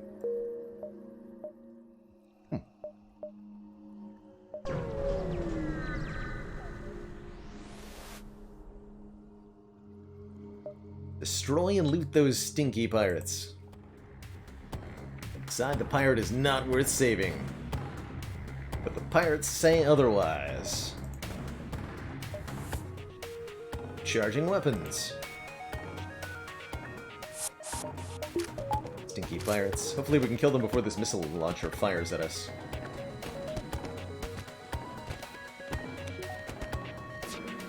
Looks like yes. 3 fuel and 30 scrap. I'll take it. Really good reward for Sector 3? Yeah, that's an insanely good reward for Sector 3.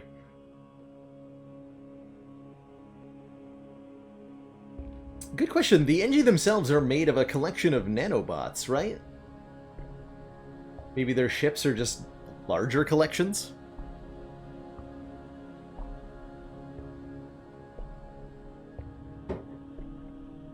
Wouldn't that be something? 63 scrap is enough to level up the teleporter? Also level up the weapons so it can power both the stun bomb and the fire bomb. Let's do that.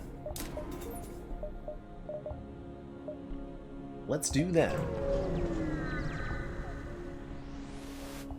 Can you leave with your crew still on the enemy ship? Yes, you'll get a warning if you try, and if you decide to do it anyway, then the crew are left behind and are gone, even if you had a clone bay.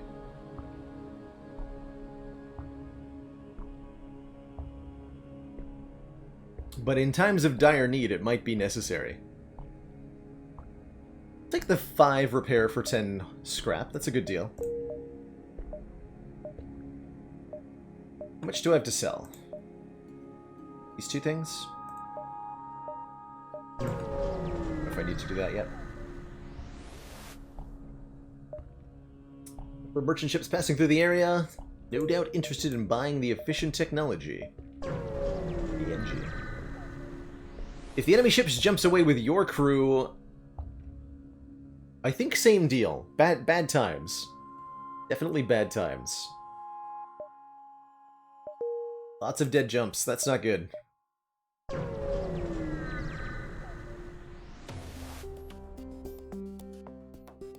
And I think you do lose borders on the flagship too, if it jumps away with your crew on it. Couple beam drones? Okay. Got a medbay.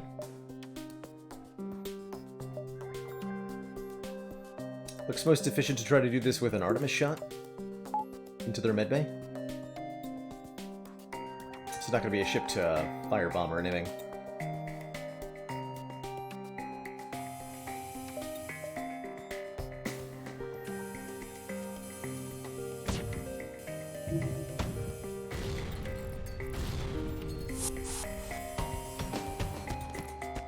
Take probably 2 more missile hits. So let's just... That's... Not take any more missile hits.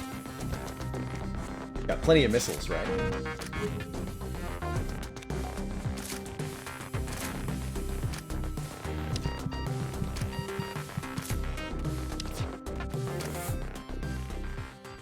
The rebels destroyed and pick the bones of their ship and wait for the small NG to catch up. They turned out to be very poorly equipped, barely a runabout really. They're trying to outrun the rebels and need all the help they can get. You can give them stuff. You get the NG Medibot Dispersal Augment if you give them 40 scrap, 2 missiles, and 2 fuel. Which is usually not worth 40 scrap, 2 missiles, and 2 fuel, and you might not even get anything if you give them 25 scrap, so I will give you nothing. You lose. Good day, sir.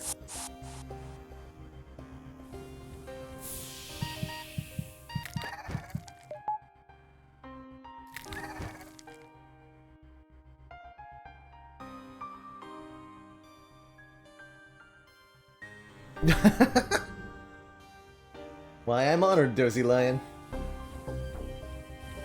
Hey, you Bart. Great to see you as always.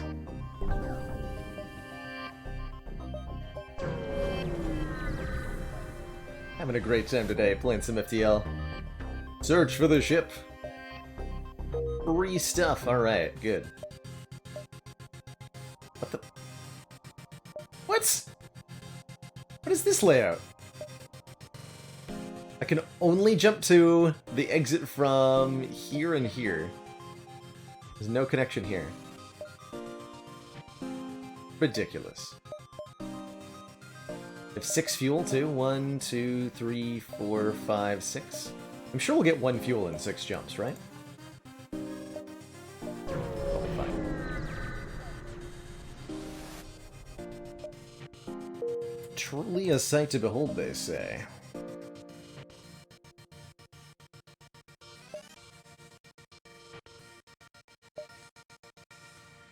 To get caught here. I've good engines though, we can dive if we need to. I swear, if this guy asks for fuel. Help, our shields are down, we won't last long. Hey, would you like a free ride on my ship? They refuse at first, but after another blast rocks their ship, they agree. Beam aboard. Thank you, but we really should return to our families. They give us a hull repair. Okay, any day now, fuel would be good. Looks ideal. Ship can't harm us. That means it's time for fire.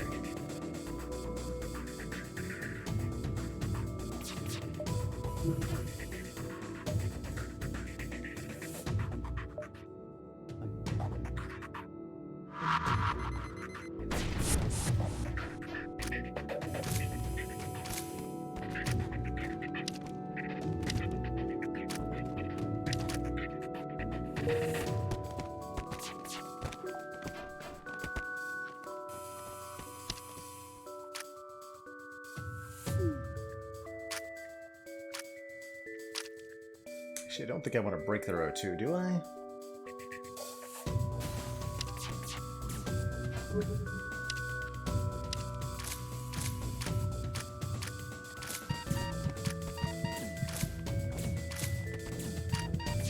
Okay, they might have repelled us. But in so doing, they've let a fire rage out of control on their ship.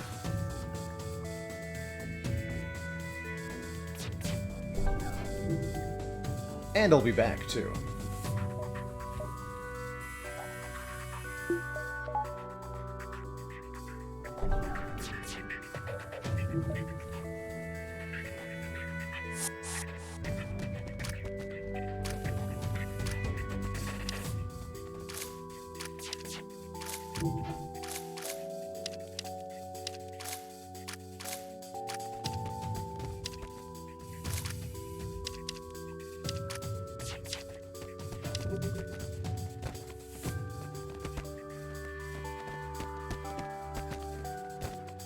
My only regret is that without sensors, I can't actually tell how on fire their ship is.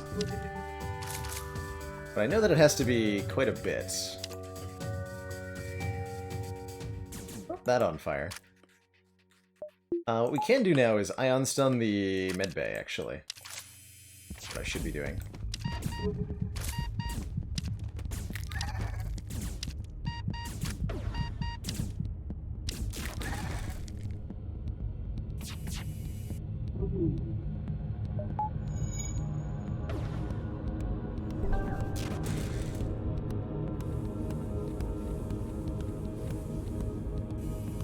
The whole point of this is to avoid using more missiles. I could use an Artemis to hit their medbay. I could send another firebomb on board, but there's no need to at the moment.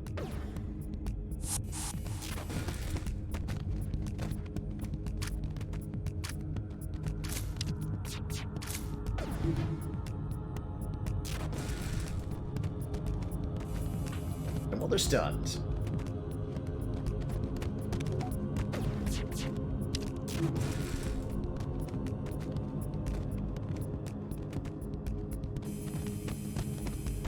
Does not seem to be working that well. Hello, Fire, are you there?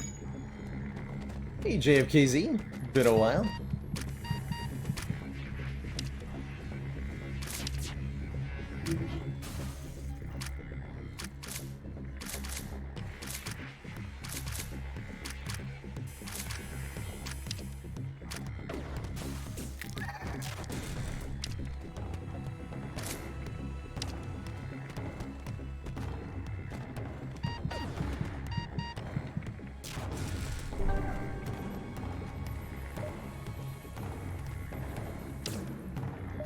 There we go.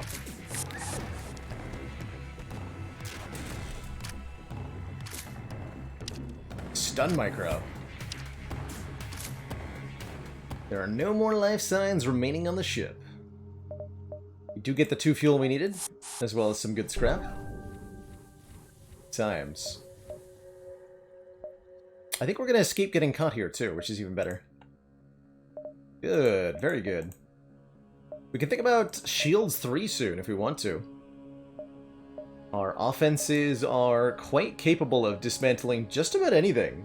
As long as we're willing to use missiles to do it, we can destroy any ship. I think we can actually beat the flagship with the current weapons.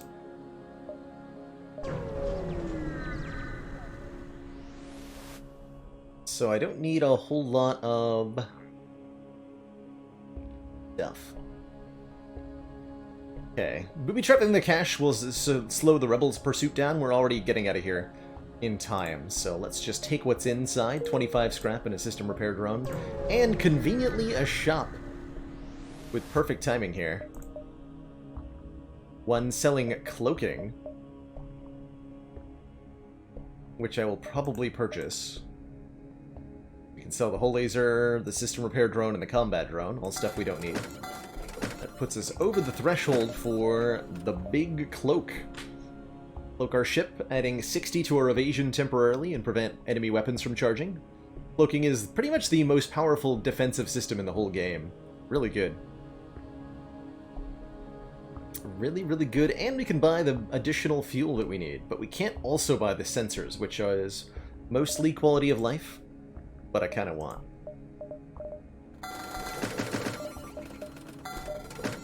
Oh well. We'll pick up sensors at the next shop. Cloaking feels good. The old calculator trick. Oh, that's gotta be an NG name, right?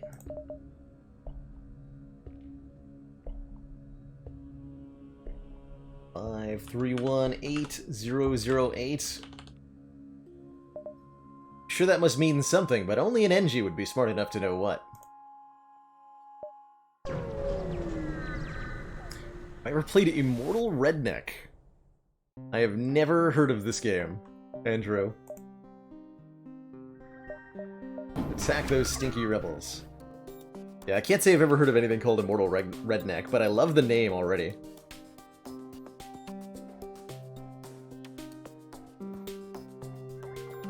Okay, this is just a Artemis into the medbay kind of situation.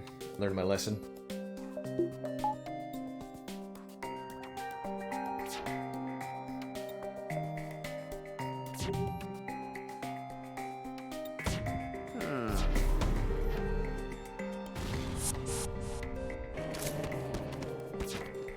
An FPS roguelike.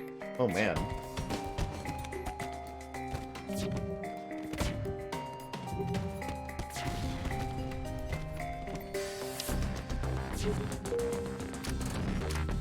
pretty cool fusion of genres.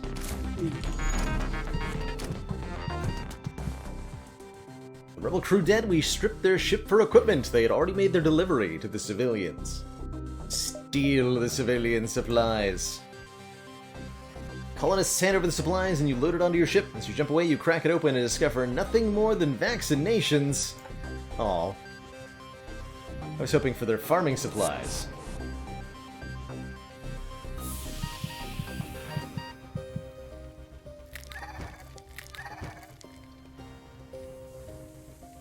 I heard that fire.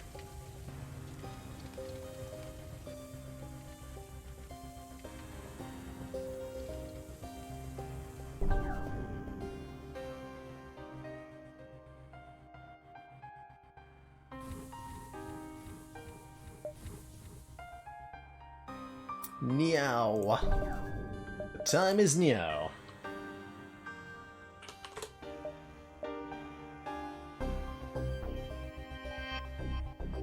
Chungli was watching another streamer play Undermine. Yeah, I think Undermine had its, or is about to have its 1.0 release.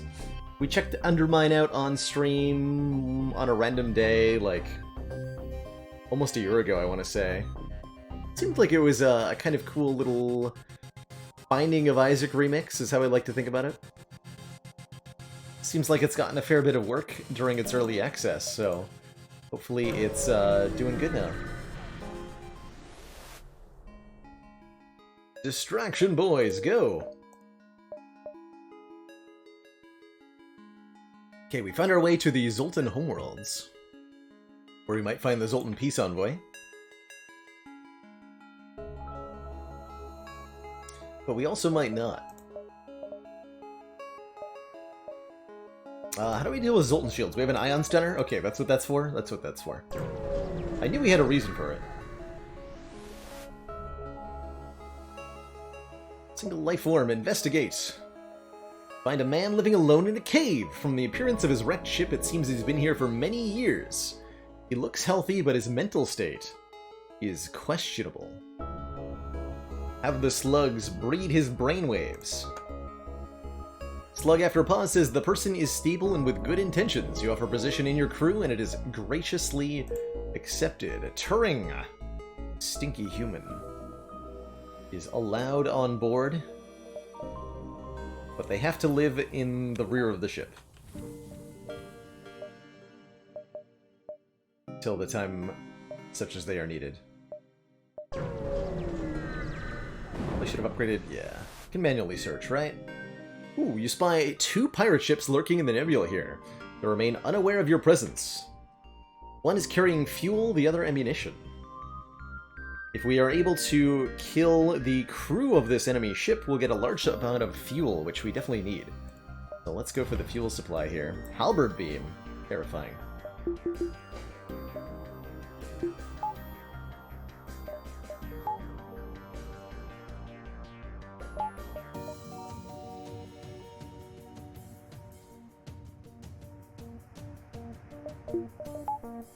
The medbay. So we need to destroy that first.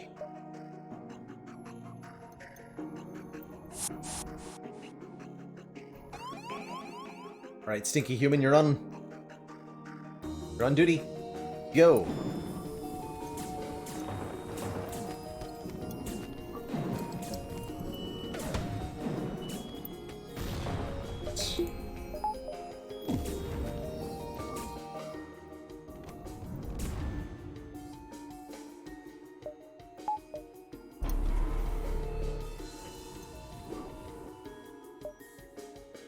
Waiting for the shield to come back online before the halberd beam fires at us.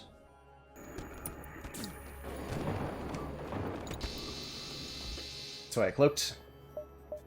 That shot was headed my way.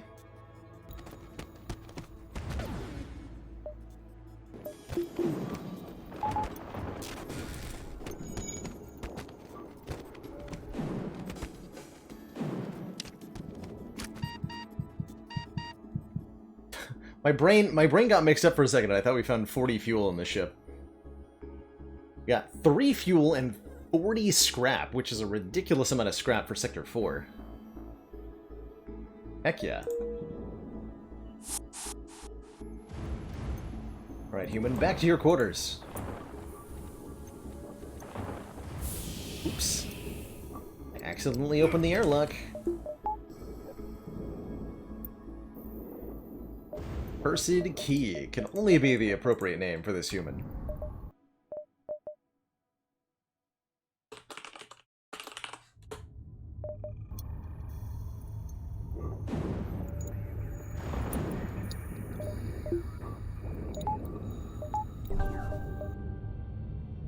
Keep checking out the nebula, although I will upgrade piloting before I continue to do so.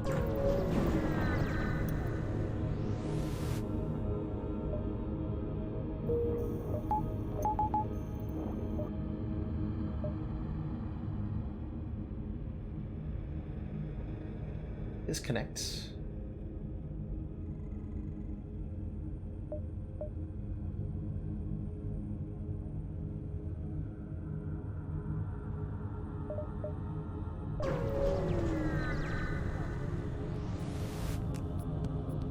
Nebula turns out to be the hiding place of a terrified rock crew taking refuge from the Zoltan border police.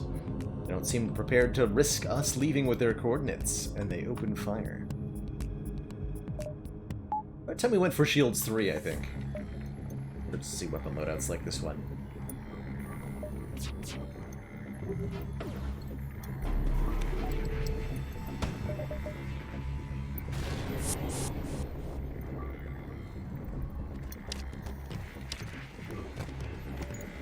Mantises are pretty much an even match for Rockman 1-on-1.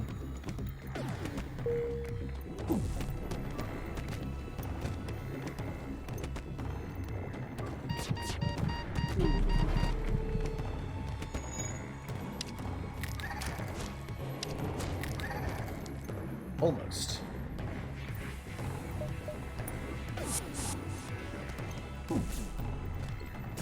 Give him the old NG boarding strats. It's every time. Ah! Easy dodge.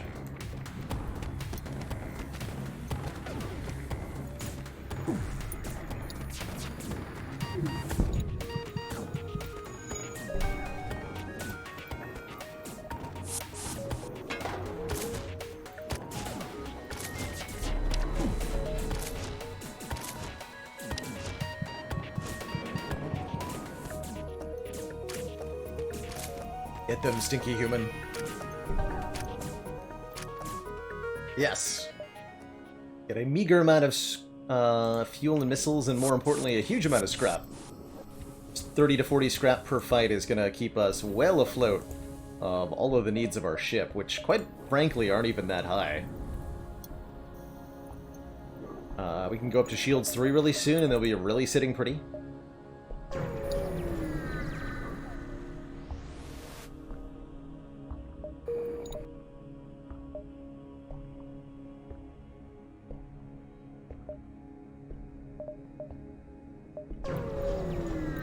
Around a loop.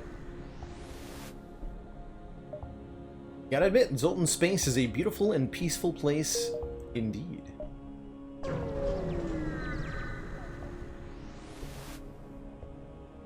An unarmed Zoltan transport vessel is slowly making its way towards the beacon here. They hail. This is a Zoltan peace envoy. We carry no weapons or shielding, and rely on the mercy of others. Communicate our message. Alright, I'll hear them out.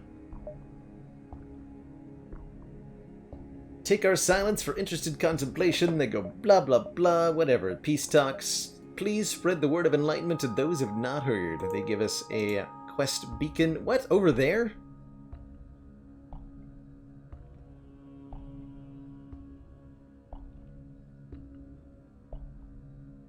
Over there? I have to revisit 2 empty beacons to get over there? Is that worth it? Probably, right? Zoltan Shield would be really nice. Alright, fine. Probably worth for the Zoltan Homeworld quest.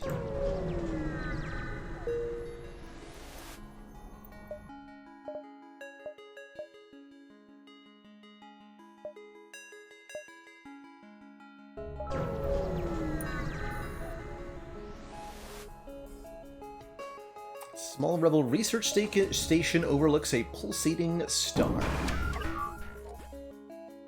They have boarding drones. Lovely.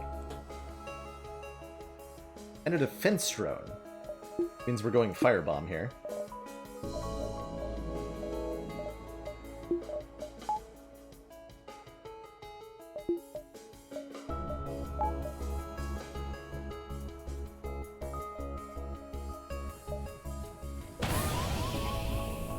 Oh dear.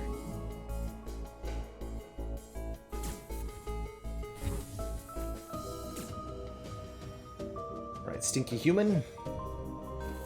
Your time to shine.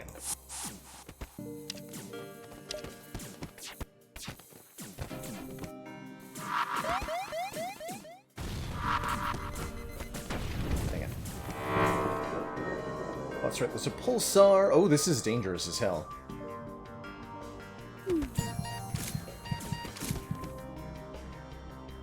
Pulsar could disable our clone bay at the wrong moments, and that would be a really big, sad times. Or it could start a... well, the... oh, hell.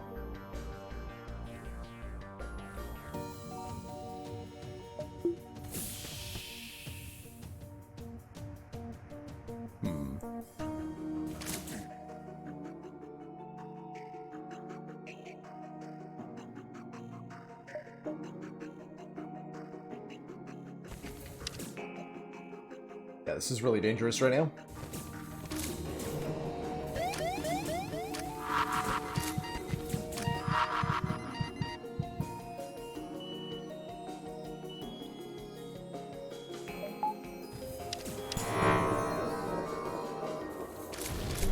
Yep, Clone Bay went down. I figured it might, which is why I made sure nobody was dead at this exact moment.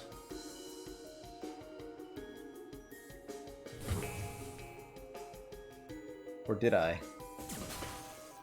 Yeah, 1 health, that's fine, right? That's an optimal amount. Who just died? Oh, you died. Metallic died. Metallic, why are you dead? You were on fire in a vacuum for some reason, because that's a thing. I didn't notice the low health on you because I was looking at boobies here. Although... What's the Clone doing? They might actually live. Ah! Totally fine. No Fs needed whatsoever. Everything is fine, nothing is wrong. Cancel the F sounds. Everybody's good.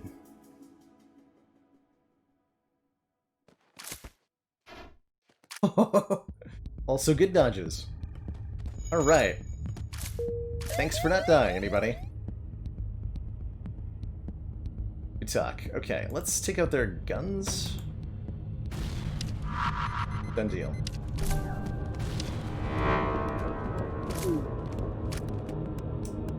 Okay. We put an end to the spicy times.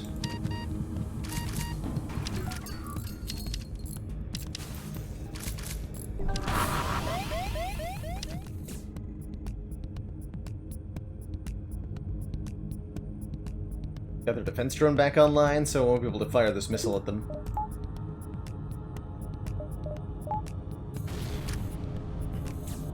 Doors just broke.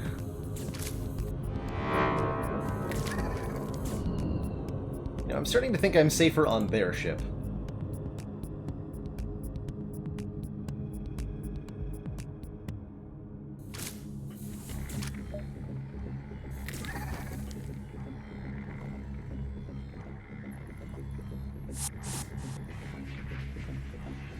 Okay, we're gonna lose a point of hull when this boarding drone takes out my cloaking.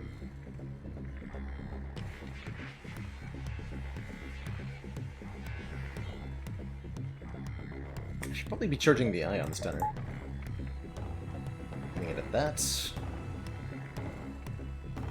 Buy us some time.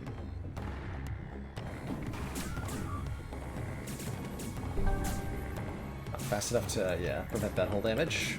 Let's stop it here.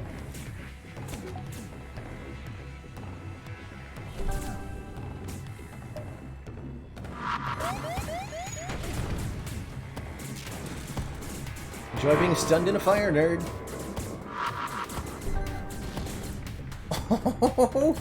Spawned out of the clone bay just in time for the clone bay to get bombed. That was also miraculously lucky.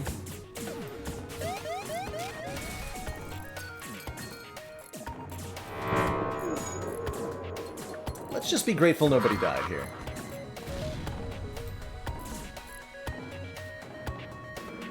Wow. That was certainly an experience.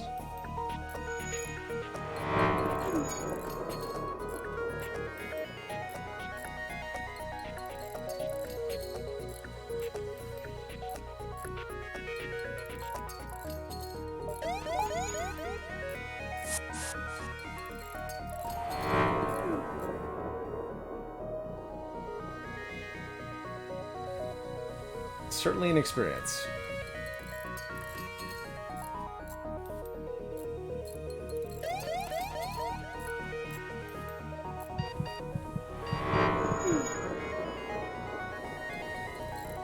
I think risky to medical airlock anybody because the Pulsar might take out our clone bay at any moment.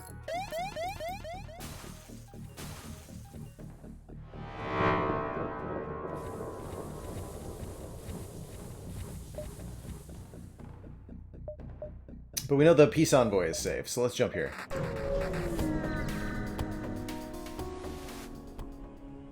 You arrive at the specified location. The only thing nearby is a rebel ship closing in fast. Give him the old hail Rooney, tell him that maybe there could be a reconciliation of our ideals without war. True progress can only be achieved without bloodshed. Suddenly, all indications of the ship fade away and a Zoltan ship appears. Captain, previously materializes on the bridge. Although your methods are crude and most certainly ineffective, it's clearly you took our previous meeting to heart. If your ship represents the Federation's willingness to adapt, we shall do what we can to aid in their fight. This technology should aid in your quest. We get the Zoltan shield augment, which gives us this super cool blue-green shield now. The Zoltan shield goes over top of our regular shield, prevents enemies from teleporting on board, from hacking us, from sending boarding drones, you name it. And it'll absorb the first 5 hits of damage that we take each jump, but it can't be recharged. Except by jumping.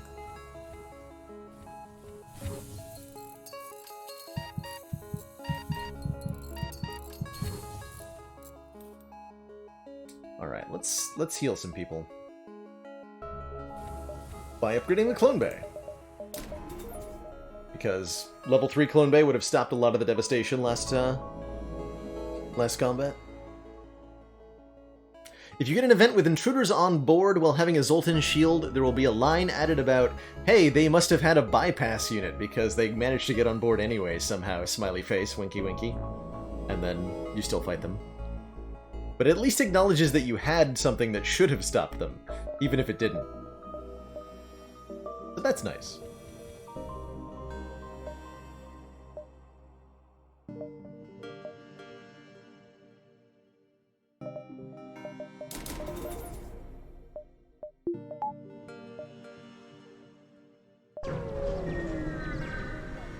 Look at that heal. The Mantis, they're here. Please.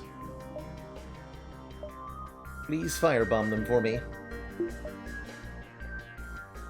Sincerely, the rest of the galaxy.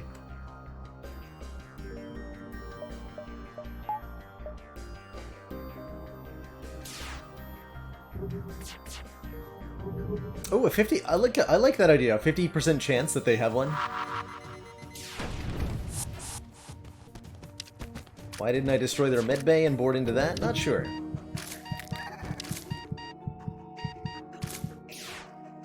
Don't ask me, I just work here. Stinky human. Was bored.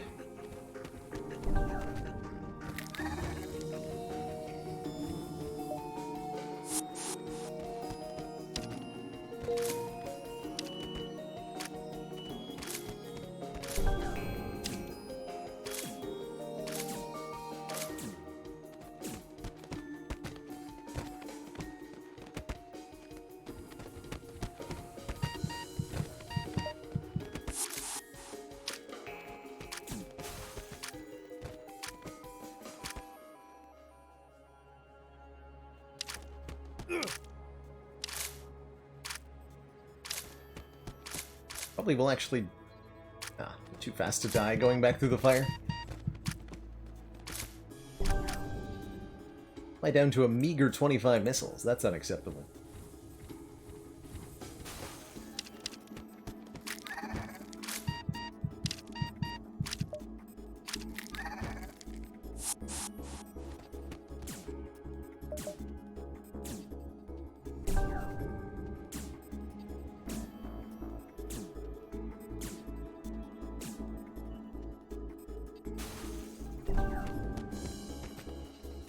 Good job, Stinky Human. You've done it.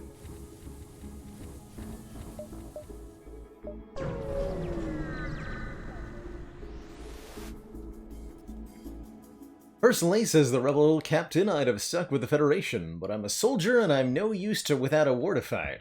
Therefore, I'm fighting random people. Including you! And he attacks us. Alrighty then. Got a shield overcharger drone, which will do approximately nothing for them. But it's nice to have.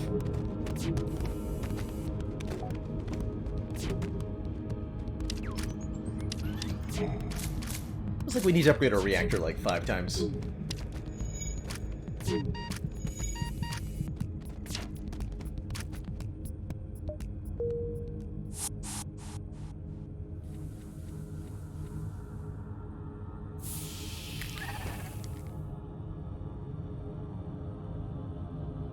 Fighting random people lets you recharge the Zoltan shield.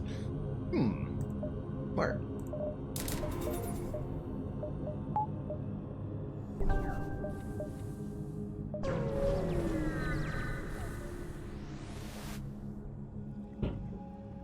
Is fighting the later sector even easier than those early fights in the asteroid field? That is sometimes what happens. The random generation of FTL isn't guaranteed to give enemies, like, useful stuff sometimes, so you'll occasionally see super easy or super difficult encounters. It's time we fought some of our Mantis peers in a hostile sector, now that we're doing pretty well. Need more boarding rewards. Civilian ship being chased by none other than the Mantis.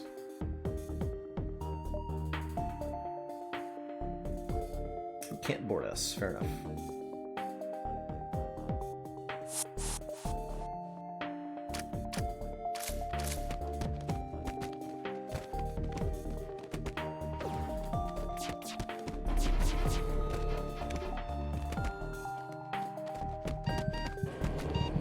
Pro dodges, though.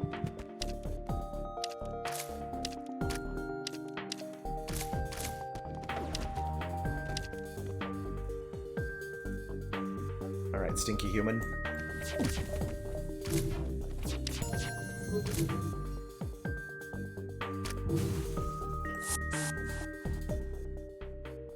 We hasten to contact the civilians. Whoa! Apparently the vessel that was being assaulted was a science ship. They thank us for saving them and offer us a small reward, consisting of 30 scrap and a defense drone Mark II. Thank you for the small reward. Yeah, want drone control indeed. Defense drone Mark II takes 3 points of power. How come the defense drone Mark II takes 3 power, but the combat drone Mark II takes 4 power? That never made any sense to me. How come the combat drone doesn't take 3 power? Come on. It's not like it's overpowered at 3. Nobody ever uses it anyway.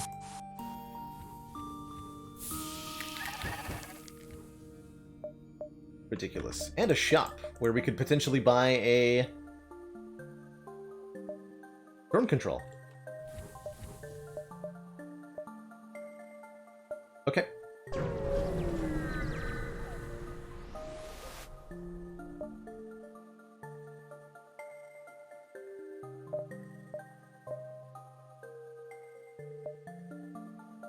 Shield charge booster's nice, making our shields recharge 15% faster, or the automated reloader making our weapons recharge up 10% faster. One of those two would be good.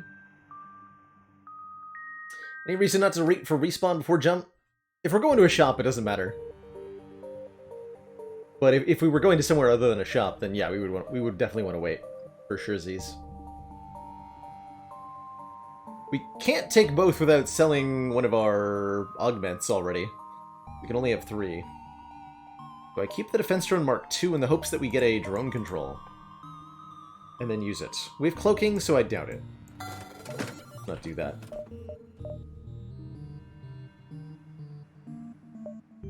And I'll take the shield charge booster.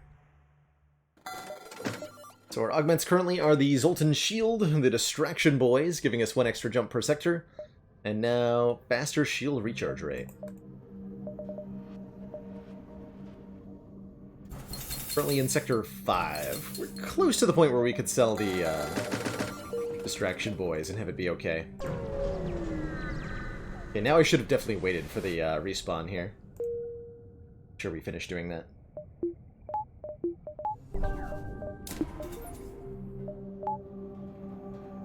So much power. Scrap recovery arm ever an option? This late into the run on hard difficulty? I don't think so. Takes a while to be worth it. Takes up one of our augment slots. Usually not worthwhile. Here, have some fuel. For 48 scrap, that's a pretty good deal. Good exchange rate. Surprisingly, I was gonna say, yeah. The Mantis are on board your ship. They must have a super shield bypass unit. Boarders are on board. So are stinky humans.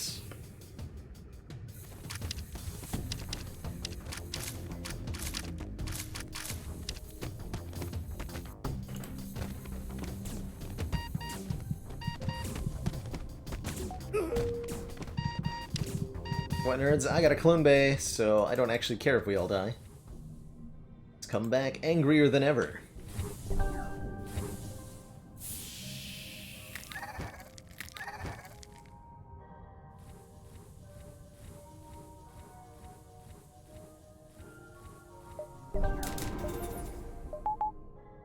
There we go. Now we can actually, like, power all these systems properly. That's nice. I like having power.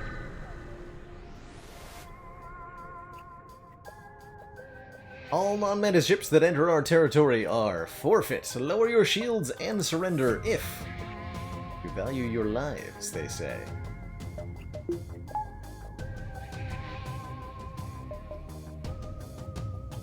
Little do they know.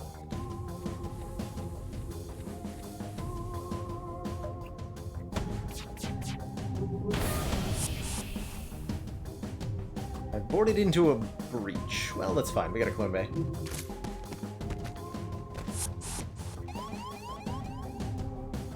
I've been counterboarded. Ridiculous.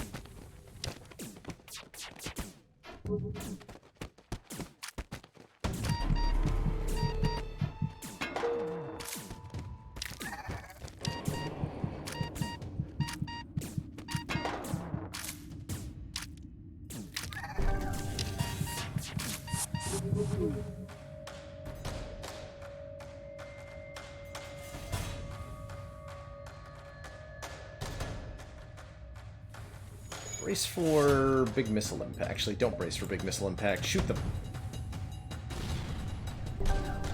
Brace for big impact anyway.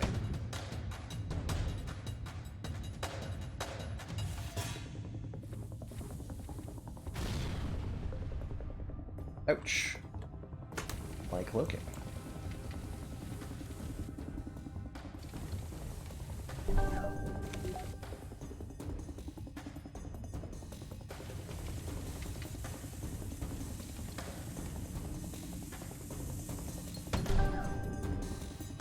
Oh god. Damn it! Not quite fast enough.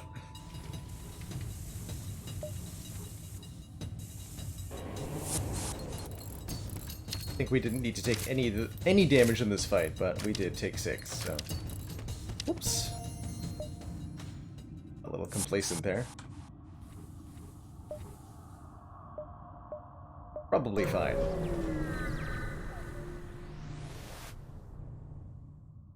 Aid the civilians! Okay, this time no giant missiles. I usually consider that to be a positive.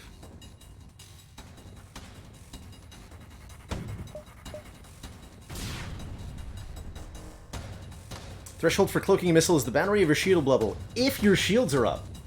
But if they're not, you have a more margin of error, right?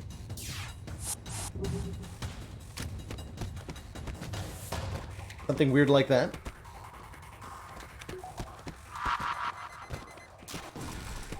Okay, ion bomb's kind of scary.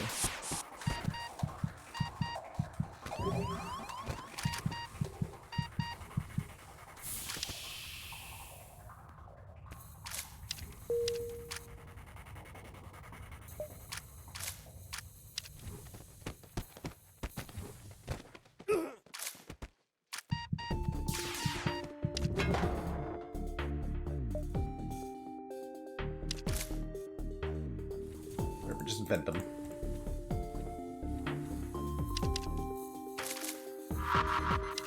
Break it, aren't they? Oh, no, good.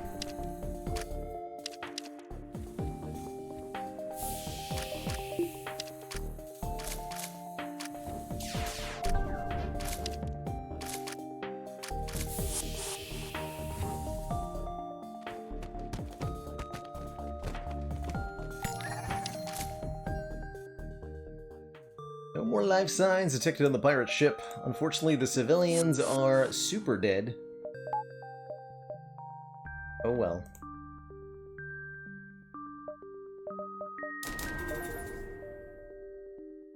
Alright, now I definitely have all the power in the world. Probably too much, in fact.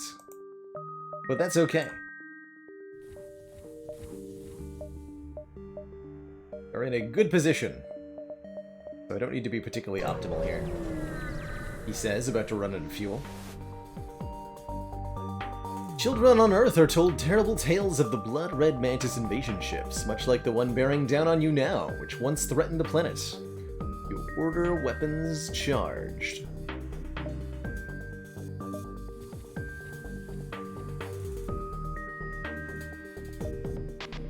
Okay, this looks like a good ship to firebomb.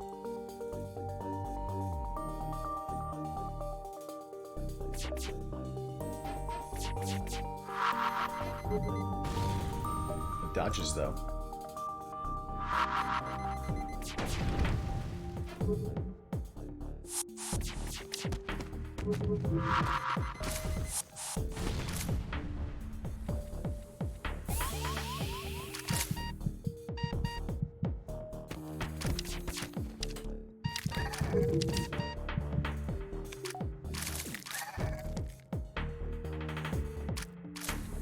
Okay, we died, but the fire in their medbay rages out of control, so they're completely screwed. Commander, one of our most valued supporters, says continued support of the XCOM project. Teach! Thank you so much for the 7 months. Just 2 more until the Twitch baby arrives, and with it, the new Shiny Watcher Energy Badge. But thank you so much for that long-standing support. Hope you're having a good day. Hanging out with some cozy FTL. This is why we put, level 3 Clone Bay. No problem. No problem.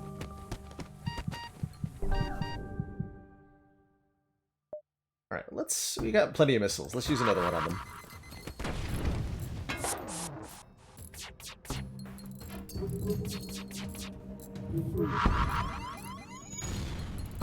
By cloaking.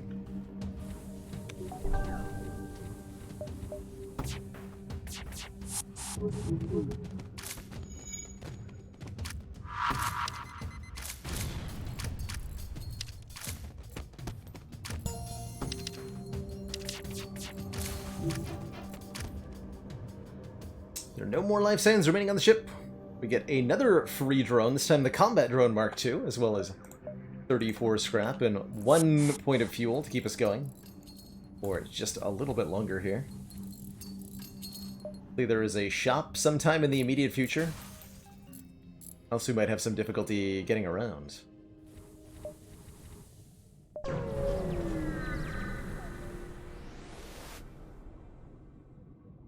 Arrived just in time to see an unusually well-armed NG ship destroying a small pirate craft. A teleporter signal is detected. There's an intruder on deck. A young mantis in a charred uniform is teleported on board. He begs for sanctuary from the NG. But we're gonna sell him. Offer him up in exchange for a bounty. The NG captain is delighted and quickly arranges for the transfer of the prisoner. No matter which option you take in that event, there's a 50% chance that you are betrayed and result in a combat, and a 50% chance that stuff happens. Oh, actually, I think if you side with the fugitive, you always end up in a combat? You always end up in a combat. Alright, well, being out of fuel is a thing that we're currently going to do, so that's fun. Uh-oh, that's not a good place to be out of fuel. Well,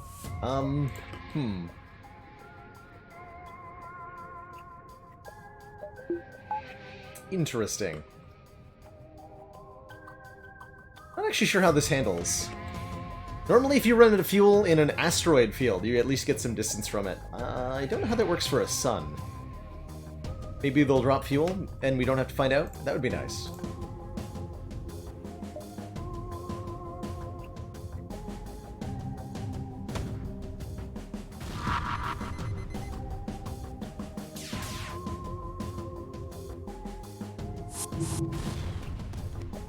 I actually want to be... Hey, we can't. Gotta prevent those repairs.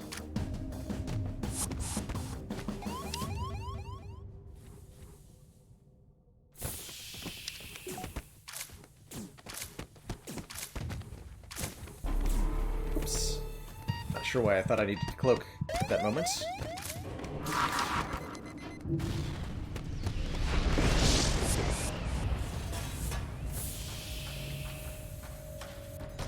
Looking and doors are both on fire. They're dealing with fires on their ship.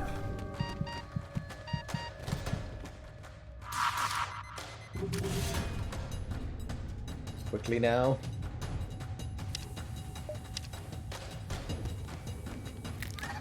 No! There we go. We didn't get any fuel!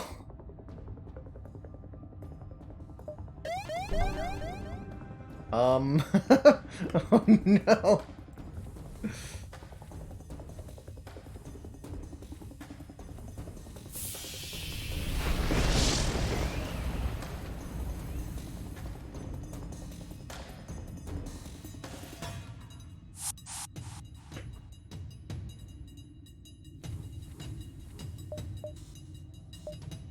Help? I guess we wait near the sun?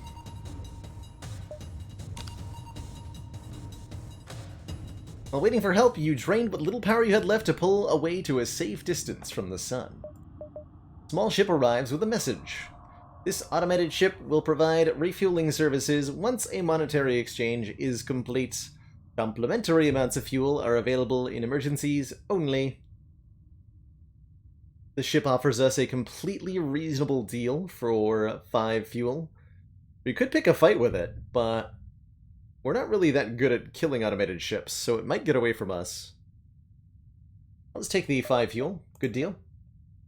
Automated refueling complete. That went definitely better than it could have. Right? That definitely could have gone way worse.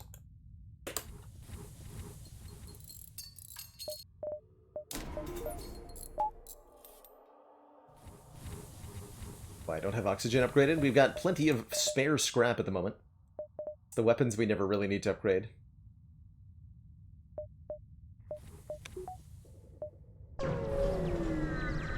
Might even go for 5% more evasion.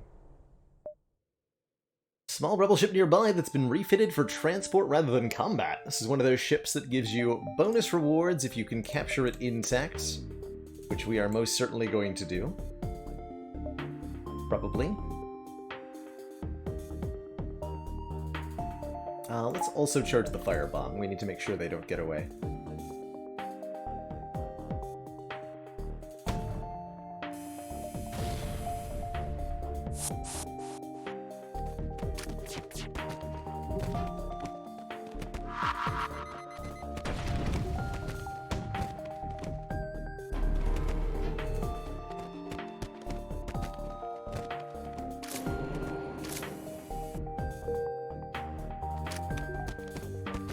Shoot.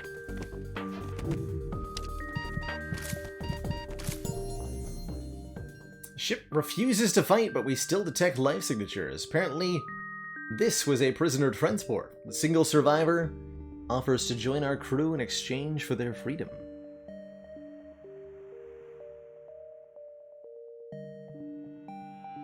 Destroying it gives a, quote, medium amount of fuel and scrap, so if you can kill it, it's probably worthwhile. Makes sense. Again, pretty standard for FTL, right? Alright, Stick, welcome aboard, and out the airlock with him. Bye-bye now. Shoot that man into space. He'll be fine. Looks like we're diving? I thought we weren't going to be diving, but we are diving. We're equipped to do that, so it's fine. It's a ship that appears not to have noticed us. Quick, make them notice us.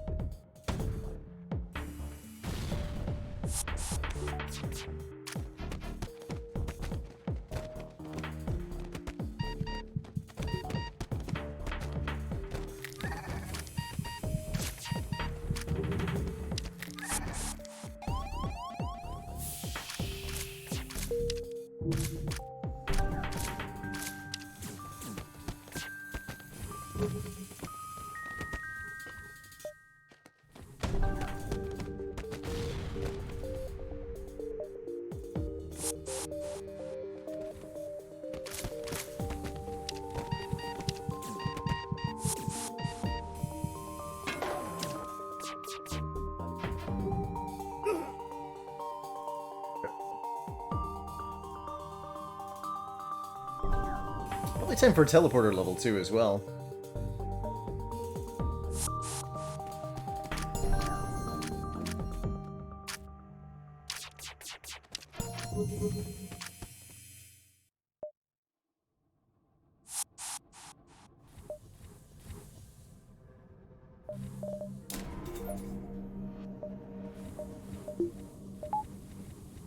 So 45% of 8 and cloaking means we shouldn't take any damage in escaping here.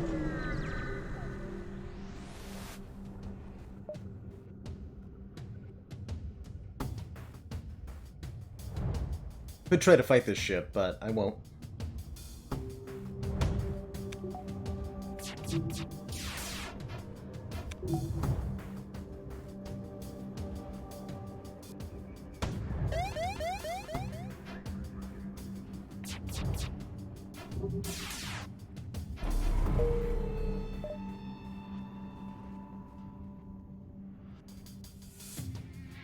Pirate control.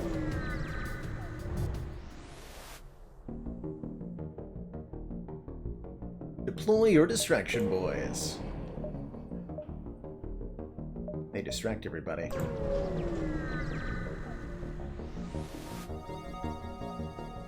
Abandoned space station circles a lonely planet. Quick check yields schematics for an anti-personnel drone. Alright, please don't be somebody out of fuel. Because I am out of fuel. Single life form. Another man living alone in a cave. You bring the ship closer and the slug after a pause says that the person is stable and with good intentions.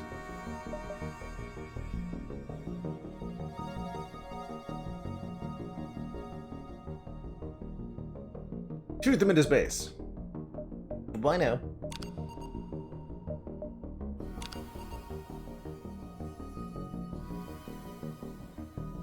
Poorly armed slug ship cruises by and offers assistance. Their captain seems to be chuckling to himself, perhaps at the prices he's charging. You can pay some scrap for some fuel, ignore the offer, or have one of our slugs deal with this scumbag, which I think we'll do.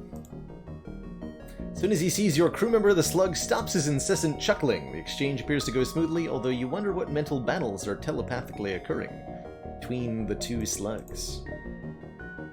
I'll take it.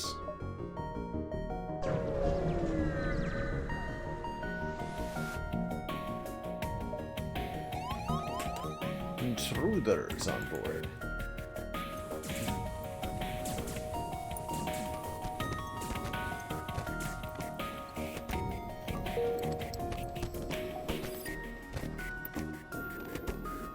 A good old-fashioned brawl in the Clone Bay.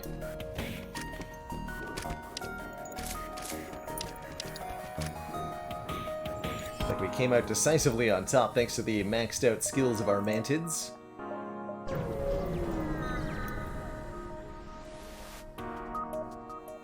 A rebel autonomous scout is exploring the beacon. You attempt to hide behind a nearby moon, but the ship finds us and begins its assaults.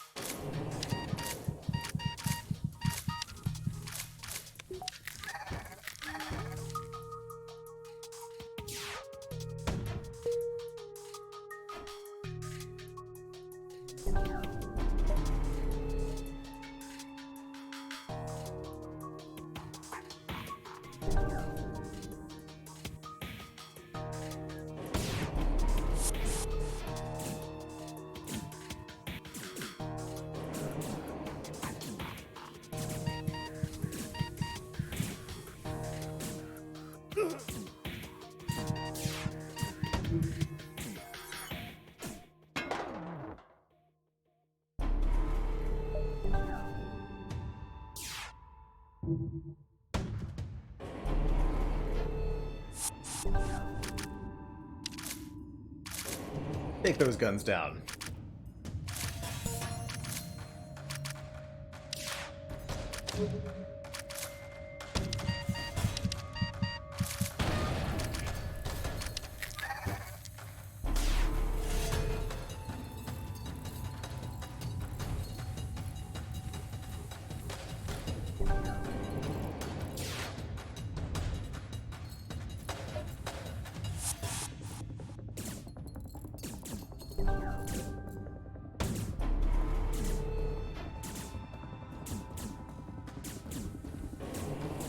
The Chemvac's still open? I think we used all ours for today, I want to say.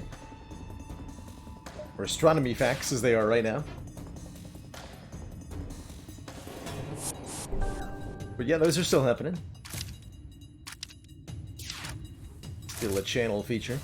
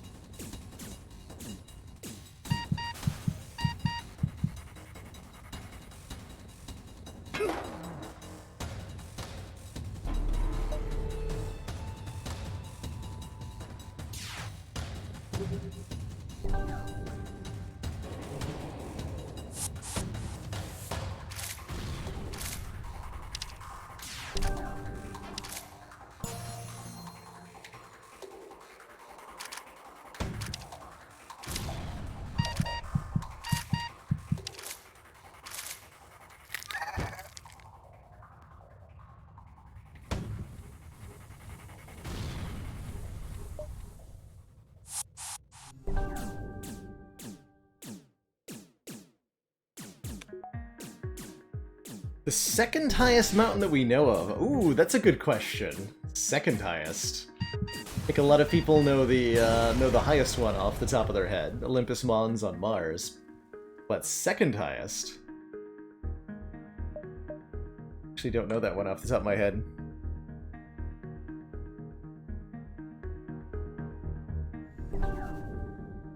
Custom start mods for FTL do exist. Ooh. I can think of quite a few interesting things to do with that.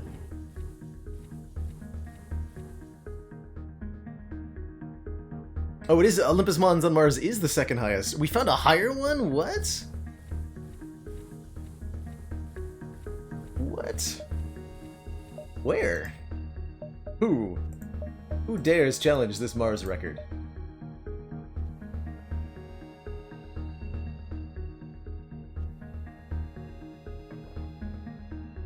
On a protoplanet called Vesta.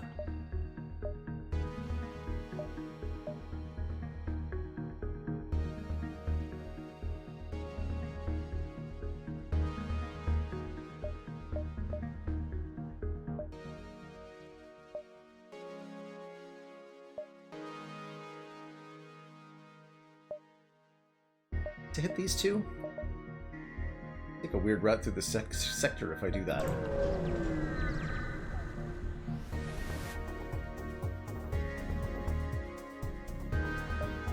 Another automated ship. This one way more dangerous than last time. With mind control, too. Gotta break that first. Same tactic as last time. Oh god, that's right, they can mind control me once I'm on board their ship. Well, shoot.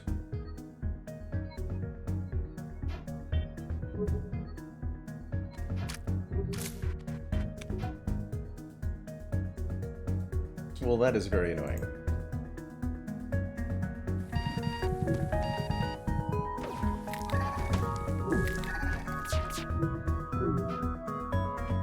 And I was definitely supposed to cloak there. Okay.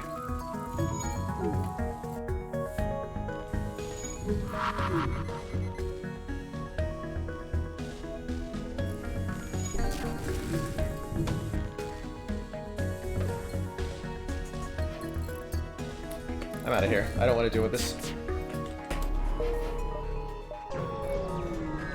I think we could win that fight. I just really don't want... I don't care. I don't want to. It's gonna be really unfun.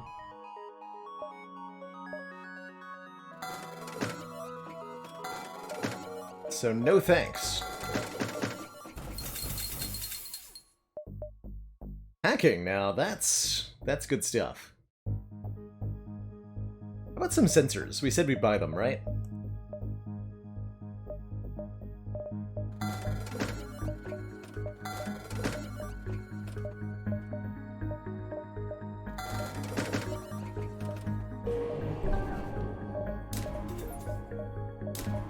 Easy hacking take.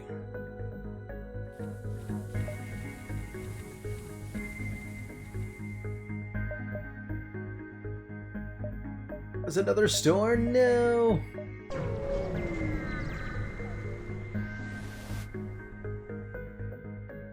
Hail the refugees who are being used as bait.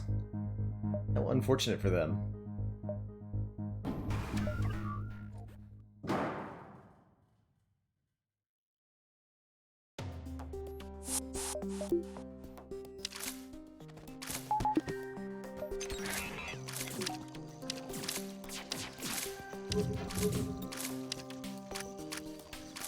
So if you hack the medbay and then board into it, well, the spicy times ensue.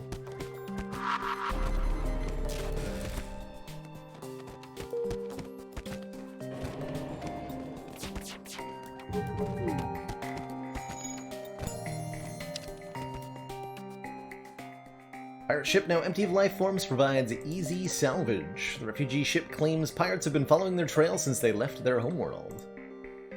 They say, here, have some stuff. I say thank you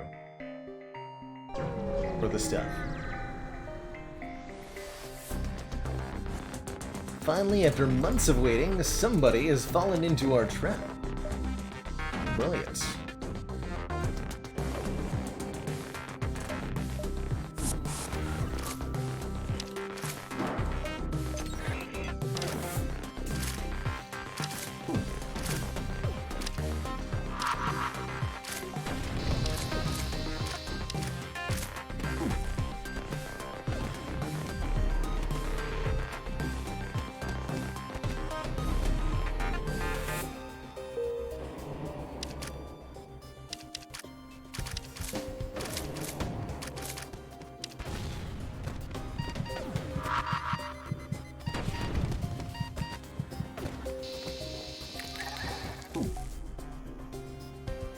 Send the backup orders.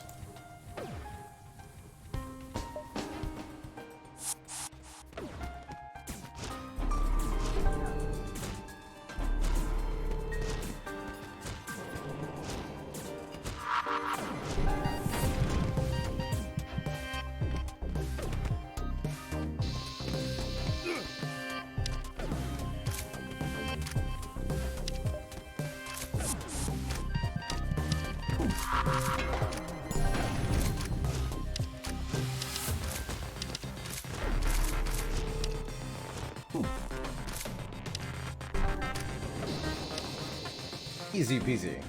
Strip that ship. Let's jump.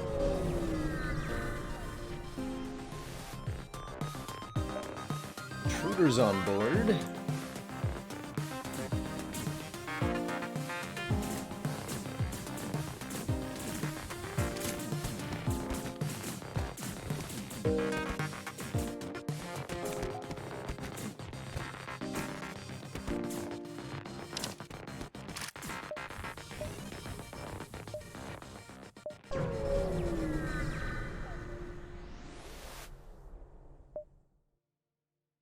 AI on board.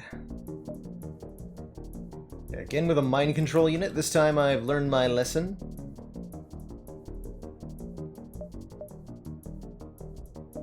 Gonna hack their evasion.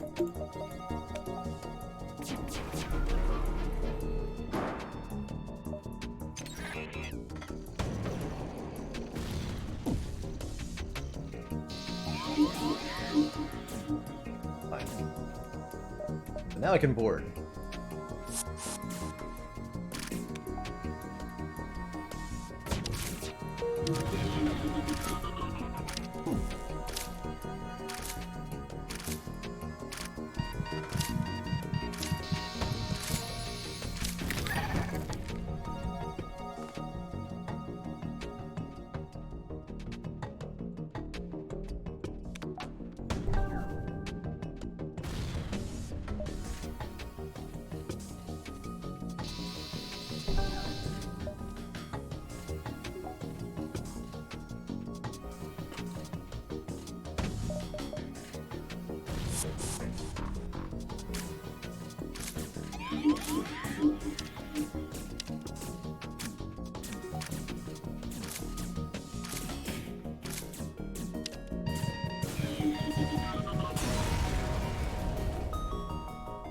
Difference between hacking, piloting, and engines? Not much. They both disable evasion. I'm sure there's like some minute technical difference, like denying the crew manning bonus to the room that you're hacking or whatever, but I don't think it makes much of a practical difference most of the time. Usually the chief consideration is like, what room do you want to lock on the enemy ship? Since hacking locks the doors of the room, which is a super important function of it. Like, hacking would be super useful even if that was all it did. Try to be a hero. Hell yeah.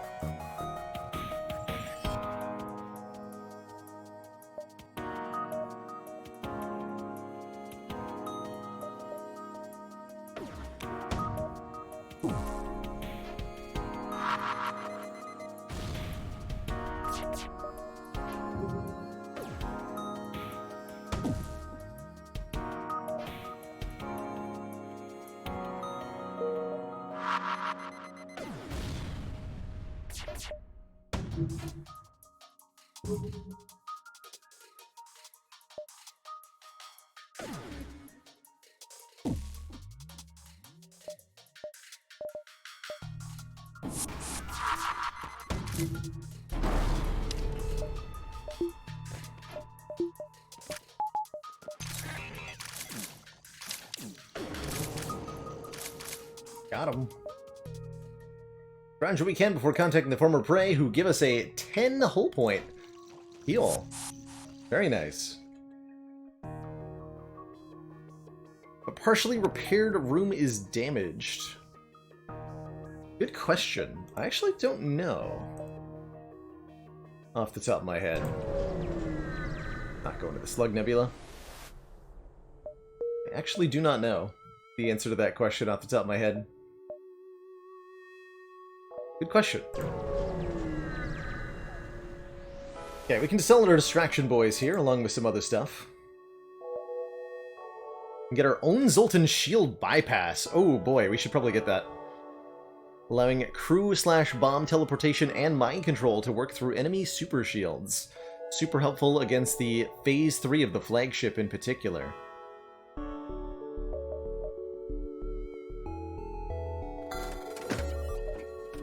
There's nothing else here that I want. Let's take it. Let us take it.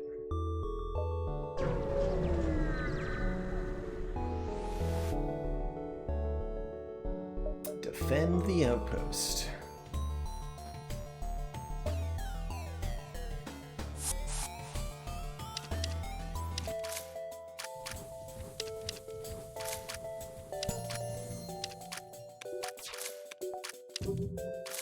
I don't think it lets me hack.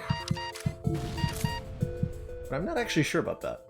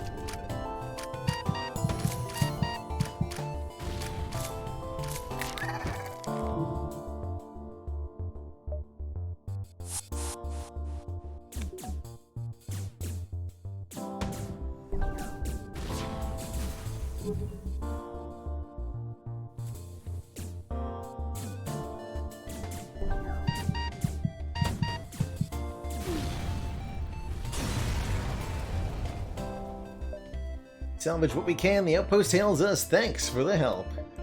Here, have some stuff. There's another store where we could buy... I don't really think we need anything from this shop. Honestly. Yes, you can daisy chain repairs. If a partial repair is ever not under repair anymore, that will cancel out all the progress, I think.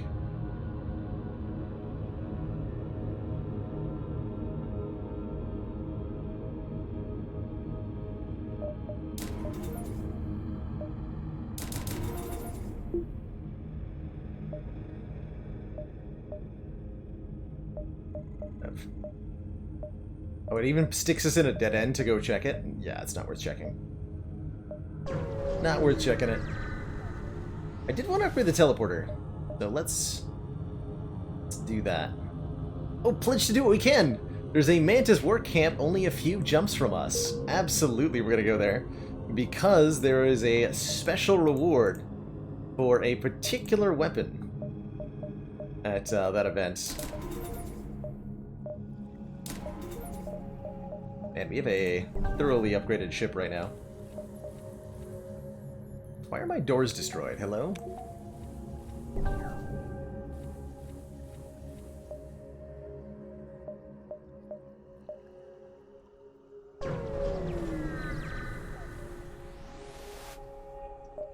An advanced Rebel automated ship remains stationed near a small Rebel space station.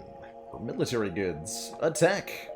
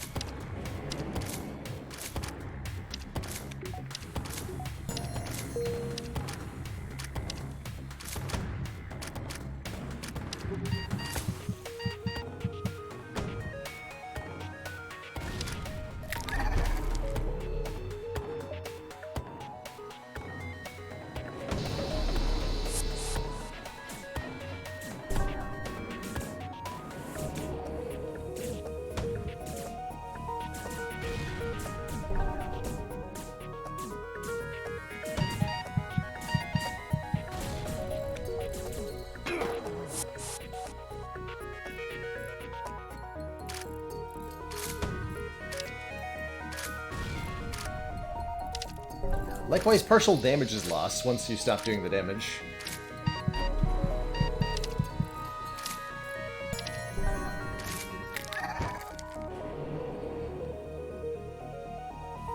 Yeah, we have a sensors room now. Why?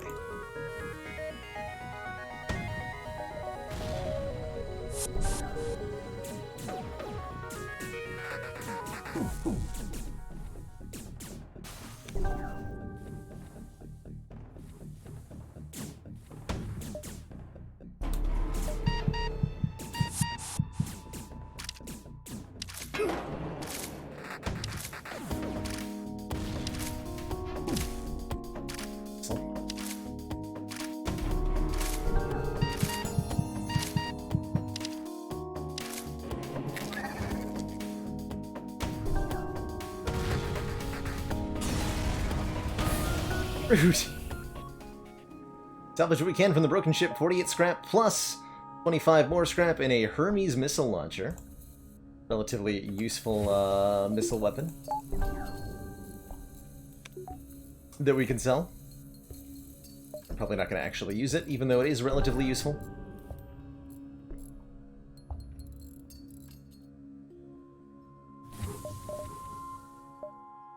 To the quest.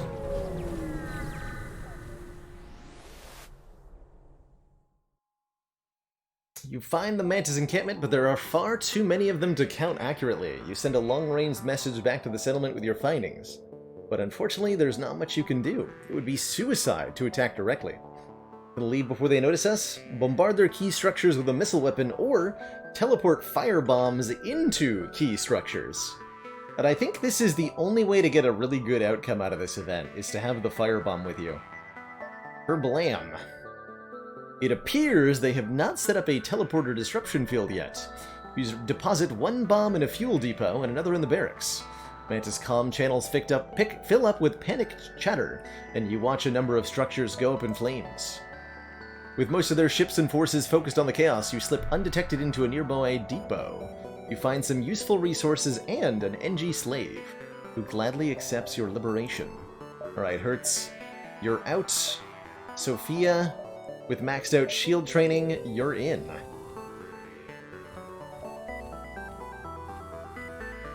And some fuel and stuff. Good times.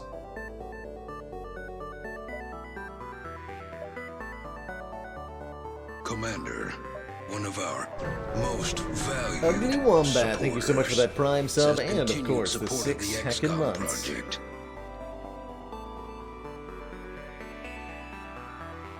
I'm tired of fighting out our ships. I'm not gonna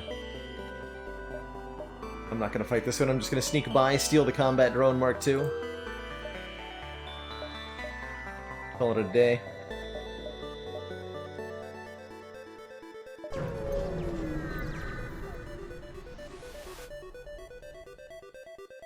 Hand over one of your crew members. They say, about to offer us yet another free crew.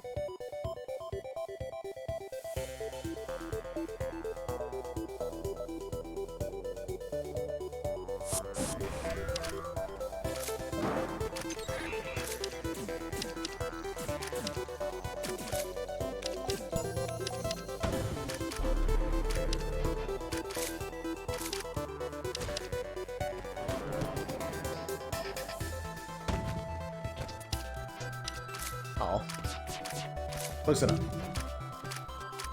We lure them out of the medbay so that when they try to go back into the medbay, they have to deal with a locked door.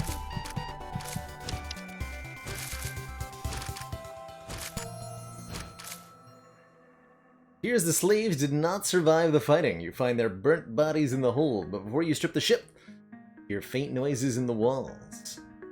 Break off a latch and a slave falls out of a hidden compartment coughing, who offers to join the crew.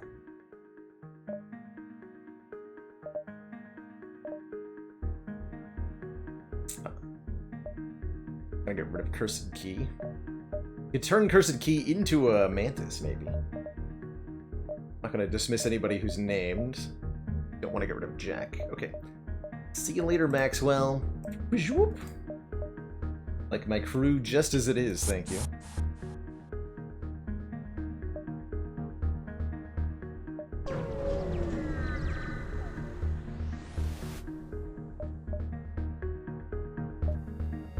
Lock range scanners. You could go double firebombs.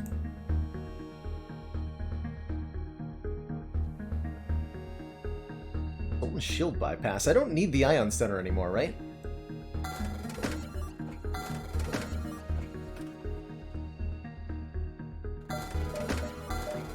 Double fire bombs. Let's go.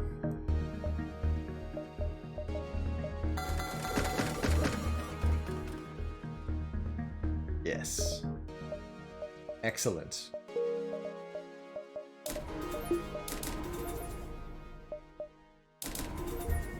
Most excellent.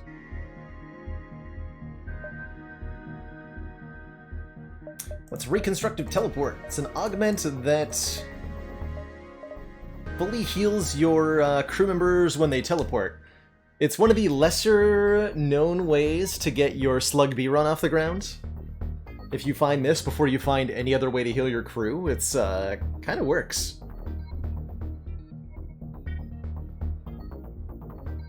And it's nice in a variety of situations. You can't teleport to your own ship, though, so you do need an enemy to be there.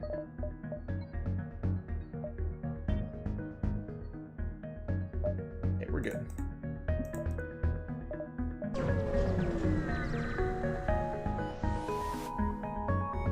No life signs detected, they say.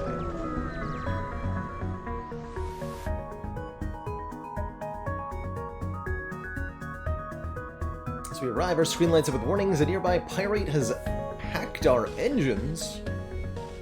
We can counter their hacking, but I think that prevents our hacking from operating, so we'll just allow the engine hack and use our own hack to destroy them.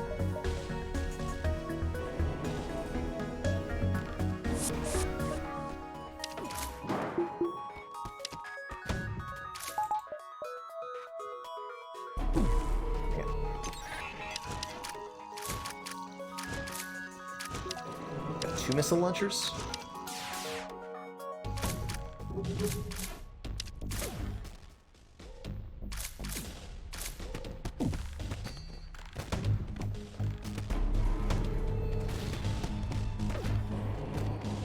Solid dodge, solid dodge.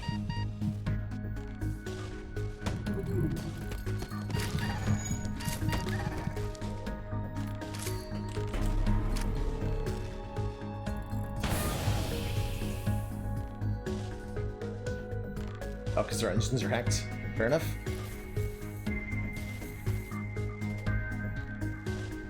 Fair enough.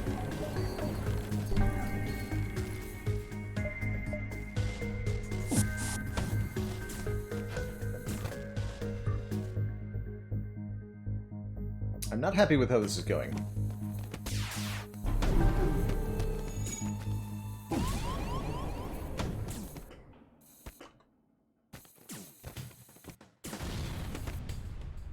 No evasion because of the engine hack.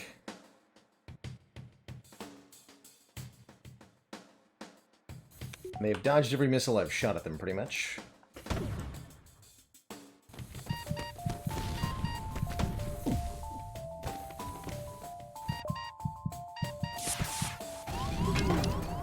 Stop.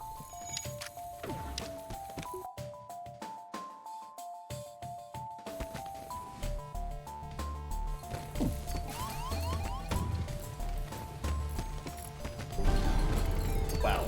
This has been a brutal fight. We took like 19 hull damage? We can get back up to full, but holy hell. That was really mean.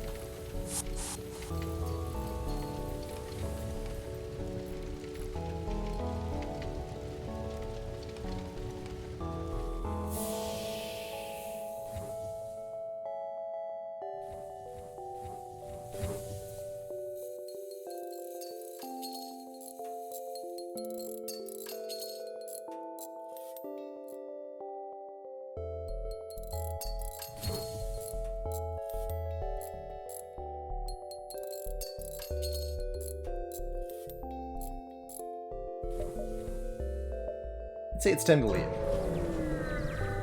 Man, that was in a civilian sector too. Wow. I didn't know that event could appear. Think of the asteroid field. Alright, Slug C unlocked. You arrive at an outpost close to the Federation base.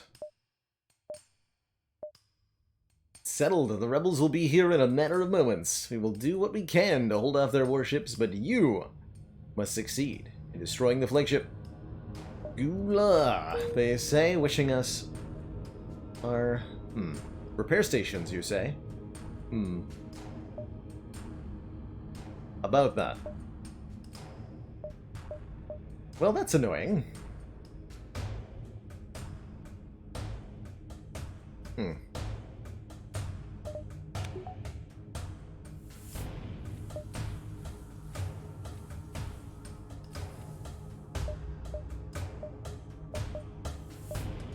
Okay.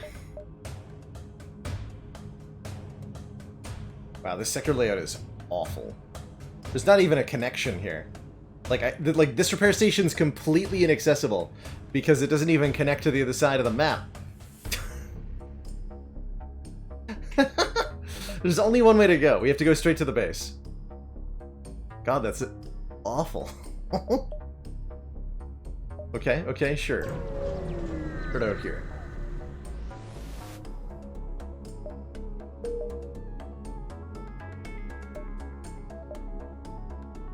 And I have to jump to this beacon, too. Wow.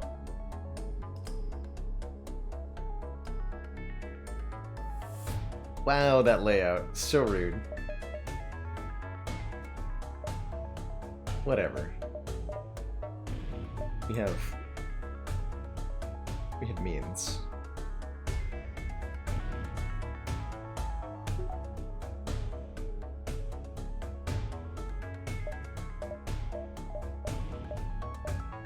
Really would like shields 4. Yeah, game's gonna make me work for this one. Very well. Except...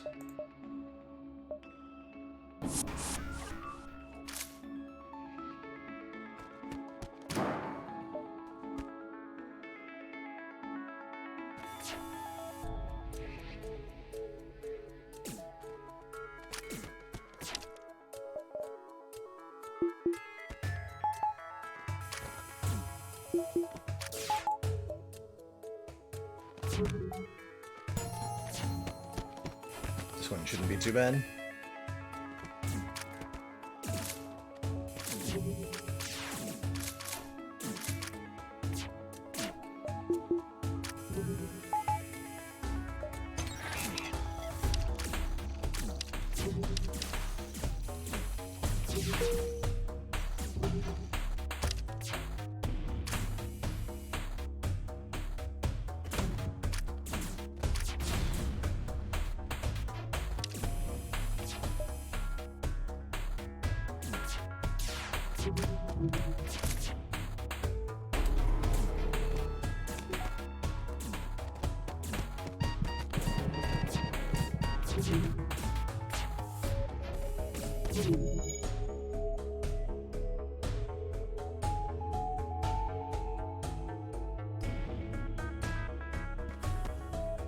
You need to be there.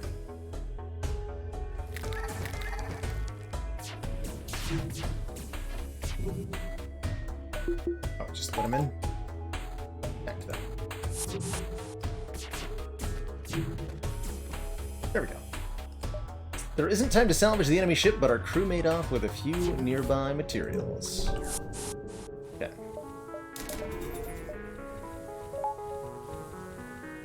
For shields, that's all we're gonna need. I guess. That's all we're gonna get, more accurately. I don't think we want to take a fight here. I think we are as maxed out as we're gonna get for this flagship fight, and we should just go into it. No time. Yeah, the only reason that Vulcan wasn't a problem is the shield charge booster. Glad I bought it. But we have like 35%-ish faster recharge on the shields, and it makes a big difference in situations like that one.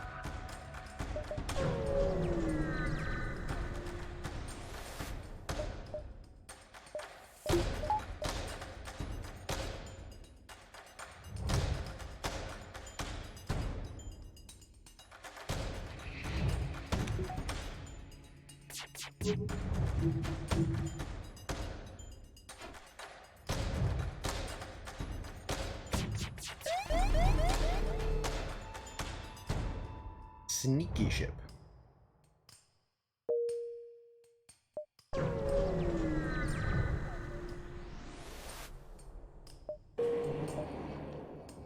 Okay, that repair station gets destroyed, so we'll just wait for the flagship here, I guess. Going to 22 points a hull.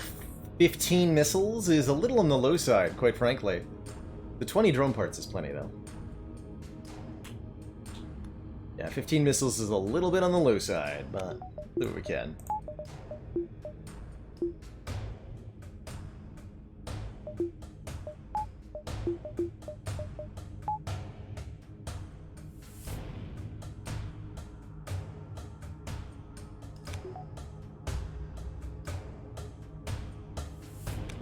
That's right, it'll only destroy the base if they spend 3 turns there. But we have nowhere to go. They control all the adjacent beacons. So we're just gonna wait. This is it!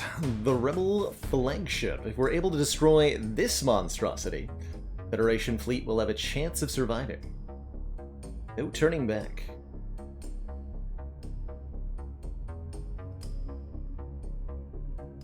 Alright, so this thing's got just about everything we don't want it to have. Hacking, cloaking, a lot of crew.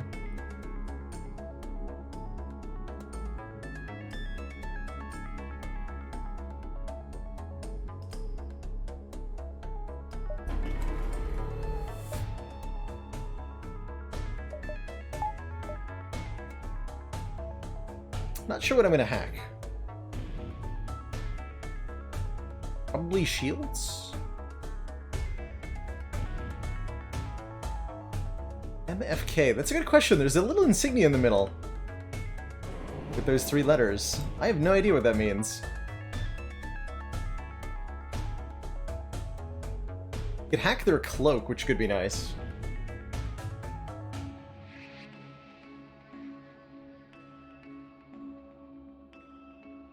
So the reason to be clear, the reason to hack the shield room would be because of the location of it. It's a very central room for the flagship, and it creates this huge choke point when you lock the doors that would allow us to spread fires outwards. So that's the merit there, not because I need their shields to go down for any reason.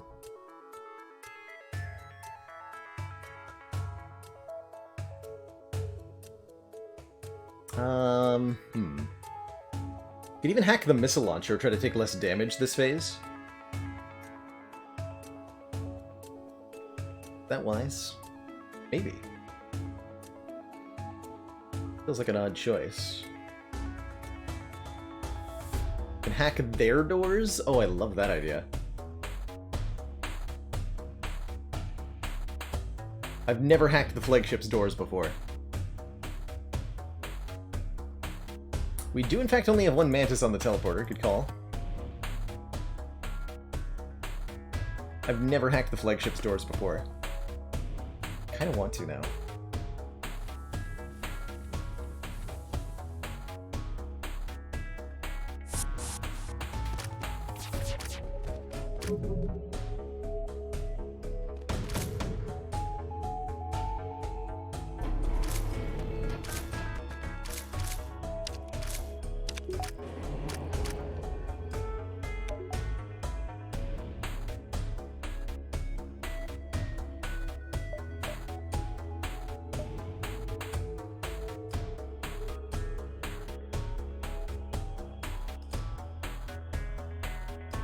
So 1 firebomb into the cloaking, 1 into...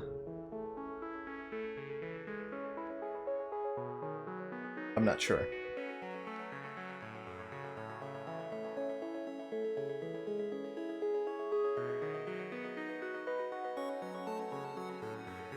Medbay, maybe? Although the guy in the medbay will probably put out the fire there. Let's do double into the cloaking here. I really like the idea of locking their doors.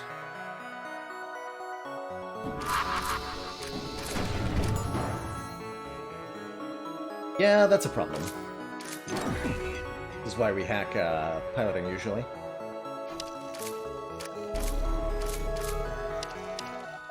Also why I went for double on the cloaking, just to try to hit one of them.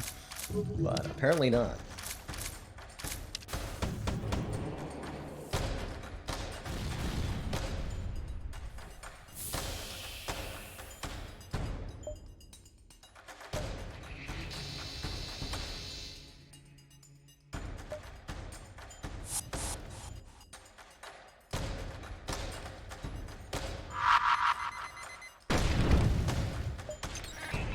So hacking doors locks every door on the ship.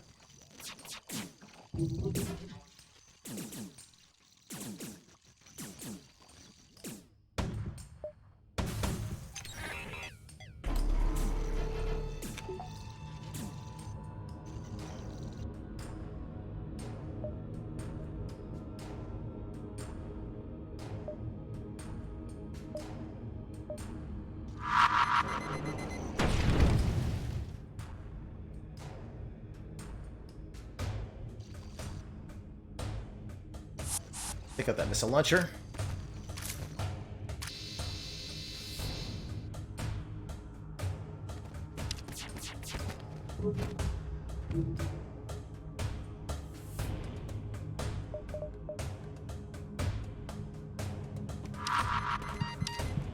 Dang it. That would have been a really good stun bomb hit. Oh well.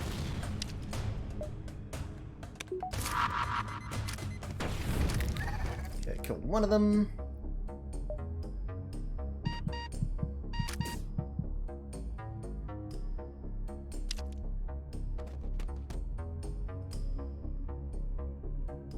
The backup border's in there.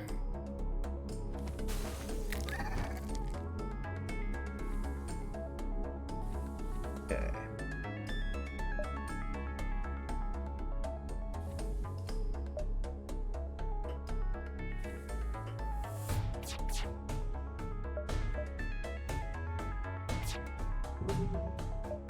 Not gonna need a lot of bombs once we deal with the crew here.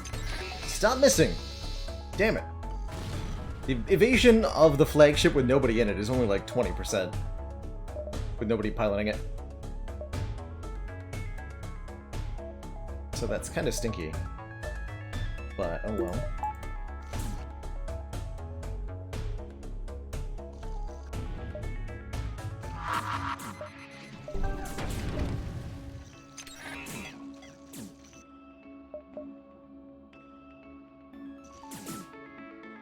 Doors are also hacked, so these guys are locked in their room. These guys are locked in the fire room. One dead, two dead. Good. Okay. Everybody's dying. Not allow that to be back online, please. One more firebomb into the medbay.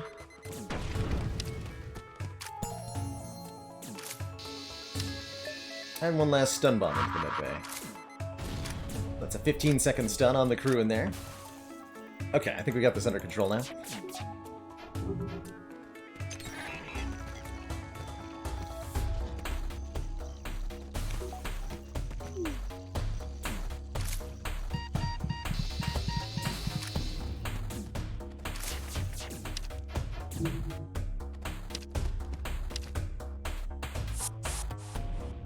Cool.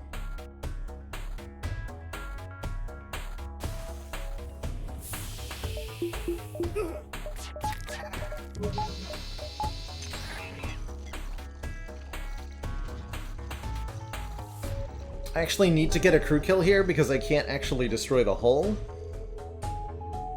Fair enough.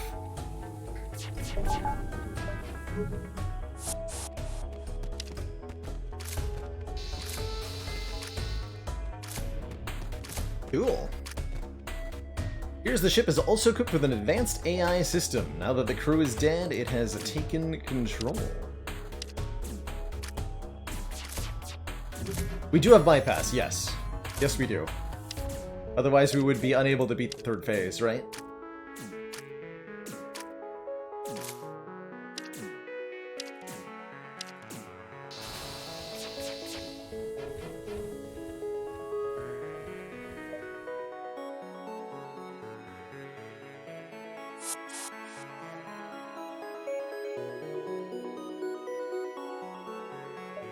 The flagship will start to auto-repair now. Bringing its systems back online.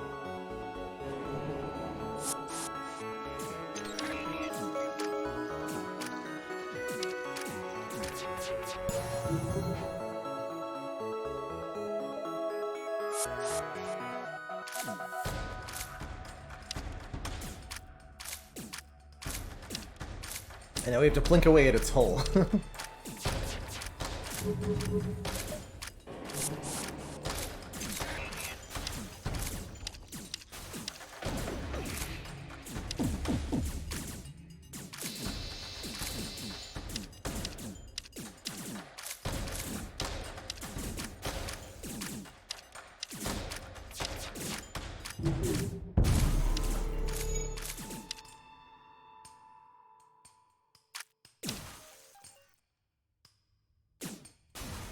Whoops.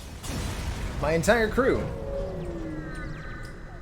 Just as we finally gain the upper hand, it finds a way to make an FTL jump. We've got to keep up the assault. Oh, somebody was asking about being on board the flagship when it jumps away. Yeah, it counts as being destroyed, so you do get to revive all your crew.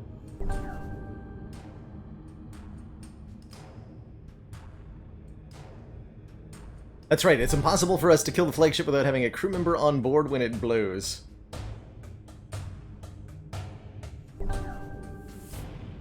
Fortunately, we have an unlimited supply of crew, so it's fine.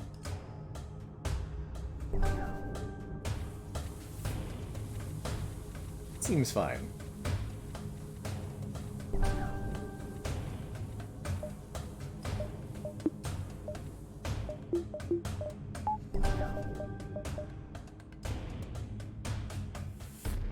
Could also use fire. That is true. Face down, the flagship discovered is heavily damaged from the previous fights. Okay.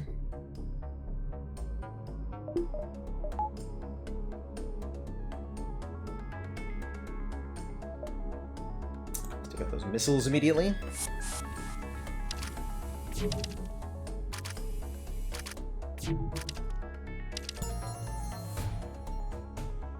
To contend with the boarding drone in a moment.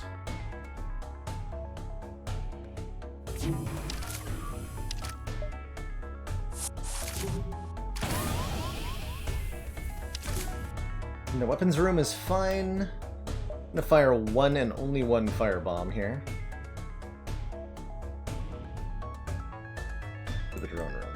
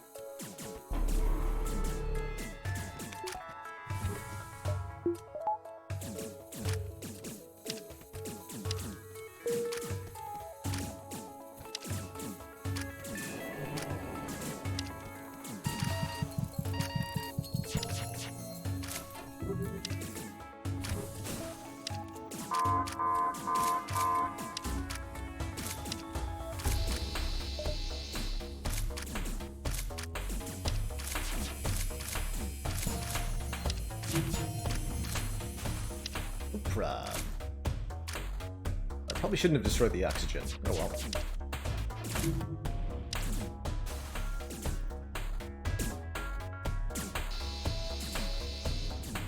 Flagship may or may not have a kill limit programmed into it. Perfect. We just have to overwhelm that number.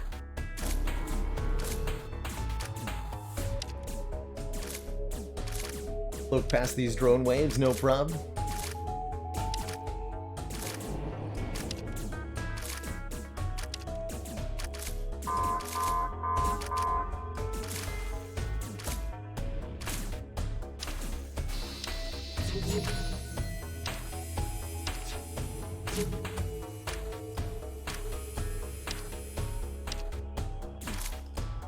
Just break every system.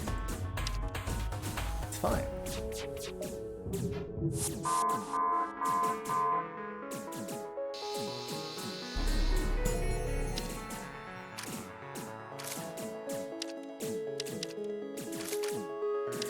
Yeah, if you've got nothing else going on, the drone wave isn't so bad.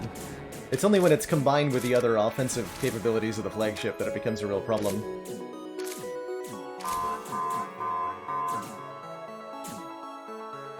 Know all about that.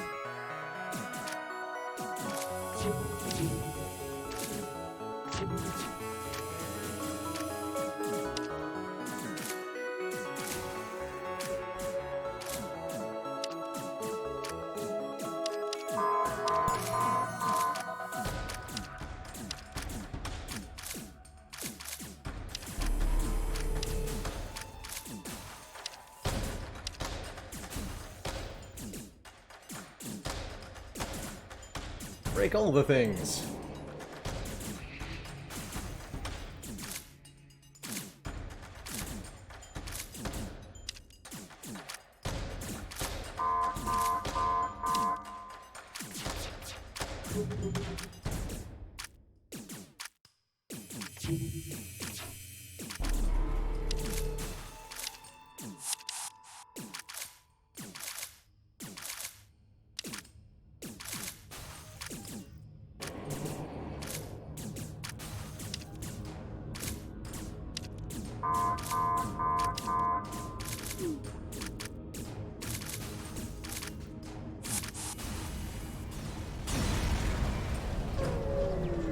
Kerblam! Just as we finally gain the upper hand. Yes, that is an accurate description, sure. Finally finds a way to make an FTL jump. We've got to keep up the assault. One more phase. This time with super shields. We actually have more missiles than before. Let's charge those fire bombs again.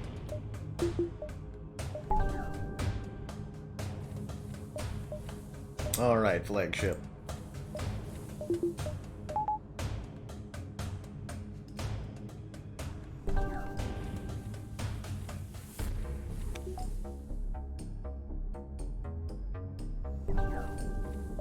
Show me what you got.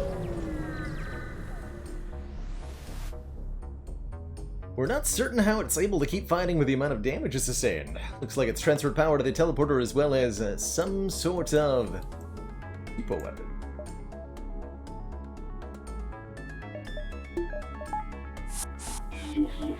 Oh god, that's right. Ah! Run away!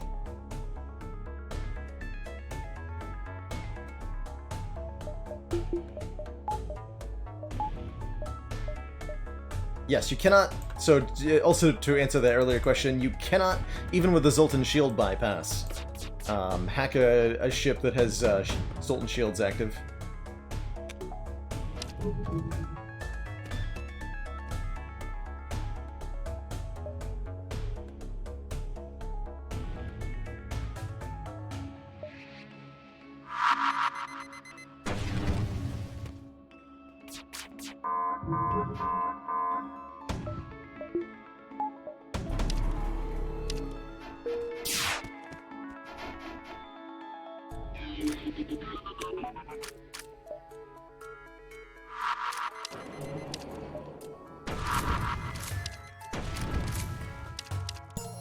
Okay, we're out of bombs.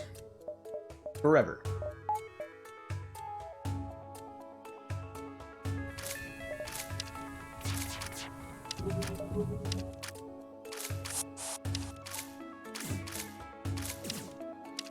But it's also at our capability to fight back against us. Ow. Mostly.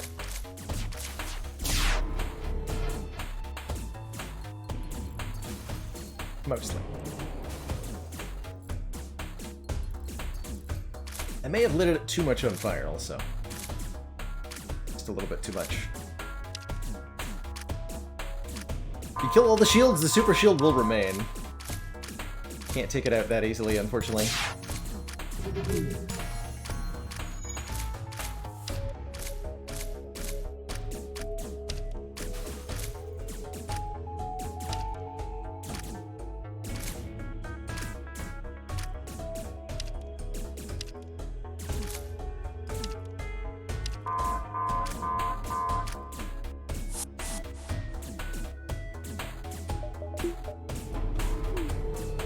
Oh, so that was a Zoltan Shield. It also periodically recharges its own Zoltan Shield.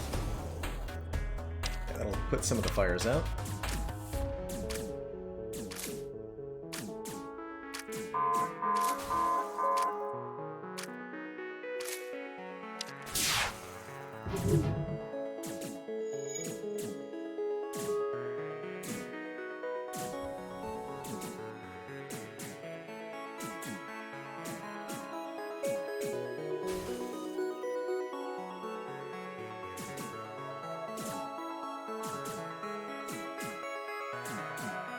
Don't want them all to go out. Just some of them.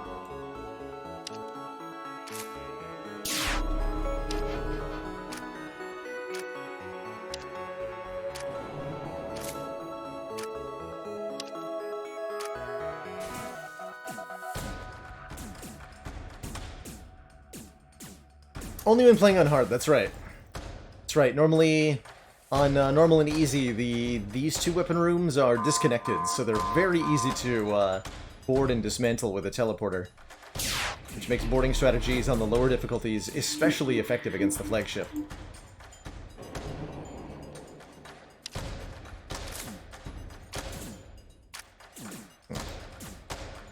It's not a problem I foresaw having.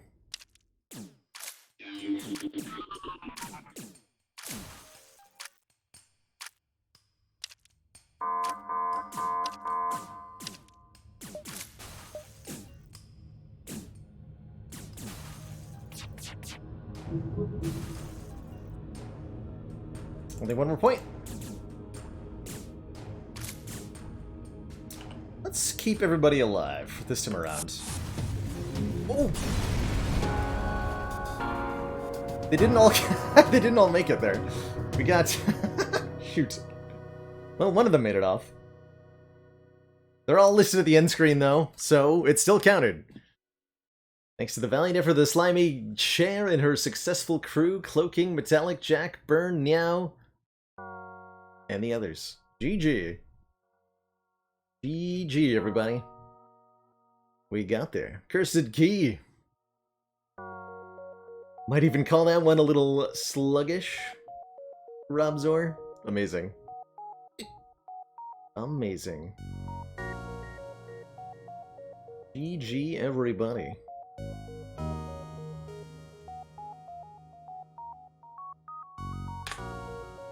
$49.77 is not a huge score. But it ain't bad. The stats on that one. Most crew hired, new record at 13. 13 crew we found. Nice. Very nice. Third attempt at the Man of War, getting there... Or sorry, it's the Slug B. There we go. Slimy chair. Second attempt at the Slug B. We now have Slug C to conquer. Which A and B variants have we... We haven't won with Mantis A or Zoltan B? We haven't won with Zoltan B? I love the Zoltan B. Or Federation A.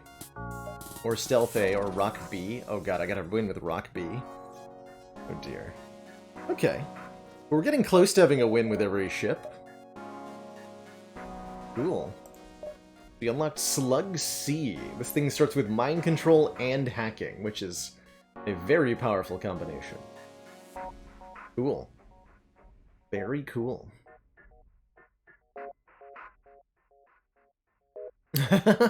There were definitely some fresh hires shot into space, Fire Sky. A favorite board game? Ooh. I'd have a hard time narrowing it down to just one. The ones that I can see from where I'm sitting are Dominion, classic deck builder. Terra Mystica is my personal favorite take on the kind of like 4X building up an empire thing. Big fan of worker placement games. Kalis, Agricola, and Lords of Waterdeep are my favorites there. I've not played anything called Gaia Project.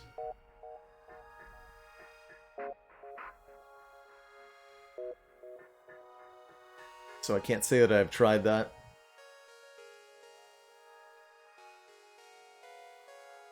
Hey, Stress Balls, and that's what I'm trying to figure out. I don't think I'm going to do another run of FTL.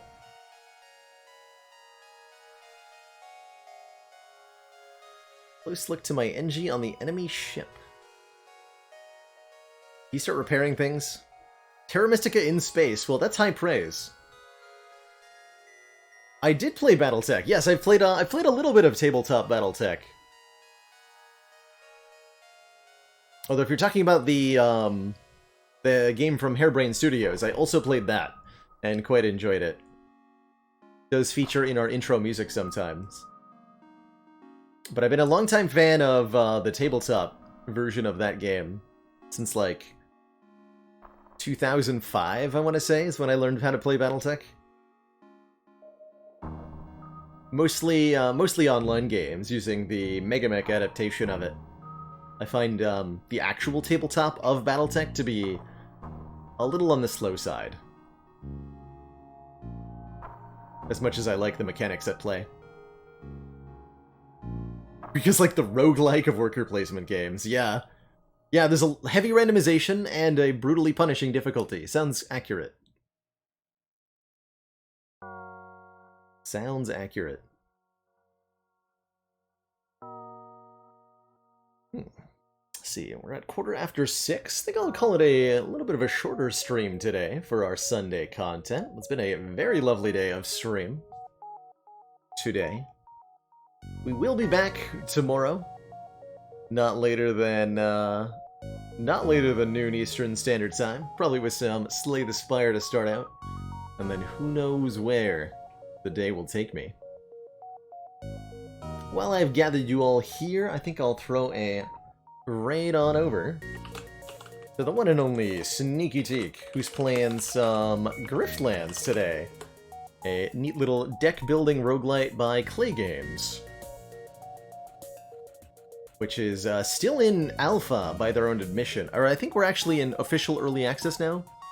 So we've launched from alpha to early, something like that. Anyway, still in an early phase of development, but Clay seems pretty intent on giving it a lot of support. So I'm curious to see how that game develops. And of course, Sneaky Teak is a wonderful friend of the stream. So I hope you all have a lovely time with him.